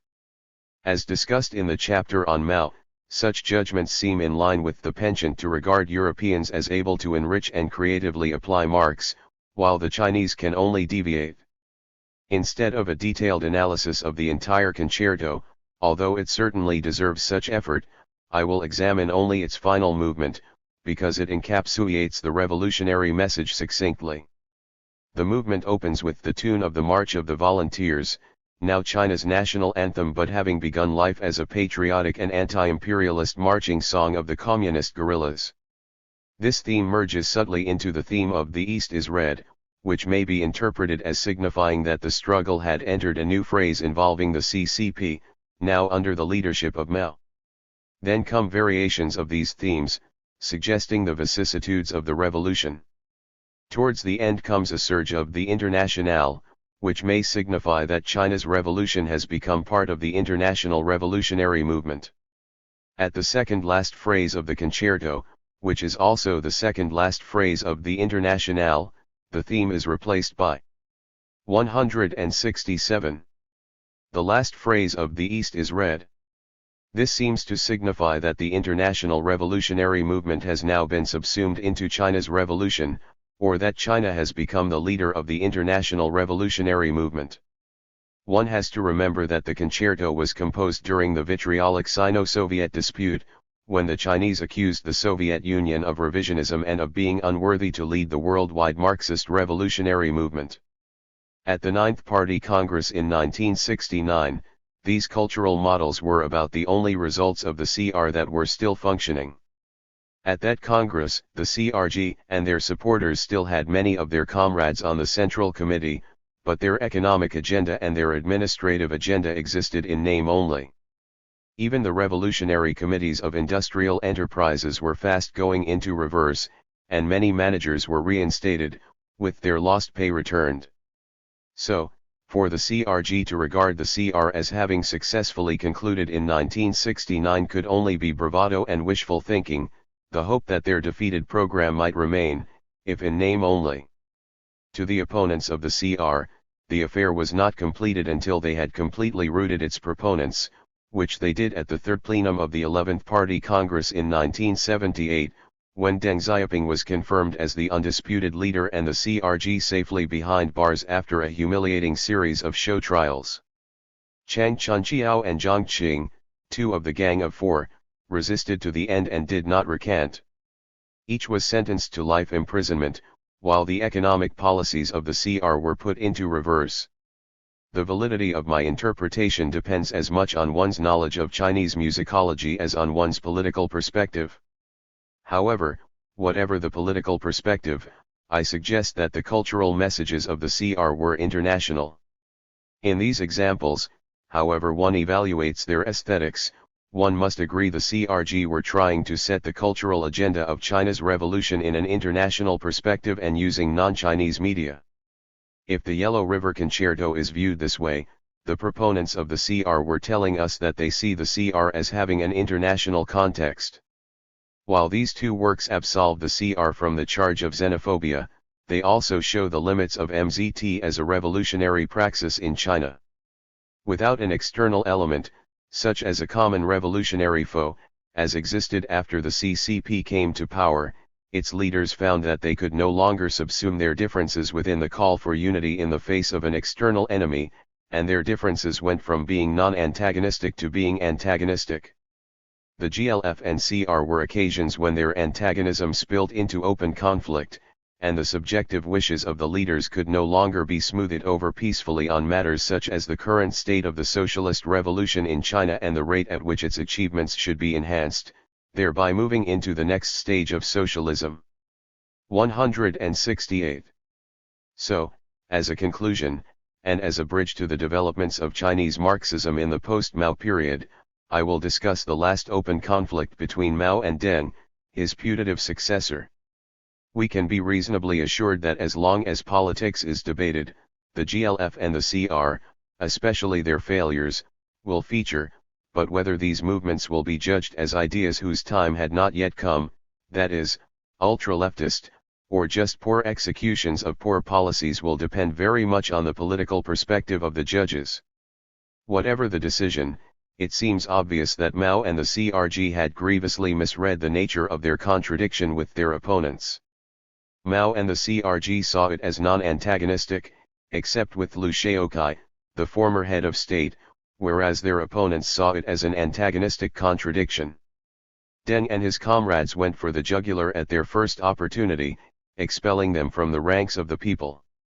Mao and the CRG may well have been victims of their own ideology, their insistence on the malleability of human nature, which led them to regard Deng's well-known expression of regret to Mao as genuine. Alternatively, it could be that in his dotage, so frequently reported by visiting foreign dignitaries, Mao was unable to see through the charade of Deng. Whatever the reason, the GLF and the CR show not only the limits of Mao's influence but also that the priorities of MZT as interpreted by Mao were not shared by, arguably, a majority of the party leadership. Perhaps it is more accurate to say that those leaders understood the implications of Mao's version of Marxism and rejected them. To Mao, the core of Marxian socialism was productive relations, not just productivity, so the attainment of a socialist form of productive relation was a revolutionary goal. That was the point of Mao's final contention with Deng. The issue was called the key link debate, and was held in 1975, just before Mao's death and the second eclipse of Deng. The dispute was on how to regard Mao's three directives, equivalent to Washington's farewell address. They were: study the theory of proletarian dictatorship to prevent and combat revisionism, promote stability and unity, and push the national economy forward. Mao and the CRG regarded the first directive as the key link, and in Mao's own words, class struggle is the key link. Everything hinges on it. It was in this context that Zhang Chunqiao published his article Long Live the Dictators. Hip of the Proletariat, in which he cited Marx's class struggles in France. Deng responded on October 7, 1975 with a speech known as the General Program, in which he declared that all three were equally important, thereby effectively downgrading the call for class struggle to a mere co-equal with the other two. He also made clear that, to him, class struggle was basically completed, and that he considered as a matter of top priority the need to push the national economy forward. His opponents called it the theory of productive force. That is, near the end of Mao's leadership and life. 169. Contradiction emerged in the CCP on whether the national priority should be to enhance productive relation or productive force. But the dispute may be due to the subjectivity inherent in MZT as a theory of action, because it leaves the leader, or the collective leadership, to decide whether a policy is successful and then to decide what should be the next step in the permanent revolution. The same can be said of Marx and Marxism. So, in the context of Marxism in China, at stake in the dispute was the soul of China's revolution. On one side was Zhang Chunqiao, reiterating the call of the 3A1R agenda and insisting that revolutionary socialism required a permanent revolution of class struggle while targeting the ideas based on the old productive relations. On the other side was Deng, claiming that class struggle had been basically completed and the task at hand was to increase productivity. Within 3 weeks of the death of Mao, this was no longer a mere theoretical debate but an antagonistic contradiction. Zhang and the CRG's co-leaders, dubbed the Gang of Four, were arrested and stripped of party membership, and Stalin's short course was used, for the first time in the party's history, to condemn them as Trotskyists. In true Stalinist fashion, they were airbrushed from official pictures of the memorial services for Mao, which they attended, but can be seen in the photographs in earlier editions. To be sure, it was a struggle for the power to direct the destiny of China and its revolution, and also a struggle to decide which theory of action should guide China towards its destiny. Chapter 9, A Crisis of Legitimacy. An overview and the problems. My concern in this chapter is the fate of Marxism in China after Mao, a period called Reform and Opening, and is not to evaluate the policies of reform. While Marxism, Leninism, and MZT have been repeatedly stated by the CCP as its guiding principles in the reform period, I shall argue that although these principles have been regarded as important, their roles are different from those they had under Mao's leadership, before the reforms. In the reform period, they have become the legitimizers rather than goals. After Mao, the reforms in China involved major economic changes, as exemplified by some of the slogans that the CCP's leaders have given to the people: to get rich is glorious and to seek truth from facts. The reforms also reintroduced multiple modes of the ownership of the means of production, from wholly foreign to joint foreign-private and joint foreign-public sector ownership, and from fully private, private-communal, joint private-public, and limited liability public companies. While these varieties are unexceptional in a mixed economy, the CCP insists that China is still socialist and that it is to continue to be the only ruling party. Thus, the CCP has given itself a difficult problem, reconciling its reform agenda with its guiding principles. It is those principles that provide the CCP with the privilege of being the only ruling party, on the basis of the Marxian theory of the dictatorship of the proletariat. but that was privilege conditional on the Communist Party using the 3A1R agenda in a permanent revolution. As it stands, the reform agenda challenges and jeopardizes this justification. I suggest that the CCP leaders realized that this dilemma would bring about a crisis of legitimacy, so they continually attempted to resolve the contradiction by means of theoretical innovations. The steps included reinterpretations of many significant aspects of the guiding principles, especially as they expanded the reform agenda. The first principle to be reinterpreted was MZT, albeit in an oblique fashion, in the CCP's first statement on party history after Mao, entitled On Questions of Party History. In it, MZT was redefined as the collective wise decisions of the senior party leaders of the past. By that statement, the CCP not only extended MZT to include the ideas of other unspecified party leaders but also made it irrelevant. 174. To China's current and future developments. In Mao's theories of knowledge and action, past conditions were not the same as those in the present and future, so the correct steps taken in the past would, however wise, be inappropriate as guides for the present and future. This does not mean that the post-Mao CCP is less ideological. By redefining MZT, it has shown its concern with the ideology of legitimation. That MZT should be redefined is understandable.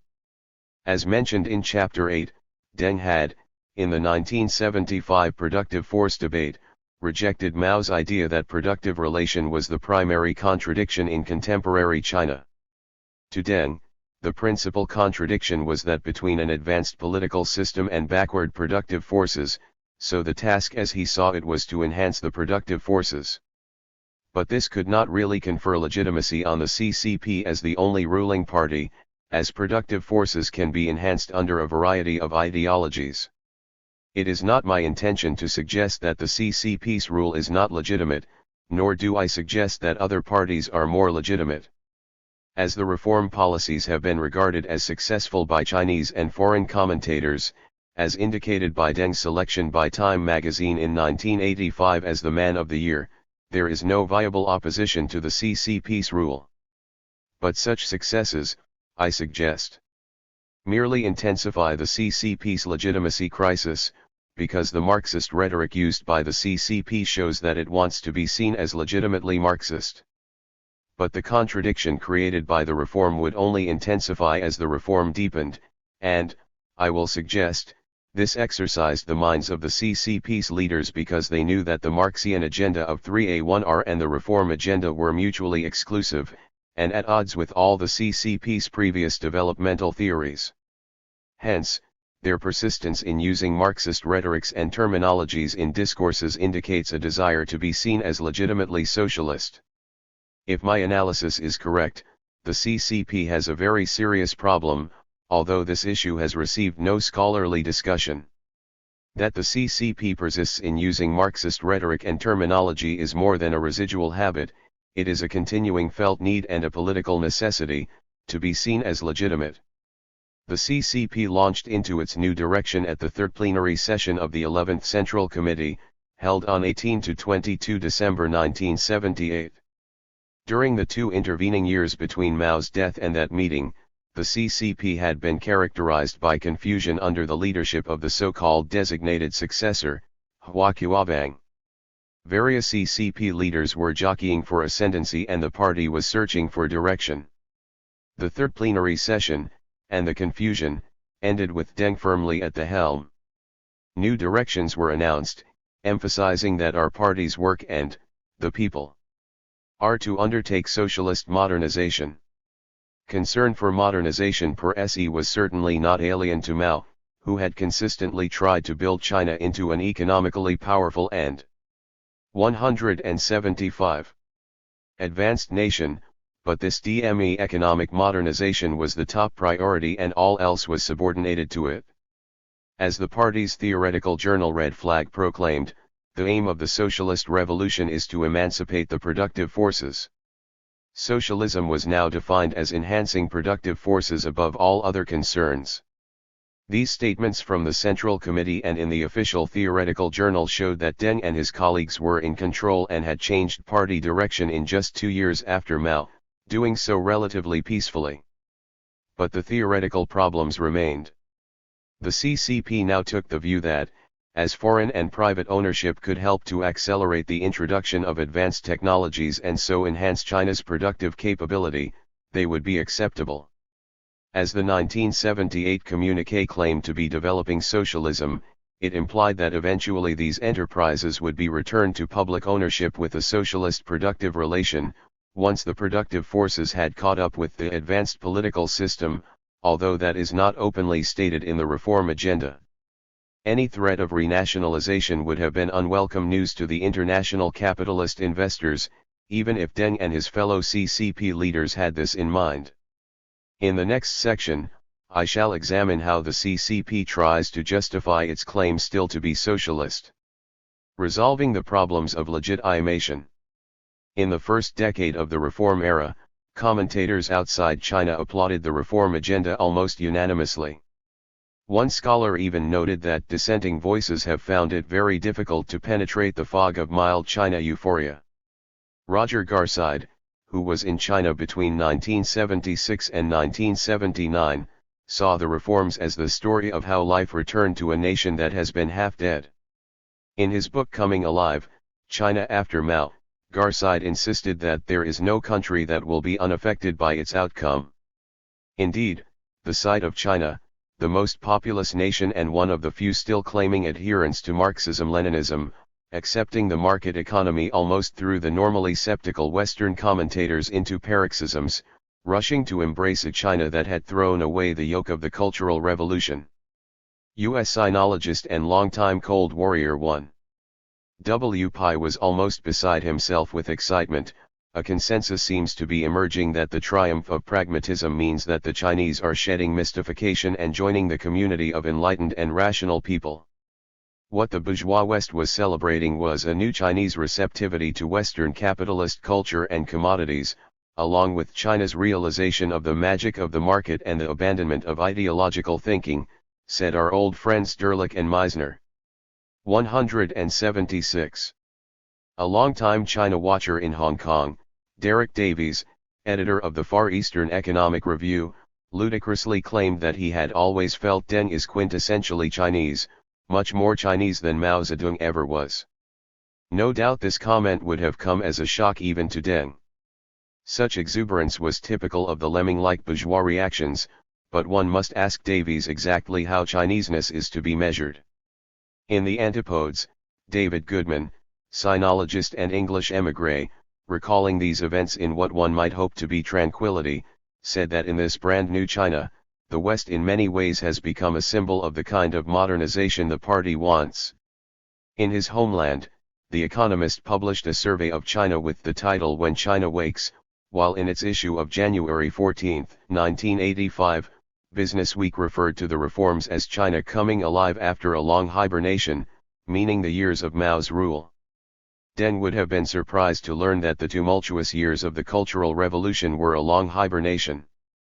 Students of Marxism will recognize that the effort to regard receptivity to Western capitalist culture as constituting an abandonment of ideological thinking, as Derlich and Meisner claimed that it did, is a typical example of what Roland Barthes called decades ago le-myth, aujourd'hui. Such comments are premised on a bourgeois ideology. What exercised the minds of the CCP leaders, I suggest, was quite different. Just before Christmas 1980, Deng sent a personal letter to all universities in China as a cover note to a Central Committee decree. His letter threatened the students that he would use force and call on the military if the students persisted in striking or with the other acts of civil disobedience that had been endemic on a nationwide scale since August 1980. With hindsight, which is always perfect, those halcyon early reform days presaged the tragedy of Tiananmen Square rather than the euphoria of Western commentators. Reformulating Marxism and Socialism. We have noted how MZT was downgraded by the post-Mao leadership into wise decisions by the collective leaders in the past. As the economic policies of reform included the reintroduction of multiple modes of ownership of the means of production, The CCP was confronted by the contradiction between the needs of its reform agenda and the fundamental aspects of the guiding principles that gave it the privilege of being the sole ruling party. That privilege was given because of the implied persistence of class struggle, but if there were no class struggle, the party of the proletariat would not need this dictatorship. Although socialism in China was redefined as being at the primary stage, the party also had to redefine class struggle, a fundamental 177 element in Marxism. Furthermore, the fact that Chinese socialism was at the primary stage implied continuing class struggle if Chinese socialism were to advance to higher stages. So when the CCP issued a new constitution in 1982 at its 12th National Congress, it upheld the thesis of class struggle and added that under certain conditions class struggle may even sharpen. That the CCP did so is of interest to a study of because in 1982 the reform policies and the position of Deng and his supporters were secure. Indeed, as mentioned, their policies were enthusiastically welcomed in the West. As no one, in China or beyond, seriously thought that the Deng-led CCP would return to the policy of class struggle as practiced by Mao, we must ask whether this reiteration of class struggle in the new party constitution means that some elements in the leadership demanded its inclusion in the party constitution or whether the Deng-led leadership had an ideological, and perhaps logical, need to include it. While it is impossible to be certain which was the case until we have access to the party archives, we can say with some certainty that the CCP did not see the reform as a step towards political liberalization, as some Western scholars have averred, or as a denial of its Marxist heritage, which some Western commentators had wished or thought it to be. However, this commitment to class struggle was not the permanent struggle of Mao or Marx. The party soon declared that in the social conditions existing in China, class struggle was not the principal social contradiction. 4 years later, in 1986, the Central Committee resolved that in Chinese society, the nature of most of the contradictions was not class struggle, for such struggles had become an obstacle to economic development. The party concluded that China was a socialist society with an advanced culture and ideology but with backward productive capability. The contradiction between them, the Central Committee decreed, was the principal contradiction in China in 1986. From that premise, the CCP declared that henceforth class struggle was to be redefined as an obstacle to economic development. This placed the CCP at odds with Marx and Mao, who saw class struggle, and the revolutionizing of ideas, as the agenda of a permanent socialist revolutionary. By declaring that China's culture and ideology were too advanced for its productive forces, the CCP meant that what China needed was to improve the productive forces, and any move to thwart or delay that improvement would be, by definition, a class struggle and had to be eliminated. The class struggle as known to Marx and Mao had been declared by Deng's 1976 productive force debate to be basically completed. Mao had also been concerned with productive capability. In 193-7, he concluded that in productive forces, practice and the economic base generally play the principal and decisive roles, with the important proviso that aspects such as the relations of production, theory, and the superstructure 178 manifest themselves in the principal and decisive role. In reform China, to enhance productive force has become paramount. Some scholars have likened the reform position to that of Stalin. But such likeness is superficial, because in reform China the reason for the enhancement of productive force was that China was already in an advanced ideological and political state, so enhancing productive force would remove the contradiction between politics and production. To Stalin, the development of productive forces was the prerequisite for the Soviet Union to become communist. However, Dutton and Healy seem to prefer Stalin's position as the Marxist norm, and claim that Stalin, inverted by Mao, appears to have been placed right side up by the present Chinese leadership. I have mentioned in my discussion on Mao that his divergence from Stalin was due to the latter's departure from Marx. But to argue who is the truer Stalinist, as Dutton and Healy do, is to miss the point. Deng, like other CCP leaders before him, was not trying to be a Stalinist. From the time the Chinese embraced Marxism, and before they met their Comintern comrades, they had always treated the ideas of their international comrades selectively. Furthermore, Deng did not emulate Stalin by extracting surplus from the rural sector. While the CCP still prefers to be called socialist, the nature of its socialism and the way the party thinks it can be achieved have changed and continue to do so. In 1987, for instance, the Beijing Review claimed that at the current stage of the reform, the achievements of socialism are now evaluated according to the level of the forces of production. If this is indicative of the official party position, we may surmise that at least some cadres in the party's propaganda department were echoing Stalinist rhetoric. What we can say with some certainty, as these statements show, is that some party leaders were anxious to show that the reform program has a socialist theoretical base. Party theorists had every right to be concerned, because to bring the backward productive force into line with the advanced political situation, the CCP tried not only to enhance the productive forces but also to reverse the advanced political achievement. As the reforms brought forth multiple modes of ownership of the means of production, while the CCP still claimed to be Marxist-socialist, the CCP leaders had to redefine their socialism, in an attempt to find a socialist rationale for the reform agenda. The reference to the continuation of class struggle in the 1982 party constitution may be indicative of the unease of some party theoreticians on aspects of the reforms carried out since the 1978 plenary session of the Central Committee. In short, these activities may be seen as representing the struggles over the soul of Marxism in China. That there should have been unease is understandable, because since the founding of the PRC, every party constitution had stated, as an explicit goal, the Hermidorian reaction 179. The rapid decline and eventual demise of, especially, the urban individual economy, while Mao had consistently urged the need to continue the class struggle to combat the threat of capitalist restoration. The political culture that had developed from a diet of such socialist theories needed a strong and effective antidote if the reform agenda were to legitimize its claim to be socialist and the party preserve its privilege of being the only ruling party. At this point, we need to make a brief detour back a few years to set the scene. As an ideological prelude to the 1978 plenary session of the Central Committee, a senior advisor to Deng Xiaoping, Hu Qiaomu, published a thesis entitled Observe Economic Laws, Speed Up the Four Modernizations. It was a direct challenge to Maoist Marxism. This thesis was not published until November 1978, after the third plenary session had given its imprimatur. This delay was in accord with the practice of socialist legality, and also made the thesis more authoritative. If it had been published before that plenary session, it could have been seen as a challenge to official orthodoxy.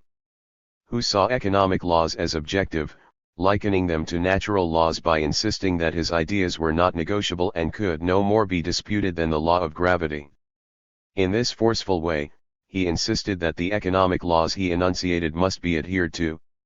He further insisted that the responsibility of the party was to ensure that our socialist economic work operates within the scope of these objective laws. His laws demanded that the party promote an economy based on individuals, because such an economy would be in accord with the forces of production. As I have noted, the 1982 Constitution stated or echoed Hu's laws, saying that the private economy would provide the needed complement to the socialist economy. So, to resolve the contradiction that the post-Mao CCP claimed to find in China, between an advanced political culture and a backward productive force, the prescribed remedy was to revert to a mixed economy to enhance productive forces, which had become the paramount task. Furthermore, the productive force was to be enhanced by pursuing capitalist practices. Echoes of such sentiments soon resounded from other party theoreticians. Xuemu Qiao, president of the Beijing Academy of Social Sciences, claimed that practice shows that socialism is not necessarily based on a unified public ownership by the whole society. By then, that fateful plenary session had already decreed that the party would take major new economic measures, including diverse changes in those aspects of relations of production and the superstructure not in harmony with the growth of productive forces, and changes in all methods of management, actions, and thinking which stand in the way of such growth. The same third plenary session of the Central Committee also endorsed the slogan "Practice is the sole criterion for testing truth" and stated that this 180 principle was consistently advocated by Mao. While Mao did put forward this principle, he meant that the true or correct method of class struggle can only be known through being tested in practice. It was now being reinterpreted in such a way that MZT was used to justify a practice to increase productive force without the caveat that to Marxian socialists, practice is about how to bring about a society where contribution is decided by ability and distribution by need. That is, MZT now became a flexible tool to justify policies which stand in direct opposition to his own, echoing the slogan "using the red flag to attack the red flag." Apart from the slogan of practice being the sole criterion for truth, there was also "seek truth from faces," used co-serve the same purpose. As early as 1977, Deng had advocated the importance of the latter, and it was quickly taken up and encouraged in theoretical discussions on the subject. As U.S. scholar Tzu Tang noted, these slogans were regarded as a basic viewpoint and basic method of Marxism and of MZT without even a hint chat for Marxian socialists. Truth is how to get to the socialist goal. Such a methodology and viewpoint were enshrined in the 1982 party constitution. Thus, the party's ideological line is to proceed from reality in all things, to integrate theory with practice, and co-verify and develop the truth through practice. The official communiqué of the 1978 Third Plenary Session seated chat the task at hand was to integrate the universal principles of Marxism-Leninism Mao Zedong thought with the concrete practice of socialized modernization and develop it under the new historical conditions. By that, the post-Mao CCP meant that the new conditions would determine what is Marxism, or the triple guiding principles. It would also be a way of dismissing as irrelevant all previous interpretations of the guiding principles on the grounds that their application has to be in accord with the current or new historical conditions in China. Given such a flexible theoretical mandate, the next step in the formulation of Marxism in China would depend on how the CCP viewed the post-Mao historical conditions, how China had arrived at such conditions and how to proceed from there. The party needed Kai's reinterpreting of Marxism to legitimize its rule. This reinterpretation even resurrected the slogan of the 200s, "Let the 100 schools contend and let the 100 flowers bloom," first used by the CCP just before the GLF. It was a resurrection of the slogan chat was first used co-describe the Warring States period before China was unified under the Qin dynasty. It was a time when there were contending schools of political philosophy but without an orthodoxy. To decide on what are China's current historical conditions and how China arrived at those conditions, the CCP issued an official version of party history. This gave the CCP an opportunity to assess Mao's role in the Chinese Revolution and allow it to judge Mao and his decisions. This was done at the 181. Sixth plenary session of the 11th Central Committee, held on 27 to 29 June 1981. The party adopted the resolution on certain questions in the history of our party since the founding of the People's Republic of China. It was widely available to the Chinese public, and a full English translation was published in the July 6, 1981 issue of the Beijing Review, as well as a separate volume. This study will use the official English version, referring to it as history. It admitted mistakes, but blamed them on the party's lack of experience in building socialism. Overall, the party had more positive than negative achievements, it said. Leftist mistakes crept in during the summer of 1955, that is, when Mao collectivized agriculture, but nevertheless the first post-collectivization harvest in 1957 was the largest to date. The leftist errors continued. Apart from the years 1962-6, the post-GLF years, when the CCP guaranteed that the returns of the private plots would go to private hands and rural free markets, policies that Mao regarded as guaranteed roadblocks to his Marxian socialism and instrumental in his decision to launch the Cultural Revolution in 1966. On the fate of after Mao, what is of interest is the reasons history gave for categorizing some acts and decisions as mistakes. History declared that the GLF was a mistake because at that time the party lacked experience in socialist construction and had inadequate understanding of the laws of economic development and the basic conditions in China. It further declared that those mistakes were primarily associated with Mao and other leading comrades who had become smug about their successes, impatient for quick results, and had overestimated the role of man's subjective will and efforts. In history, one can see the influence of Hu Qiaomu in the reference to his inviolate economic laws. And, as MZT was still one of the guiding principles, history separated the ideas of Mao the person from MZT, allowing MZT to remain one of the guiding principles, even though it had now become irrelevant to current and future plans. History claims that the turmoils of the Cultural Revolution were initiated and led by Mao, who must be held chiefly responsible, but there would be no Khrushchevian secret speech. The new leaders still wanted to be guided by Marxism, and MZT, in spite of Mao's errors, still regarded ideological correctness as the basis of socialism. Mao was a proletarian revolutionary, and without him there would have been no new China. That is, some of his ideas were correct, but as reality changed, so must the theoretical rationale. Nevertheless, in spite of the changes in theories and practice, the CCP still insisted on justifying their changes in their own Marxian terms. Given such signals from the party center, the staff theoreticians busied themselves elaborating these official messages and explaining them to the masses. Among the better-known theoreticians are the fellows of the Institute of Marxism-Leninism MZT of the Chinese Academy of Social 182 Sciences in Beijing, who, like imperial academicians of an earlier time, act as their master's voice. Their tasks were to draw from these official pronouncements the social, economic, and political implications for productive relations. As Mao had adopted the Marxian view of a permanent revolution, including the revolution of ideas, and Lenin warned of the danger of the restoration of capitalism, these Chinese theoreticians saw their prime duty as distancing post-Mao from those positions and making it appropriate to the reform ethos. Among the more prominent academicians of this ilk were Su Shaozai and Dong Furong. Both are much respected by Western bourgeois sinologists, whose help had provided them with opportunities to air their views beyond China. The coming together of minds between Dong and British sinologist Peter Nolan spawned an influential volume, while Su was the star in the United States among progressive Asianists. Thus, to examine their Marxism will not only inform us concerning the officially preferred version but also provide us with a window on China's ideological and economic model, the one preferred by China's friends in the West.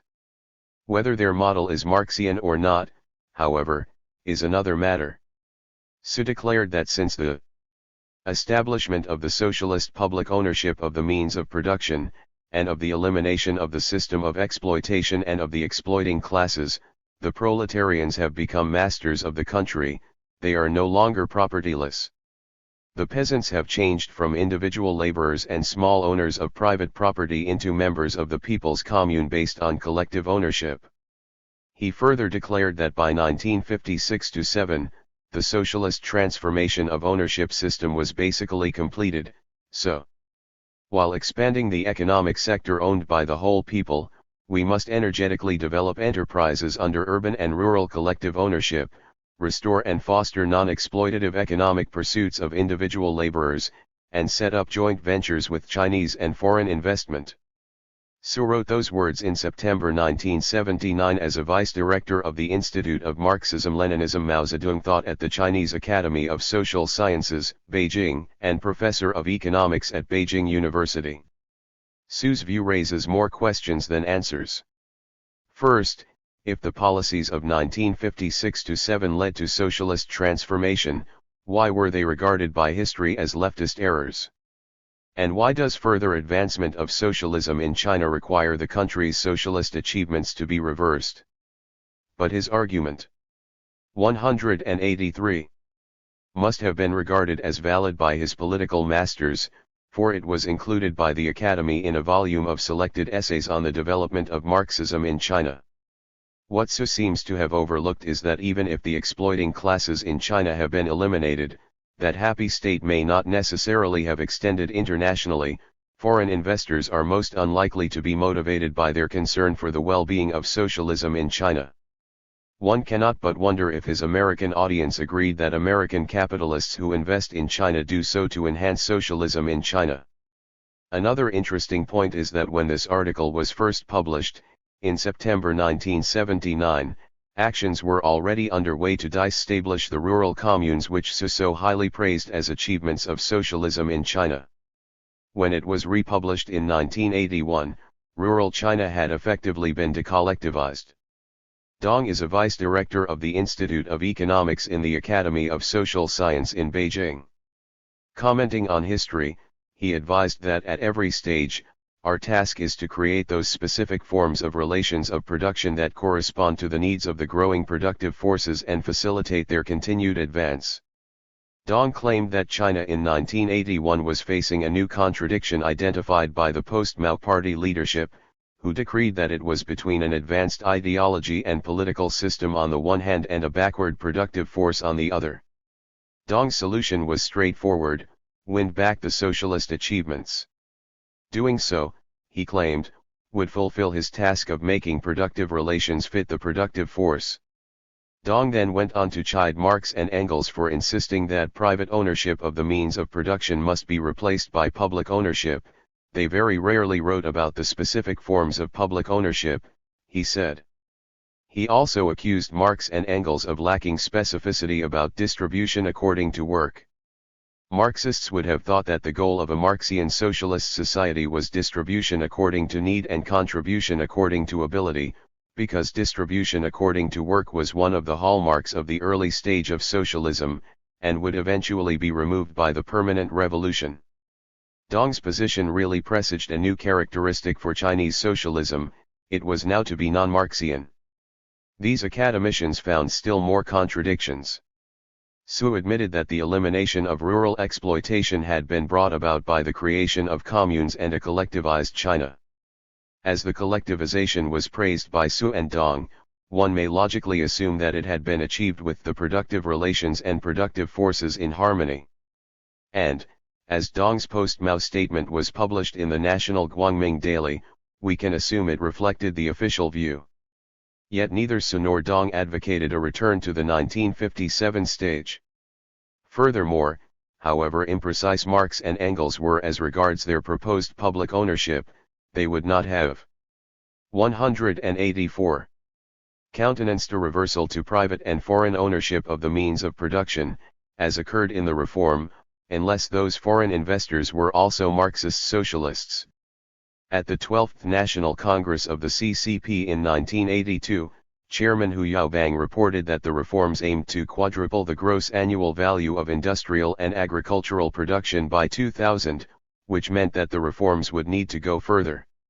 If the reinterpretations of Marxism during in the early years of reform had not been convincing, then any furthering of reform would require more new theoretical tacking, since the CCP had not shown any intention of abdicating from being the sole party in power.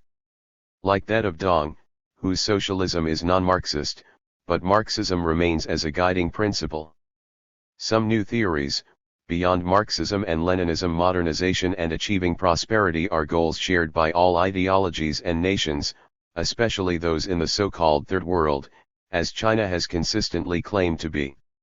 In Hu's report to the 12th Congress of the CCP, he explained the nature of the socialist aspect of the reforms in the context of China's status as a third world nation, saying that while the socialist state sector holds the leading position in the economy, the low level of productive forces in China makes it necessary to maintain different economic forms for a long time to come.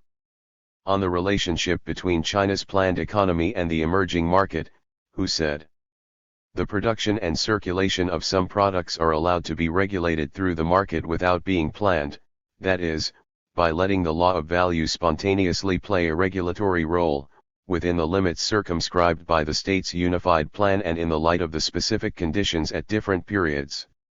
The regulatory devices for the market sector were taxation, PNCMG, and credit. The market was adjusted by who to be essential and useful. As this gave the market the widest and most clearly defined role since 1952, when the CCP consolidated its economic and political control over China after coming to power in 1949, some comrades understandably showed concern. The Red Flag, a theoretical organ of the Central Committee, warned that if the plan and market were put on equal footing, this would lead to a return to capitalism. The existence of such disagreement was indicated by the fact that the reforms between 1979 and 1984 were implemented essentially in a piecemeal fashion, as has been noted by scholars outside China. The CCP finally confronted the issue of Marxism on October 20, 1984, at 185. The third plenary session of the 12th Central Committee. It issued a report entitled Decision of the Central Committee of the Communist Party of China on Reform of the Economic Structure. This session compared itself with the 1978 third plenary session of the 11th Central Committee, and claimed that it would also play a historical role in the restructuring of the economy. It saw its decision as a blueprint for all-round reform, quickening its tempo and stimulating the restructuring of the entire national economy with the urban economy as the focus. Deng Xiaoping regarded it as a very good document because it explains what socialism is in terms never used by the founders of Marxism-Leninism. There are some new theories. Deng is certainly right about Marxism-Leninism here. Deng further explained how the party arrived at this momentous theoretical breakthrough by claiming, "I think the document has clarified things. We could not have drawn up such a document before, without the experience of the past few years. It would have been impossible to do so. And even if it had been produced, it could hardly have been adopted. Our experience has enabled us to answer new questions that arose under new circumstances." Deng was addressing the senior comrades of the party's Central Advisory Commission. In so saying, Deng effectively claimed that while the CCP was leading China to socialism, it also needed theories that would accord with the new practice. So, it was necessary to go beyond Marx and Lenin, who had not experienced the Chinese conditions of the 1980s. Under these new conditions, Decision insists that urban enterprises under diverse ownership were to be the main force spurring the growth of the forces of production, so they should be given priority in the reform. In his 1982 speech, Chairman Hu allocated the public sector the leading position. By 1984 the private sector had been elevated by Deng to become the main force. To explain why a socialist economy, with a degree of collectivization of which theorists like Su were proud, should extend the power and pride of place to non-state enterprises, the decision said that under the new conditions, enterprises would be transformed into relatively independent economic entities and should become producers and operators of socialist commodity production, that is, independent and responsible for their own profit and loss, and capable of transforming and developing themselves and acting as a legal person with certain rights and duties. As corporatization is usually the intermediary stage in the privatization of 186 state enterprises, this document informs us that China has now taken this road, expecting the private enterprises to strengthen this new style socialism. Under this socialist commodity production mode, these private enterprises are expected to cooperate with and support each other, but also engage in competition. Decision claimed that competition is not unique to capitalism but inevitable in commodity production. A Marxist would have thought that competition and capitalism are one and the same. But they are not. The difference, Decision claimed, is in the purposes, nature, scope, and means of competition. In this socialist commodity system, there are fundamental differences between the socialist and capitalist systems. In the socialist system, enterprises function to serve socialist modernization, and competition means that only the best survive. Dong Furong was right. Socialism involving competition to survive would not be recognizable by Marx and Lenin, nor Chenduxia or Cai Hezhen, for that is social Darwinism, which they rejected. However, the authors of the decision would deny they were social Darwinians even if they had labeled their system as a planned commodity economy, because they still kept their discourse within Marxist terms. The nature of this planned commodity economy, decision explained, reaffirms itself as a socialist society in that it practices a planned economy on the basis of public ownership of the means of production. But to upholders of Marxism-Leninism MZT, China's actual conditions could not be ignored. They included a large territory and population, poor information and transport facilities, and uneven development among the different regions. So, decision argued, it would be virtually impossible to use only planning to regulate the economy and disregard the market, and insisted that it was imperative to allow commodity production and exchange. It was only logical for the designer of decision, having come to this conclusion, to advise the discarding of the old orthodoxy that regarded a planned economy as the opposite of a commodity economy. In this way, decision claimed to have legitimized the role of the market in a socialist economy. This gives the market an integral role in this modernized socialism to which the ideas of Marx are no longer relevant. However, while Marx, Lenin and Mao would readily have agreed that changes in historical conditions called for different practices, it seems that the historical conditions in post-Mao China have changed in peculiar ways. In 1981, Su would repeat his 1979 claim that it was the establishment of socialist public ownership of the means of production that had led to the elimination of the exploiting classes so that the proletariat had become masters, no longer propertyless, and then become the working class. The peasants had changed from being individual laborers and owners of small private property into members of the people's communes based on collective ownership. Yet, almost immediately after these boasts were published, Su. 187 called for new policies to return to the conditions whose elimination had brought such outstanding gains to the proletariat and the peasants. His calls were realized between 1983 and 1985. In what is known as document number 1 in each of those years, the gains so proudly acclaimed by Su were reversed so as to fit the new historical conditions. The 1983 document gave unconditional support to the establishment of the responsibility system, a process of decollectivizing agriculture, with each family to be responsible for profits and loss in its allocated plot for periods of between 1 and 3 years. The 1984 document extended the land contracts to 15 years. Their basic thrust was a shift away from the administrative orders of the collective economy to the use of prices and greater reliance on the market as regulators. Document number 1 of 1985 makes it clear that the state would no longer continue to procure agricultural commodities and would play only a residual role, with the free market becoming increasingly important. One wonders whether there had been a revolution of ideas in which the exploitative proclivity had been expunged not only from the Chinese people but also from foreign investors. Two things seem obvious. The party still prefers to be regarded as pursuing a socialist agenda, and to be seen as socialist. Second, academicians have been valiantly devising a plausible rationale with which to validate the claim that the reform is socialist, and even Marxist.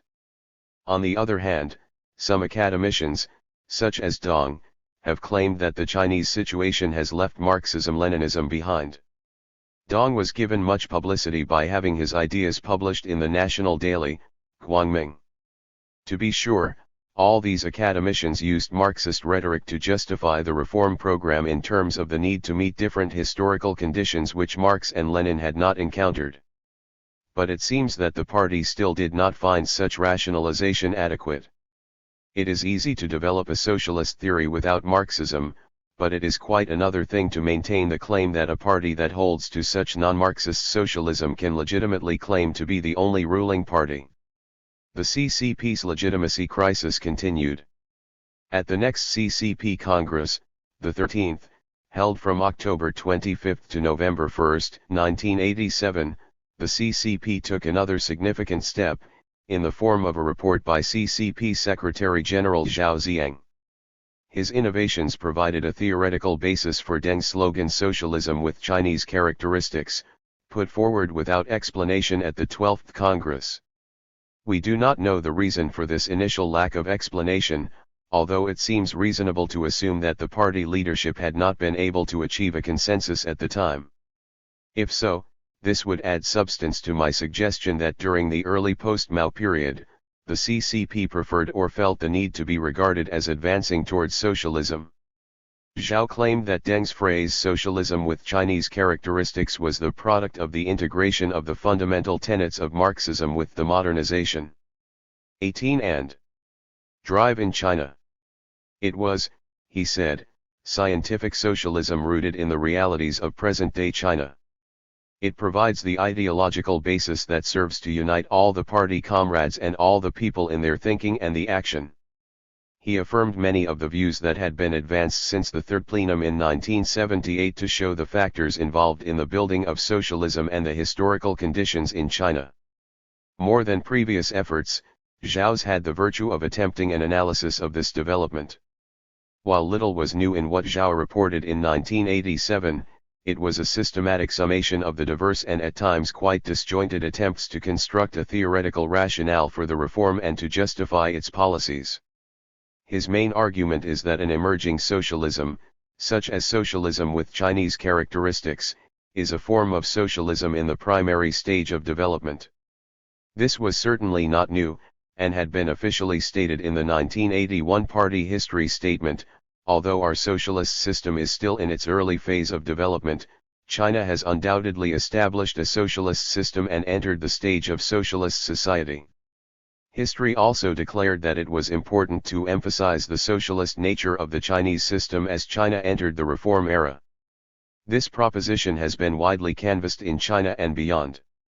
Su took this proposition to the United States in 1985, where he gave a disingenuous exposition that socialism has at least three different periods: early, middle, and developed. China was in the beginning of the early period, the Soviet Union and Eastern Europe were in the middle period, and no country had reached the developed stage. A little later, Zhao proclaimed that reform had become a necessary step for socialism. Even socialists in the intermediate stage, in Eastern Europe, had embarked on such a process. So, to advance on the road to socialism, Zhao's statement implied, China must practice reform. The effort by Su in 1985 to internationalize the proposition is really an elaboration of the 1982 proposition by the party chairman, Hu Yaobang. His 1982 report prepared the ground for the resolution of the 1986 Sixth Plenary Session of the 12th Central Committee on September 28, 1986. Who noted that China's socialism was in its initial stage and as such had not yet developed materially.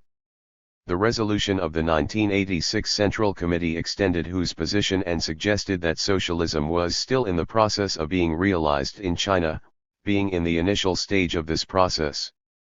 In addition, the party would have to apply the principle of distribution according to work and develop the socialist commodity economy and competition.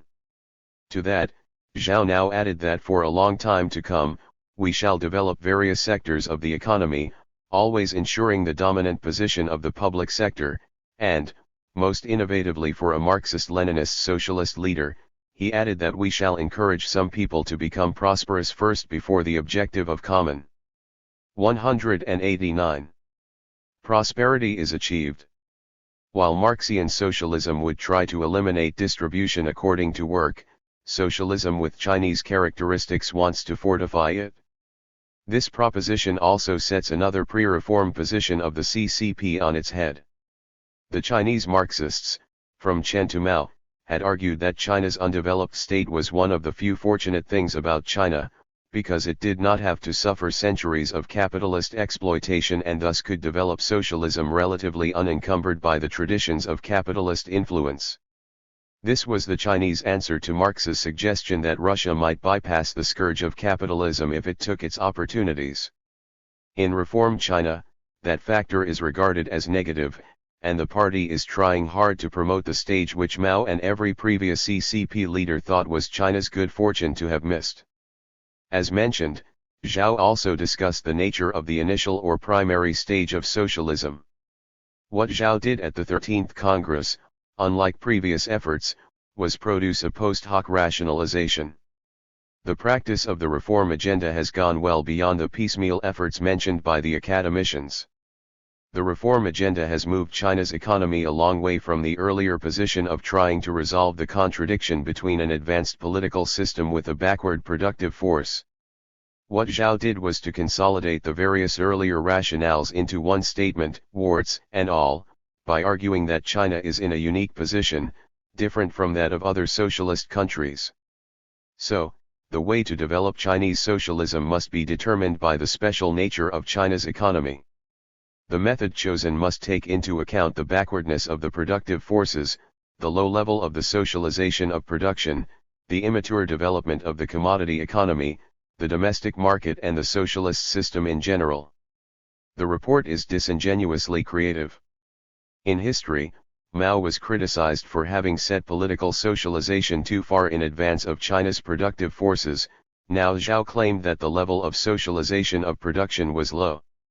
While Marxian socialism is about the elimination of the commodity economy, Zhao would have China's socialism strengthen the commodity economy as that socialism proceeds to maturity. This report proposed not only that the commodity economy had to be introduced, but that the CCP must also establish the political conditions to bring it into being. So Zhao made the CCP the first communist party pledged to introduce capitalist practices as preconditions for advancing socialism. While previous attempts to rationalize the reform agenda alluded to this self-contradictory proposition, by 1987, 9 years after the reform began, the party secretary-general openly declared the necessity of creating a commodity economy and capitalism in order for the CCP to bring socialism to China, and insisted that bringing about such growth of the productive forces must be the immediate and decisive criterion.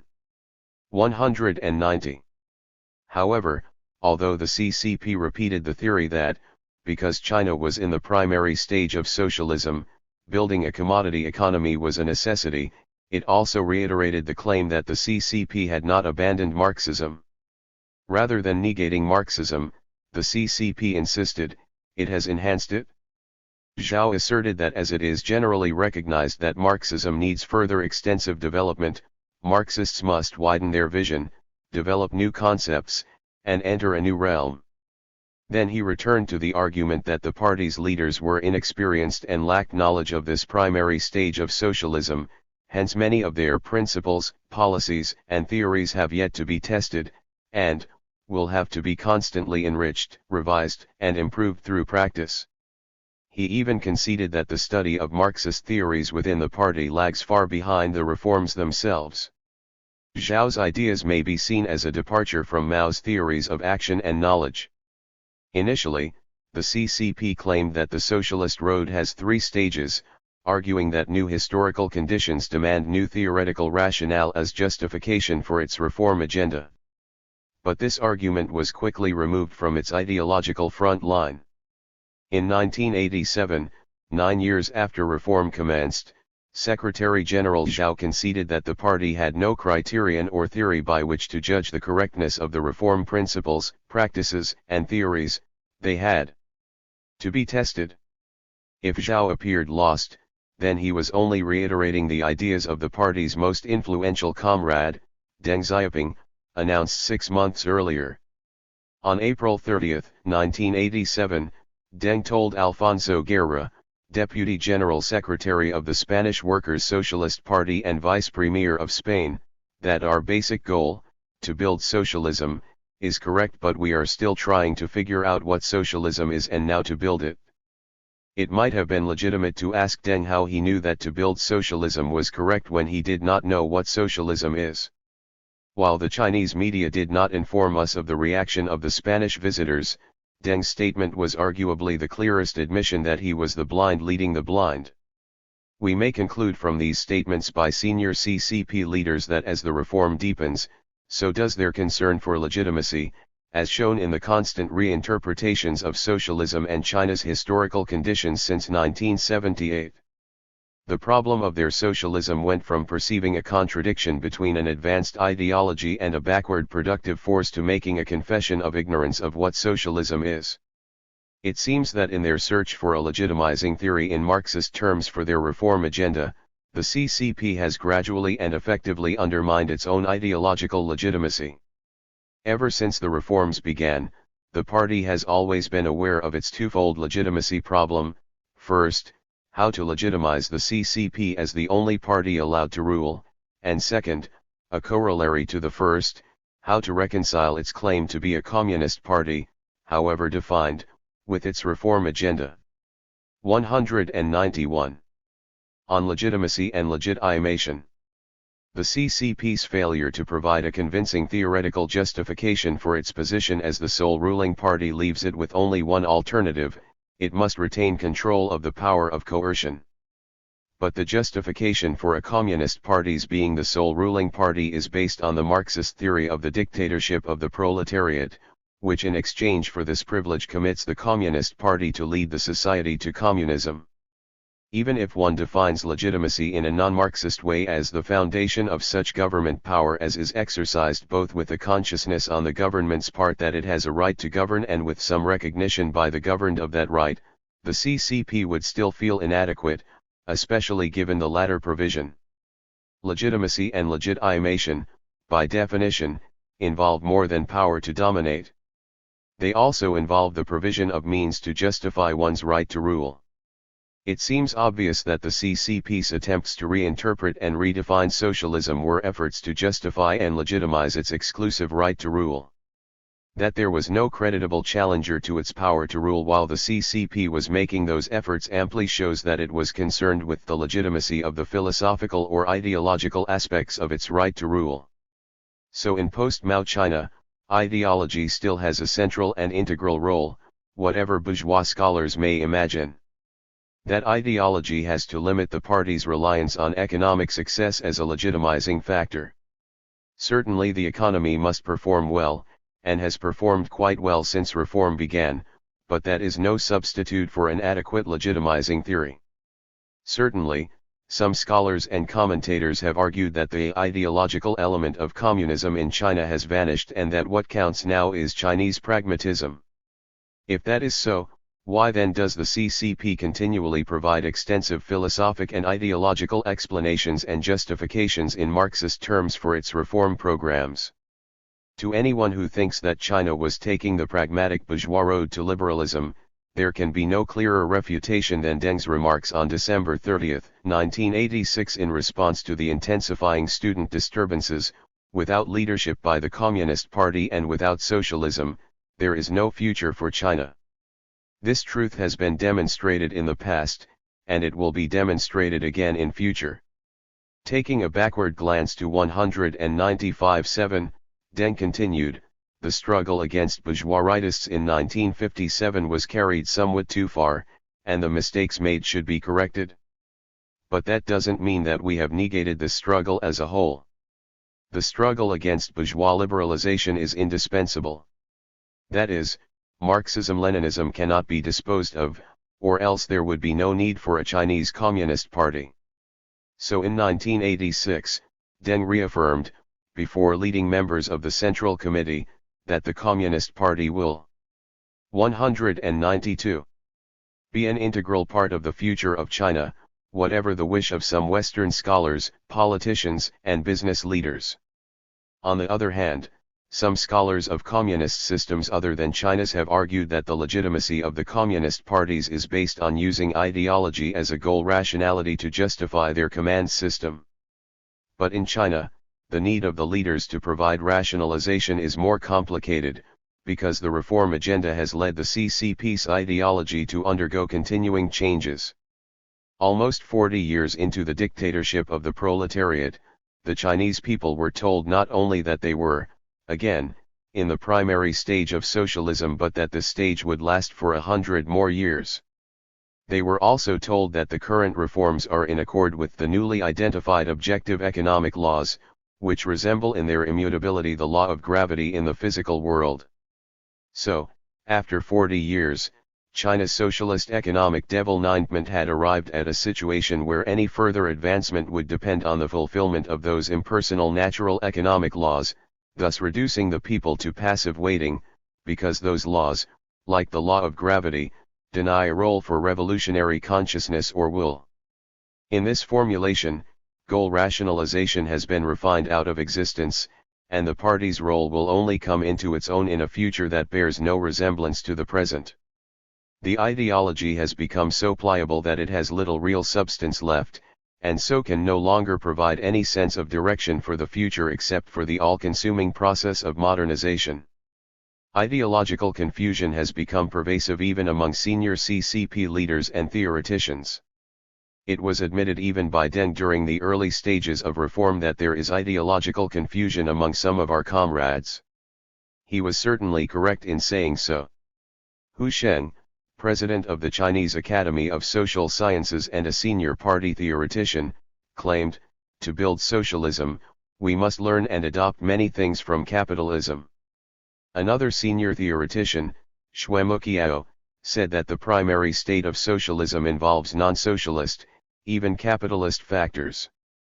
These confusions surfaced despite a reminder in 1985 from veteran party member Chen Yun that they were communists trying to build a socialist society and should place greater emphasis on ideological and political work.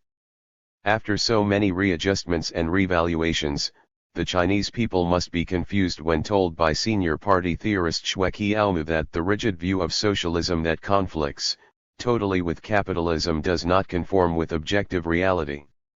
193. Resuming the endeavor. By now the CCP leaders had given themselves an even more urgent need to devise a legitimizing theory that was coherent and appropriate to the conditions they had created, conditions not experienced by Marx or Lenin, whose ideas, they thought, had therefore become irrelevant. Zhao, following senior leader Deng, called this ideology socialism with Chinese characteristics. After the various definitional gyrations, the Chineseness was the only aspect in that statement that is internally consistent.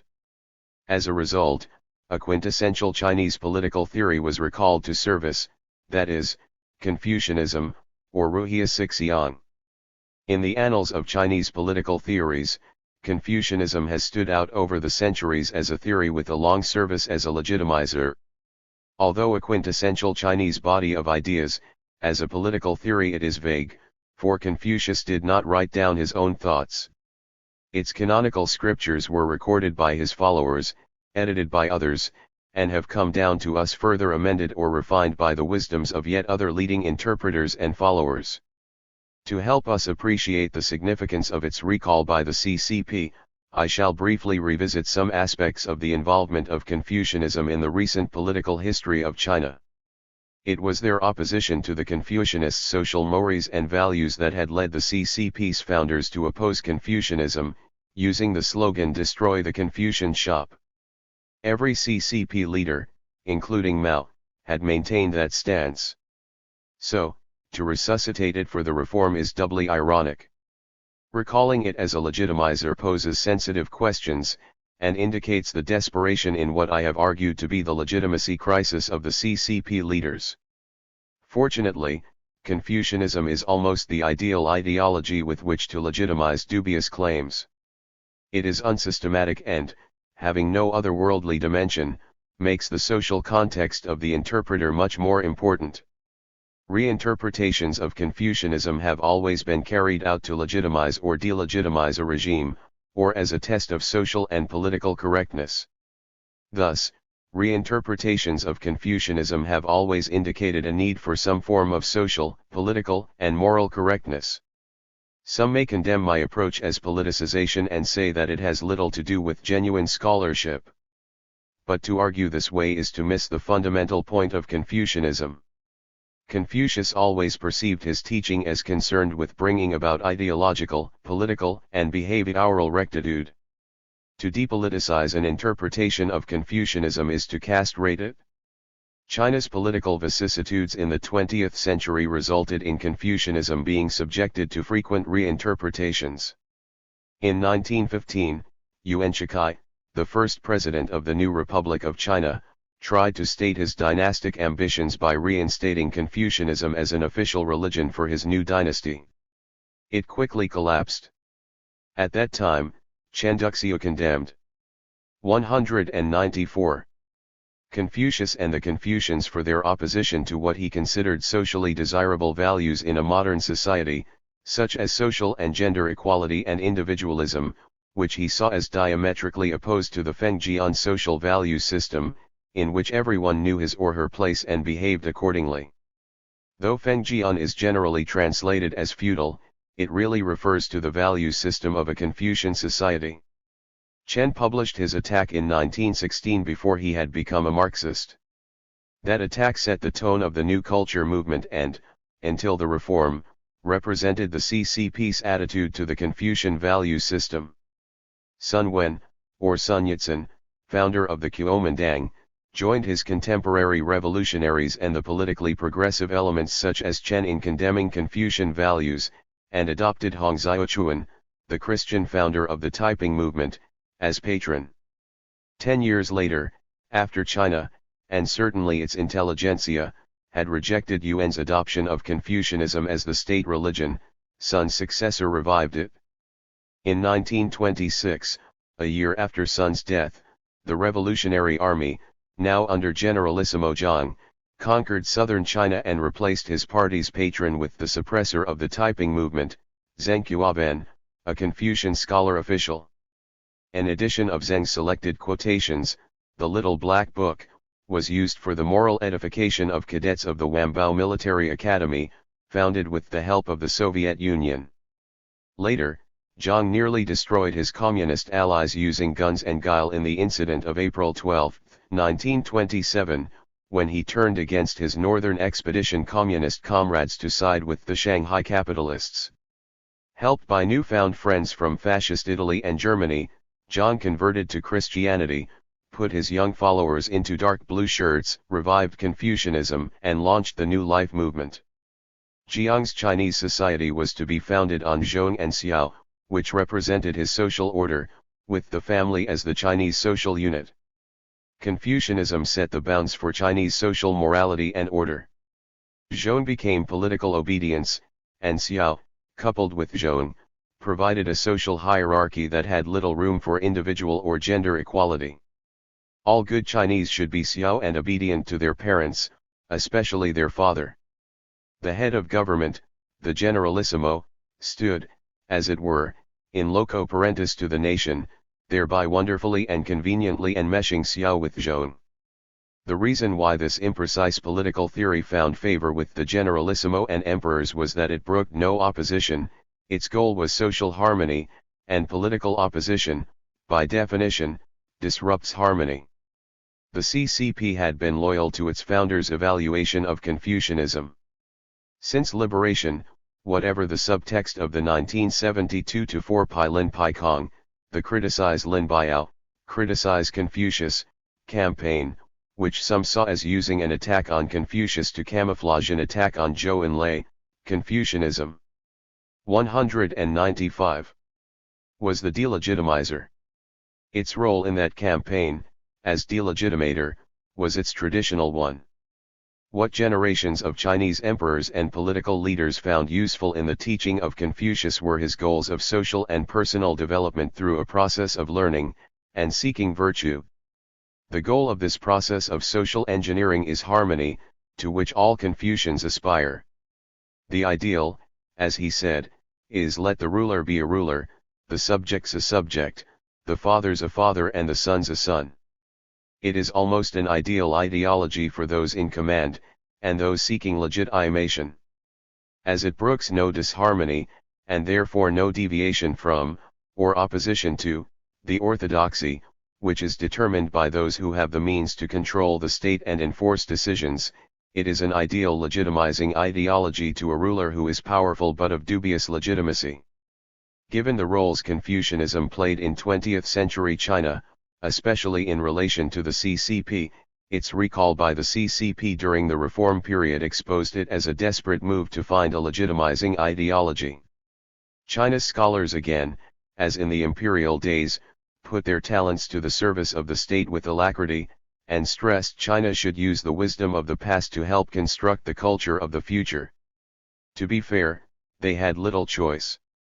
Among the many authoritative views on Confucius in Deng's China, One of the most significant was that of the party's Secretary-General and Deng's eventual successor, President Jiang Zemin of the PRC.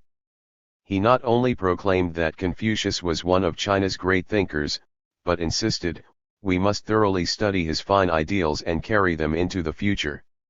Acknowledging the changed circumstances, he urged comrades to discard the superfluous and select the essential. In this way we can best educate our people to carry on our national tradition. With such authoritative commendation, politicians and academicians surged forward to praise Confucianism and Confucius. The Beijing Review published a collection of opinions by leading comrades and scholars in the same issue that published Jiang's statement. Gu Mu, a senior member in the party hierarchy who doubled as honorary president of the China Confucian Foundation, was in full agreement with his party chief, and declared, Confucius was a great thinker, educator, and a politician of noble character, learned and held in high regard. Gu argued that to build our new socialist culture, we should at one and the same time both inherit and reform our nation's traditional culture, including Confucian thought, and absorb and merge them with advanced aspects of foreign culture. In the light of such political approval, scholars, as has been their wont, acted like the Confucian metaphor, grass before the wind.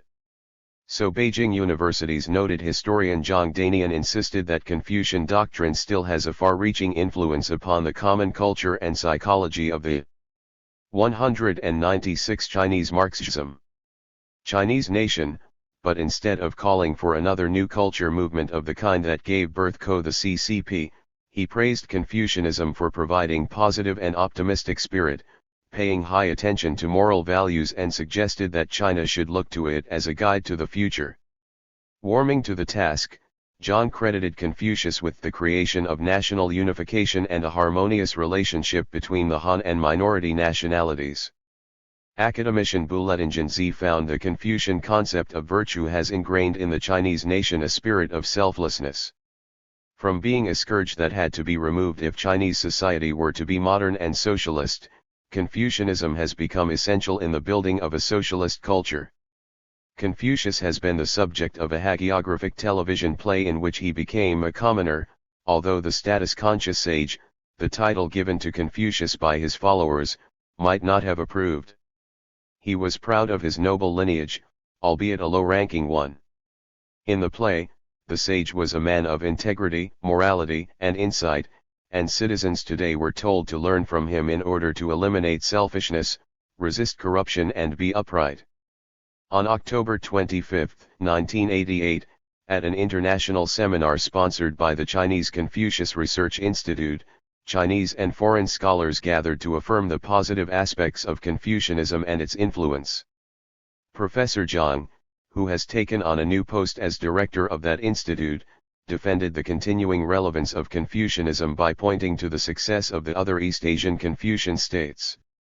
That Hong Kong and Singapore flourish is taken as evidence for the continuing relevance of the Confucian social ideology. As neither Hong Kong nor Singapore ever claimed to be Marxist socialist, we can only assume that to Zhang, the success he referred to is something other than Marxist socialism. As to the claim that the financial success of Hong Kong and Singapore has been due to the influence of Confucianism, we do well to recall what the sage and his most influential interpreter, Meng or Mencius, said about such activity. The sage said, if one is guided by profit in one's action, one will incur much ill will, and the book of Mencius, of canonical status, condemned the pursuit of profit as an ignoble and negative act. There is little in the recorded words of Confucius that can be construed as an economic theory.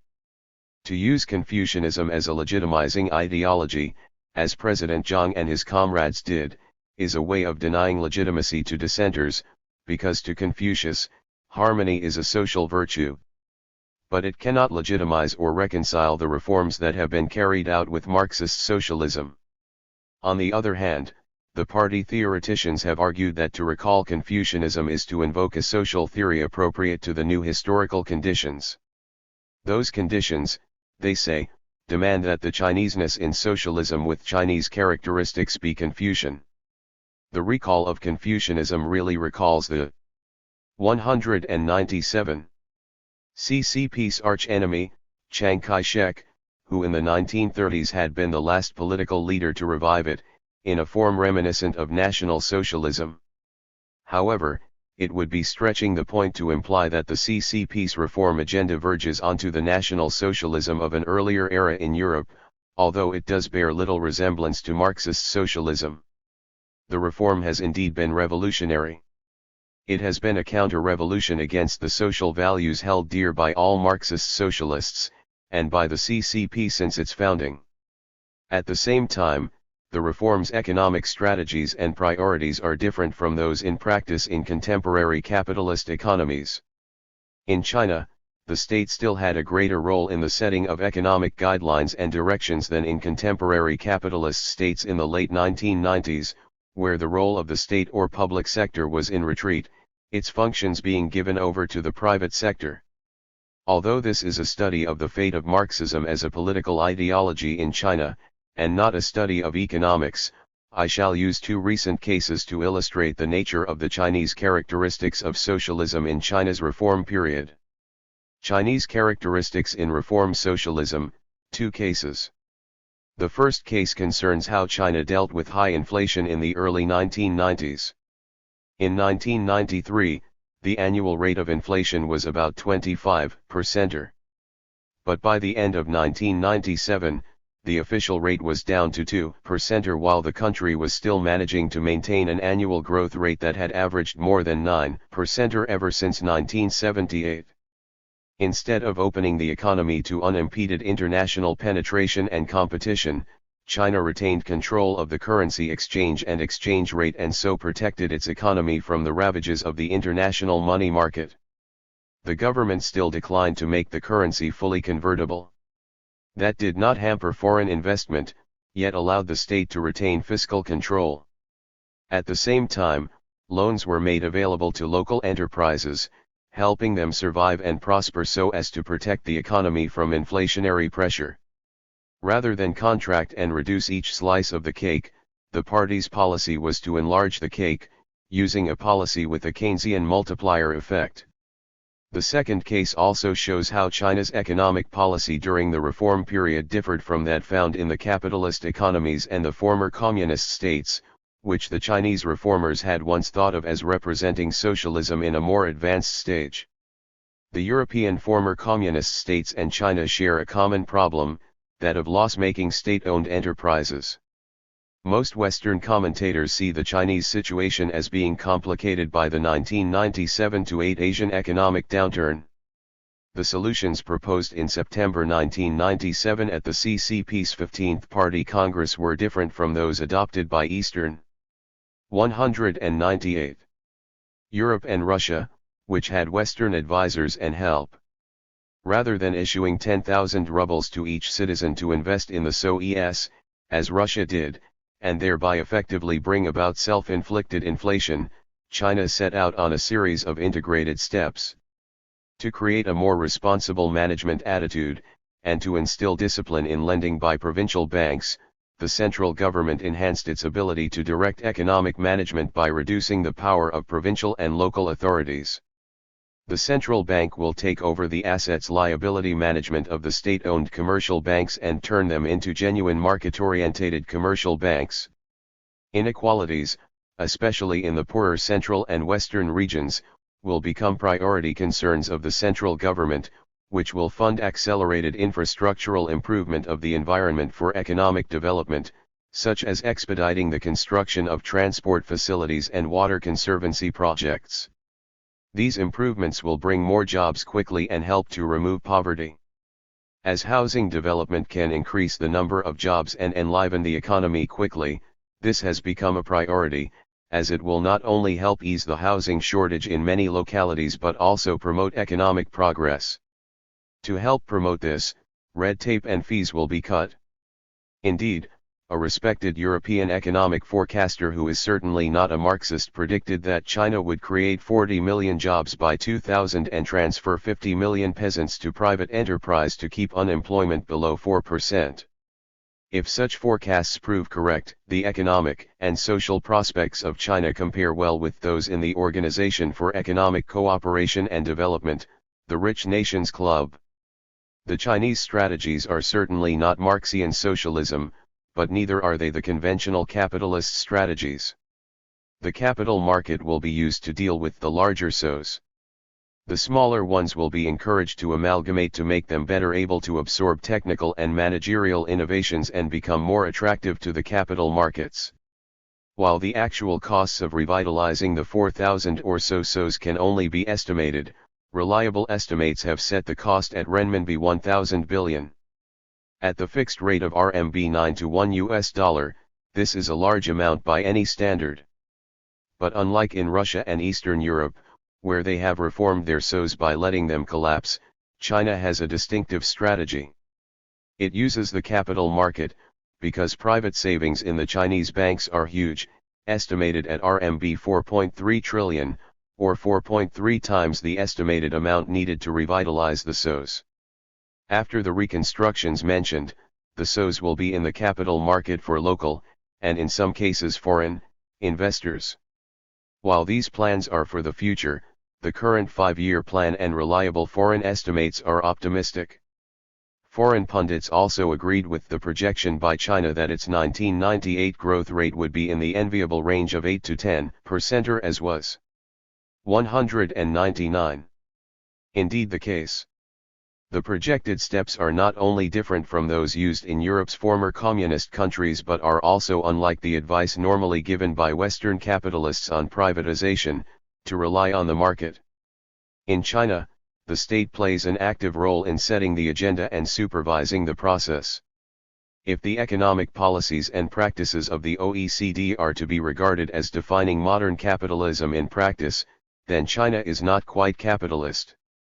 Instead of shrinking the public sector and allowing the private sector to take over its services, the Chinese state remains interventionist on issues such as economic directions and policies, and with keener eyes for the economically weak, including the SOEs. China has adopted crossing the stream by feeling each stone with one's feet as a metaphor for its theory of action. That is, the actual step depends on the circumstances at any given time, which may be regarded as being in line with the revolutionary demand of being case-specific. As Confucianism calls on people to be content with their station in life as a prerequisite to achieving the goal of social harmony, its revival allows the CCP to replace the modus operandi of class struggle, integral to the dictatorship of the proletariat, and still claim legitimacy as the sole ruling party. However, the enlistment of Confucianism may lead to future ideological contradictions. It has values that are inimical to modern values, including those of the reform agenda, the inferior social and political status it allots to women, its condemnation of the pursuit of profit as a morally inferior activity, and its view of the rule of law as being morally inferior to the rule of good men. Women, of course, are excluded. All these are attributes already decried in the China of today, and their elimination is advocated. If that continues to be the case, the CCP leaders and theoreticians will need to redefine the teachings of Confucius, or reject them.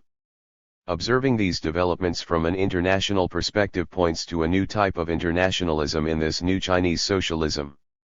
The developments announced at the 15th Congress of the CCP occurred during what is commonly known as the Asian economic crisis, when many Asian countries were forced to devalue their currencies and accept the socially and economically harsh rescue packages of the World Bank and International Monetary Fund.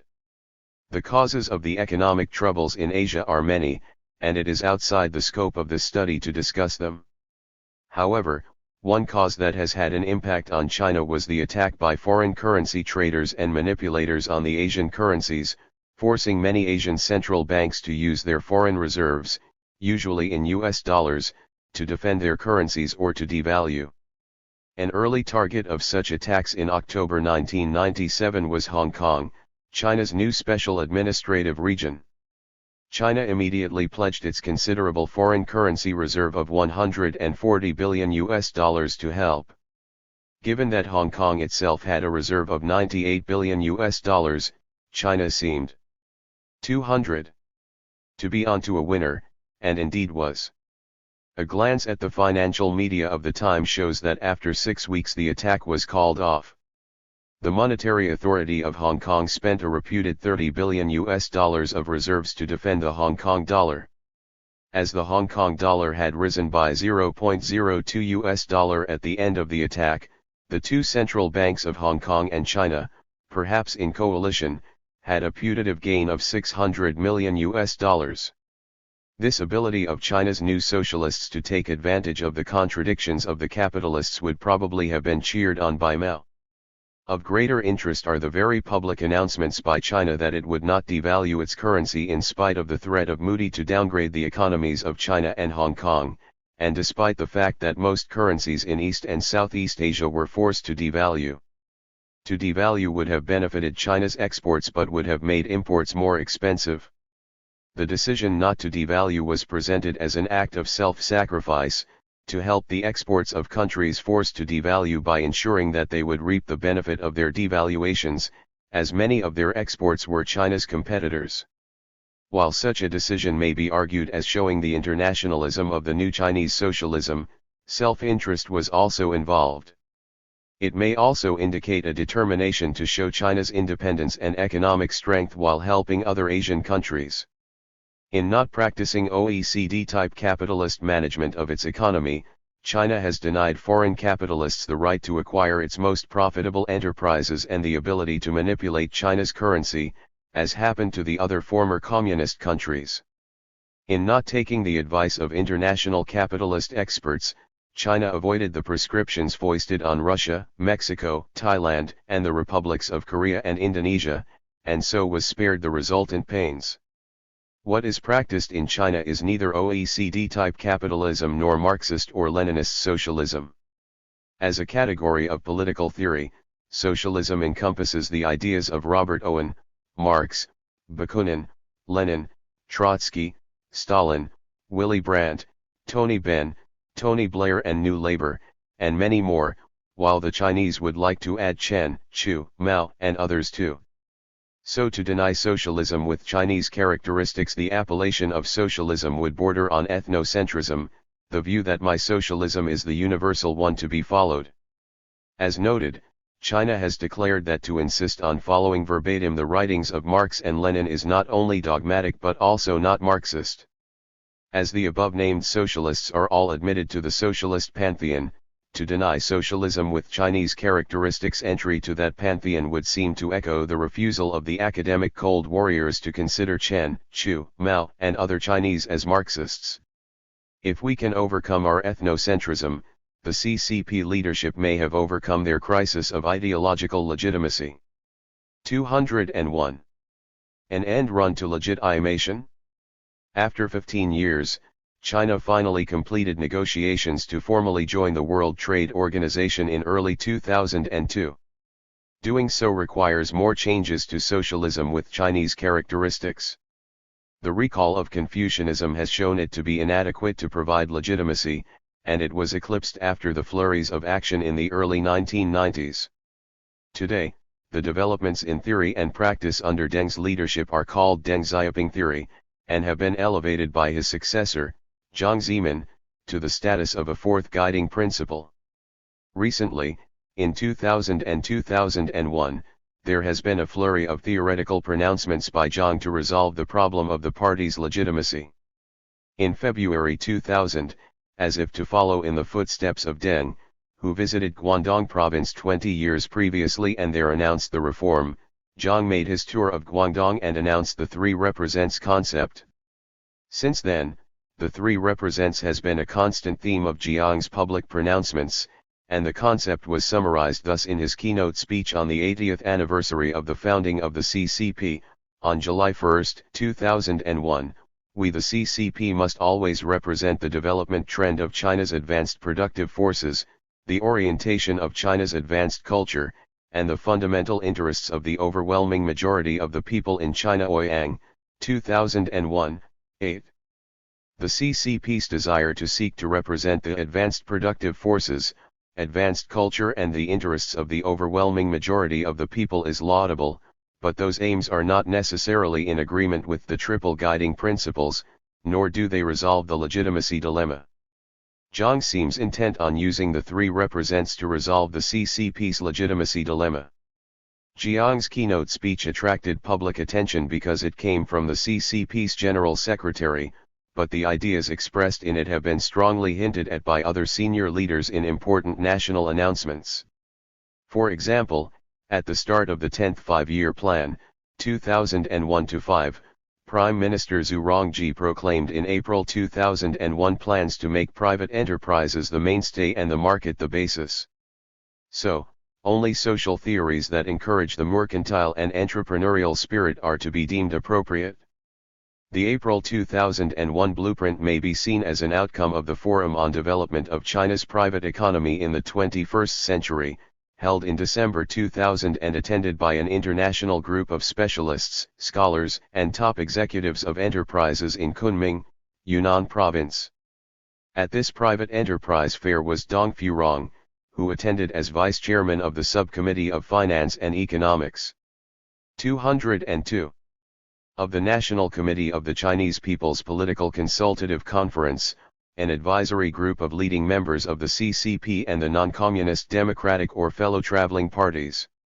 He pointed out that as foreign enterprises will be given the national treatment when China joins the WTO, so it is unreasonable to deprive the private sector of such treatment. National treatment, as this report explained, was the most popular term among the entrepreneurs at this private enterprise fair. It refers to. Against that background, it was but a short step for the CCP's General Secretary, Jiang Zemin, to use such sentiments to solve the legitimacy crisis. His keynote speech contained an important theoretical innovation.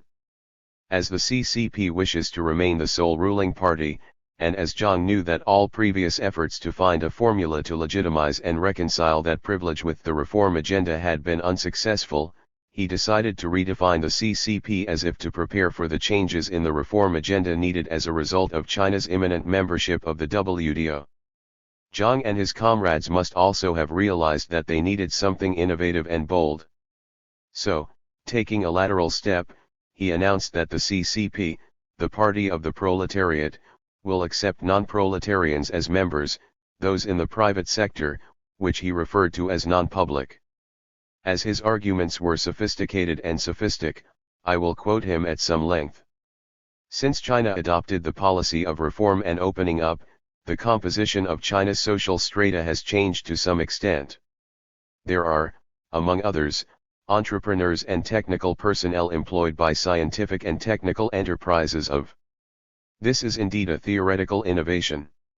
He began with the premise that the purpose of Chinese socialism is to enhance the country's productive capacity and concluded that those who enhance the productive forces are, by 203. Definition, good socialists and eligible to join the CCP.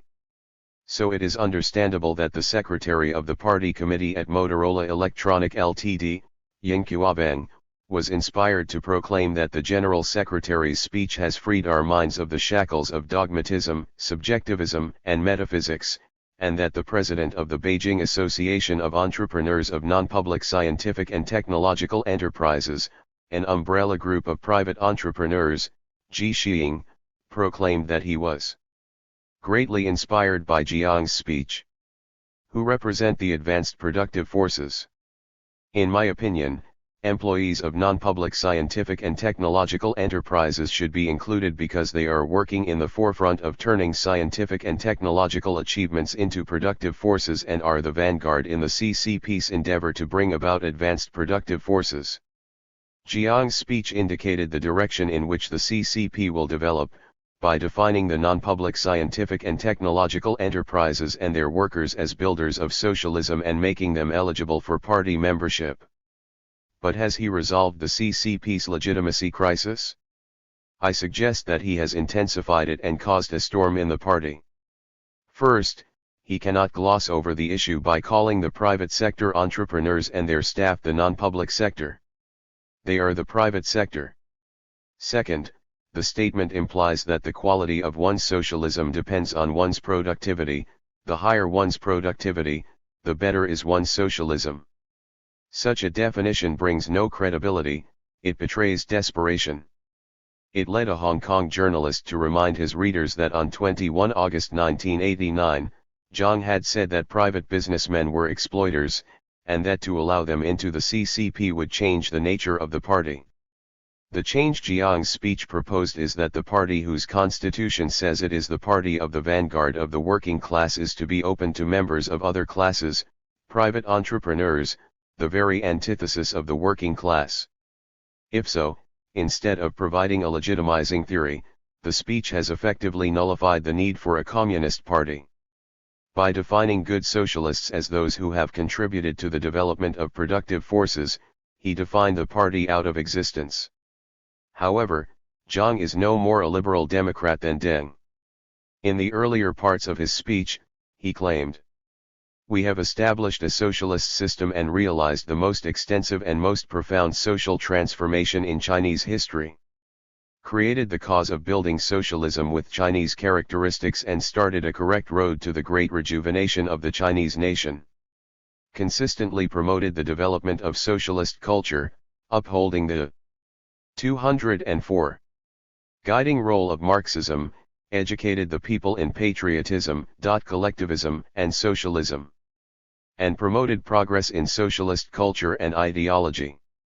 It was a litany of successful achievements because our party steadfastly stood its ground like a firm rock in midstream, and socialism in China has displayed its vigor and vitality."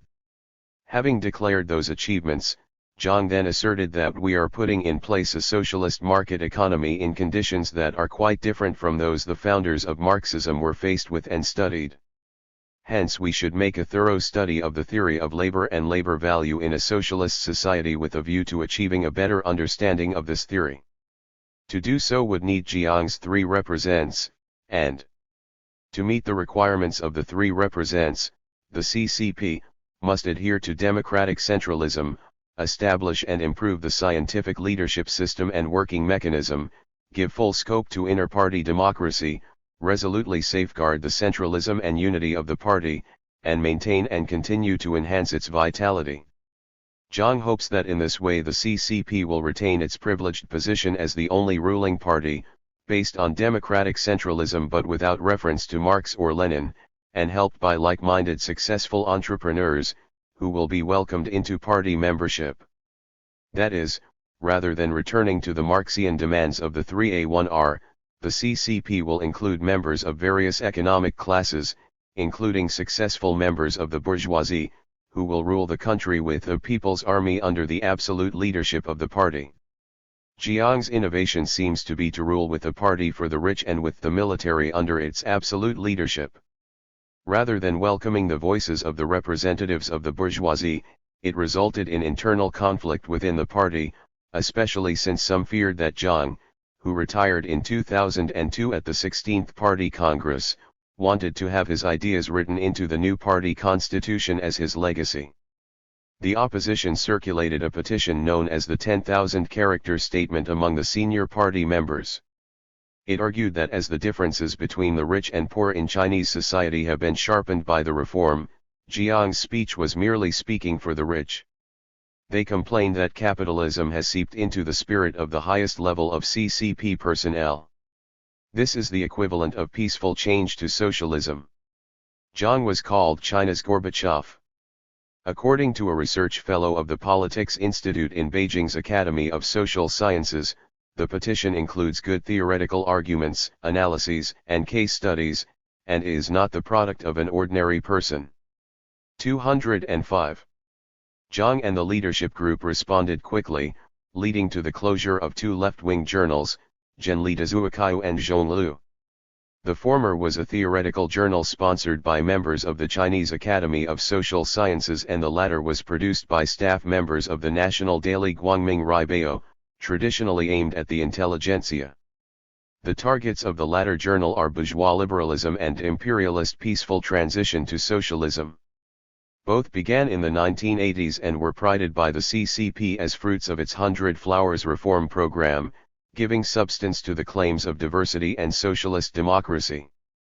Both sides of this contest now see it as a battle for the life of the party. It was reported that in a show of strength, the senior leaders at their annual Baidahe summer retreat, in preparation for the 16th Party Congress in 2002, forced the Academy's president to order the Pursuit of Truth to submit all articles to the party's Central Propaganda Department for prior approval before publication. The instruction was refused, and the August issue was therefore stopped. Meanwhile, the party's Central Propaganda Department used the Central Television Service to instruct the provincial party secretaries to use the speech as a compulsory text for political study. The reason is more than the vanity of the party general secretary trying to install his ideas in the constitution alongside MZT and Deng Xiaoping theory, although that may well be the case. It is about the party's future, whether to remain socialist or become a party for the powerful and rich. Certainly, since the reform began, it has rapidly jettisoned or declared out of date first MZT then Marxism and Leninism. In his speech, Zhang showed much self-confidence by reference to himself as authority. His innovations were made under the guidance of the party line, principles, and policies. That is, the conclusions of his speech were not made in reference to the guiding principles. That the two journals of the left can be closed so easily probably means that the left's opposition has come too late. Of course, at the time of writing, October 2001, I cannot know what the documents of the party's 16th Congress will show when they are published. It is then that we shall find whether successful entrepreneurs and employees of foreign companies are welcomed into the CCP to help build socialism. Has the CCP solved its legitimacy crisis? If socialism is judged by the standard of the guiding principles of Marxism, Leninism and Mao Zedong thought, the answer will have to be no.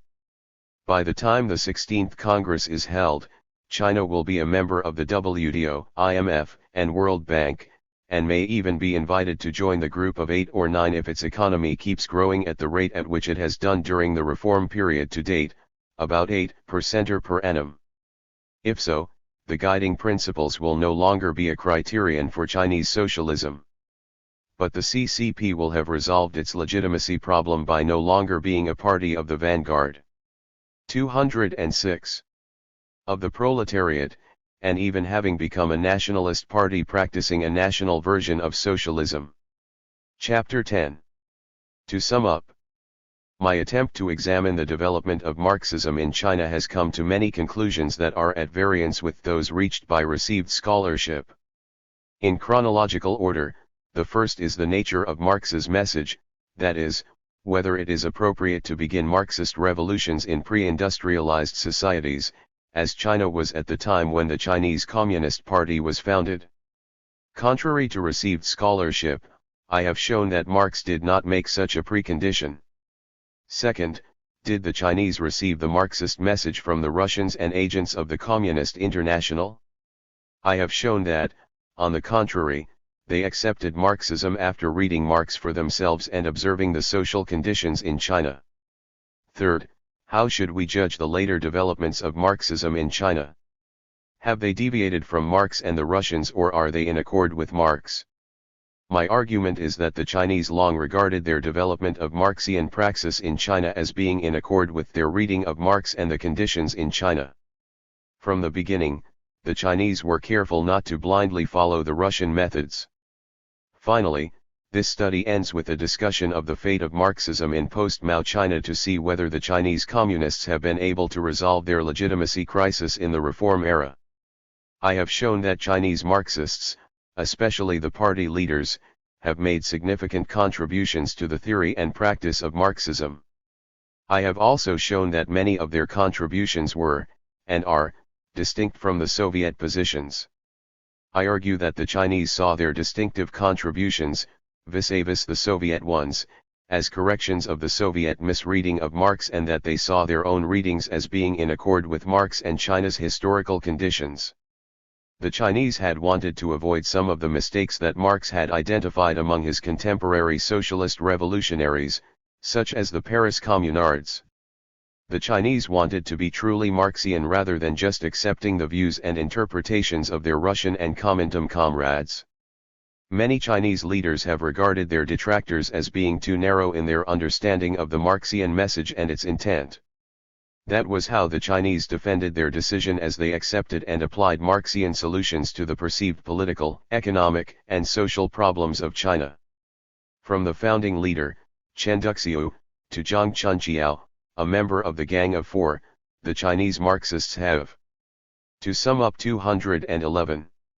Defended their positions from the appropriate writings of Marx, especially those on the French situation, against those who criticized the Chinese decisions as inappropriate and un-Marxist. Marx's civil war in France was used to justify conducting a Marxian revolution that involved the peasantry. During the Cultural Revolution, Zhang cited the class struggles in France to support his call for a permanent revolution, including a revolution of ideas. Many scholars have taken the view that as China was not industrialized, Marxism was irrelevant there in 1921 when the CCP was founded. But the Chinese position may be likened to that of the subjugated peoples Engels mentioned. From the beginning, the Chinese were sure that the Marxian route to social liberation must be situationally specific, and this enabled them to be comfortable in being distinctive. Chen Duxiu, the CCP's founding leader, was aware that the Marxian socialism he advocated was not the same as that in the Soviet Russia of his days, for he knew that the Chinese conditions were different from those confronting Lenin and his comrades. Chen went directly to Marx, and from his readings of Marx and observations of China's economic, social, and political conditions, he and his comrades decided they were at an appropriate time to launch a Marxian socialist revolution and devise their own revolutionary theories of practice and action. To Chen, the political revolution had to proceed in tandem with cultural and literary revolutions, because to him, a Marxist socialist revolution involves revolutions of both ideas and politics. Such was his view at the time of the New Culture movement in 1915, before he formally became a Marxist. Chu Kaibai, who succeeded Chen as party leader with the help of a Comintern representative, Borodin, in 1928, also insisted that the Marxist revolution in China should not follow the Russians blindly because the conditions it faced were different. He first aired such views openly in 1923 as editor of Qingnian Zhaji, after it became an official theoretical journal of the CCP. He became personally familiar with Bolshevik leaders, such as Bukharin, during his time in Moscow, but unlike the Russians, he stoutly insisted that in China's Marxist-socialist revolution the cultural agenda must be conducted simultaneously with the economic and political ones. The two fronts are dialectically related and have impacts on each other. Like Chen, Chu's insistence on being distinctive from the Russians was due to his own reading of Marx, Engels, and the Chinese situation. In 1932, Chu translated and published the letter Marx and Engels wrote to Lassalle concerning the political mistakes they felt Lassalle had made in his attempt to use art as a revolutionary agent through his play Franz von Sickingen. The lessons Chu drew from them became the basis of Mao's talks at the Yan'an Forum on Literature and Art 10 years later in 1942, and became the cultural policy of the CCP until the death of Mao. The period between the leadership of Chu and Mao was a precarious time. 212. For the party. It was constantly threatened with physical annihilation, and finally retreated from the onslaughts of the nationalists. That retreat was as much due to its own weakness as to the fact that it had to obey the misguided directives from Stalin via the Comintern. In the middle of the retreat, Mao was elected the CCP leader in 1935. Finally, at the end of the retreat, now known as the Long March, the Communists reached Yan'an. When they arrived at their isolated but relatively secure base there under the leadership of Mao, again took major steps to assert the distinctiveness of their theories of knowledge and action in relation to the Russian ones. On this occasion, Lenin and Stalin were their targets. Politely but firmly, Mao stated his difference from Lenin on the theory of no leg, and from Stalin on the theory of action. To Mao, his positions were closer to those of Marx than were those of his Russian comrades, because Mao premised his conclusions on his reading of Marx. Indeed, one may regard under Mao's leadership as a challenge to the claim of the Soviet Communists to be Marxists. Mao's Marxism may be called Marxism with Chinese characteristics when compared to Marxism elsewhere, although the Chinese would probably have preferred to call their socialism Marxism with Marxist characteristics. From the beginning, Chen Duxiu and his contemporaries insisted that as Marxists they must involve the peasantry in their socialist revolution, because they learned that Marx regarded one reason for the failure of the Paris Commune as being its failure to involve the dispossessed peasants, whom Marx called the proletariat foncier. From its inception, Chinese Marxism has always regarded the peasantry as the main force in a Marxian socialist revolution. China's search for a new society and culture through politically revolutionary actions was a direct product of the New Culture movement, of which Chen was a leader. That is, the Marxian socialist revolution was a product of a cultural movement in China, the New Culture movement. From the beginning, the Chinese revolutionary agenda had included a cultural front as an integral part. This Chinese analysis was based their reading of Marx, and maintained into the leadership of Mao. It has even continued after Mao, although the nature of the culture has changed. Throughout the revolution, a generic description of the political disputes within the CCP was the two-line struggle. However, as the situation changed, so did the nature of the two lines that were engaged in struggle. For instance, less than 5 years after the treachery of their nationalist partners ended the First United Front in 1927, the CCP was working for a second United Front because it claimed that the historical conditions had been changed by Japan's invasion of China. Indeed, so had the definition of the people, those who enjoy socialist democracy and do not suffer by the dictatorship of the proletariat. It had changed from meaning the supporters. To sum up 213. Of the socialist cause to meaning those who were against the invaders. Although the Second United Front also ended in bloody treacheries, it achieved at least a nominal cessation of open hostility between the nationalists and the CCP. Towards the end of the War of Resistance, Mao went to the nationalists' capital in Chongqing and personally toasted Jiang as elder brother, because Mao wanted to avoid a civil war and regarded national reconstruction as having priority in the post-war period. When his efforts failed, the civil war began. Hence, throughout the revolution, when the historical conditions changed, so did the strategies and the definition of the two lines, as well as the nature of the people. In short, the Chinese Marxists did not operate according to a fixed or predetermined praxis. Their means were always flexible, so as to respond to the changing situation, although until the recent reform era their goal was always a society where contributions would be according to ability and distribution would be according to need. After liberation, with the Communist Party in power, there were significant changes in the historical conditions. At the establishment of the United Nations Organization in San Francisco, the CCP sent a delegation, but owing to the intransigence of the United States, its credentials were denied. The Korean War and the Cold War led to a US-inspired diplomatic and economic embargo. It was with some reluctance and much reservation that China declared that it would lean to one side, that of the Soviet Union. The two countries' 30-year treaty of friendship lasted less than 10 years. In 1960, their relations degenerated into open hostility and armed conflict, followed by ideological and political disputes which did not mend until Mao died and the Soviet Union collapsed. By then, the historical conditions had changed again. The economic embargo against China wrought by the United States collapsed when other capitalist nations broke ranks and began trading with China. The People's Republic finally won its rightful place in the United Nations, gaining more than the two-thirds majority requirement, as instigated by the United States with its then ever-pliant allies Australia and New Zealand.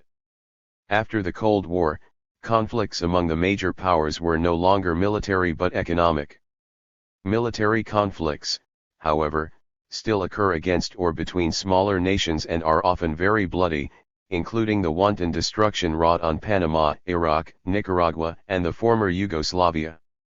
Normally, the price of being accepted by the capitalist club is economic submission. Like Cuba, China refused to pay that price. The resultant political and economic isolation during the Mao era meant that economic development proceeded more slowly than would otherwise have been the case, although more evenly.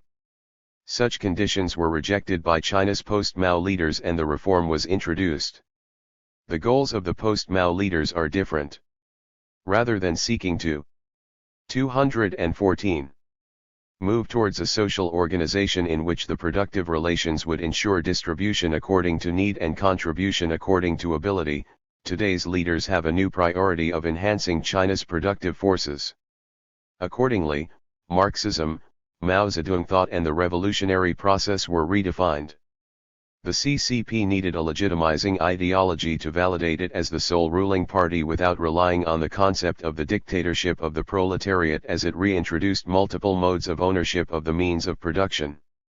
After strenuous and often frantic and dubious efforts, the party leaders decided on an ideology which they thought would be appropriate to China's new historical conditions. It is distinctively Chinese, and can legitimize the party's sole rule because on moral grounds it brooks no opposition. The CCP explained that as Marx and Lenin had not experienced the historical conditions of contemporary China, they could not provide solutions that were appropriate to China's current problems. They recruited Confucianism, the quintessential Chinese political theory and one that has often been used to legitimize dubious claims to rulership or orthodoxy. But Confucianism was soon downplayed, and too proved unable to legitimize China's economic policies. However, although the political agenda in China is no longer legitimized by the pursuit of Marxian goals, the reform agenda is not quite the same as the capitalism practiced by the leading capitalist nations, such as the OECD members.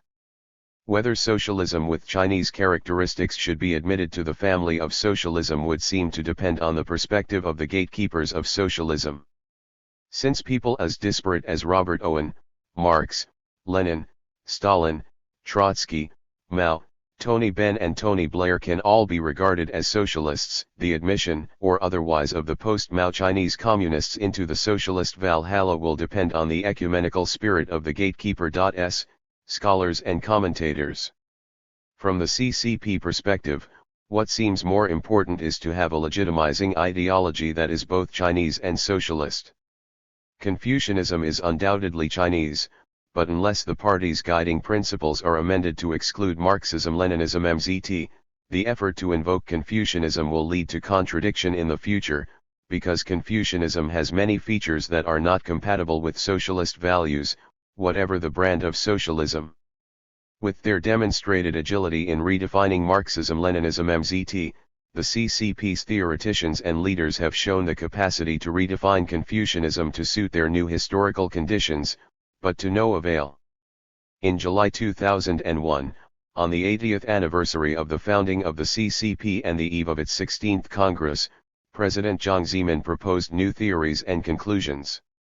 He proposed to redefine the CCP and expand the eligibility for party membership to people who have made contributions in the non-public sector, such as successful entrepreneurs and those who have contributed to the enhancement of productive forces.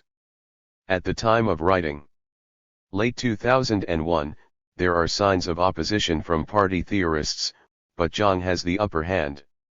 Whether he succeeds or not will only become known when the results of the 16th Party Congress are known. If his innovations do become part of the new party constitution, the party's guiding principles will have been displaced, because the CCP will no longer be a party of the vanguard of the proletariat.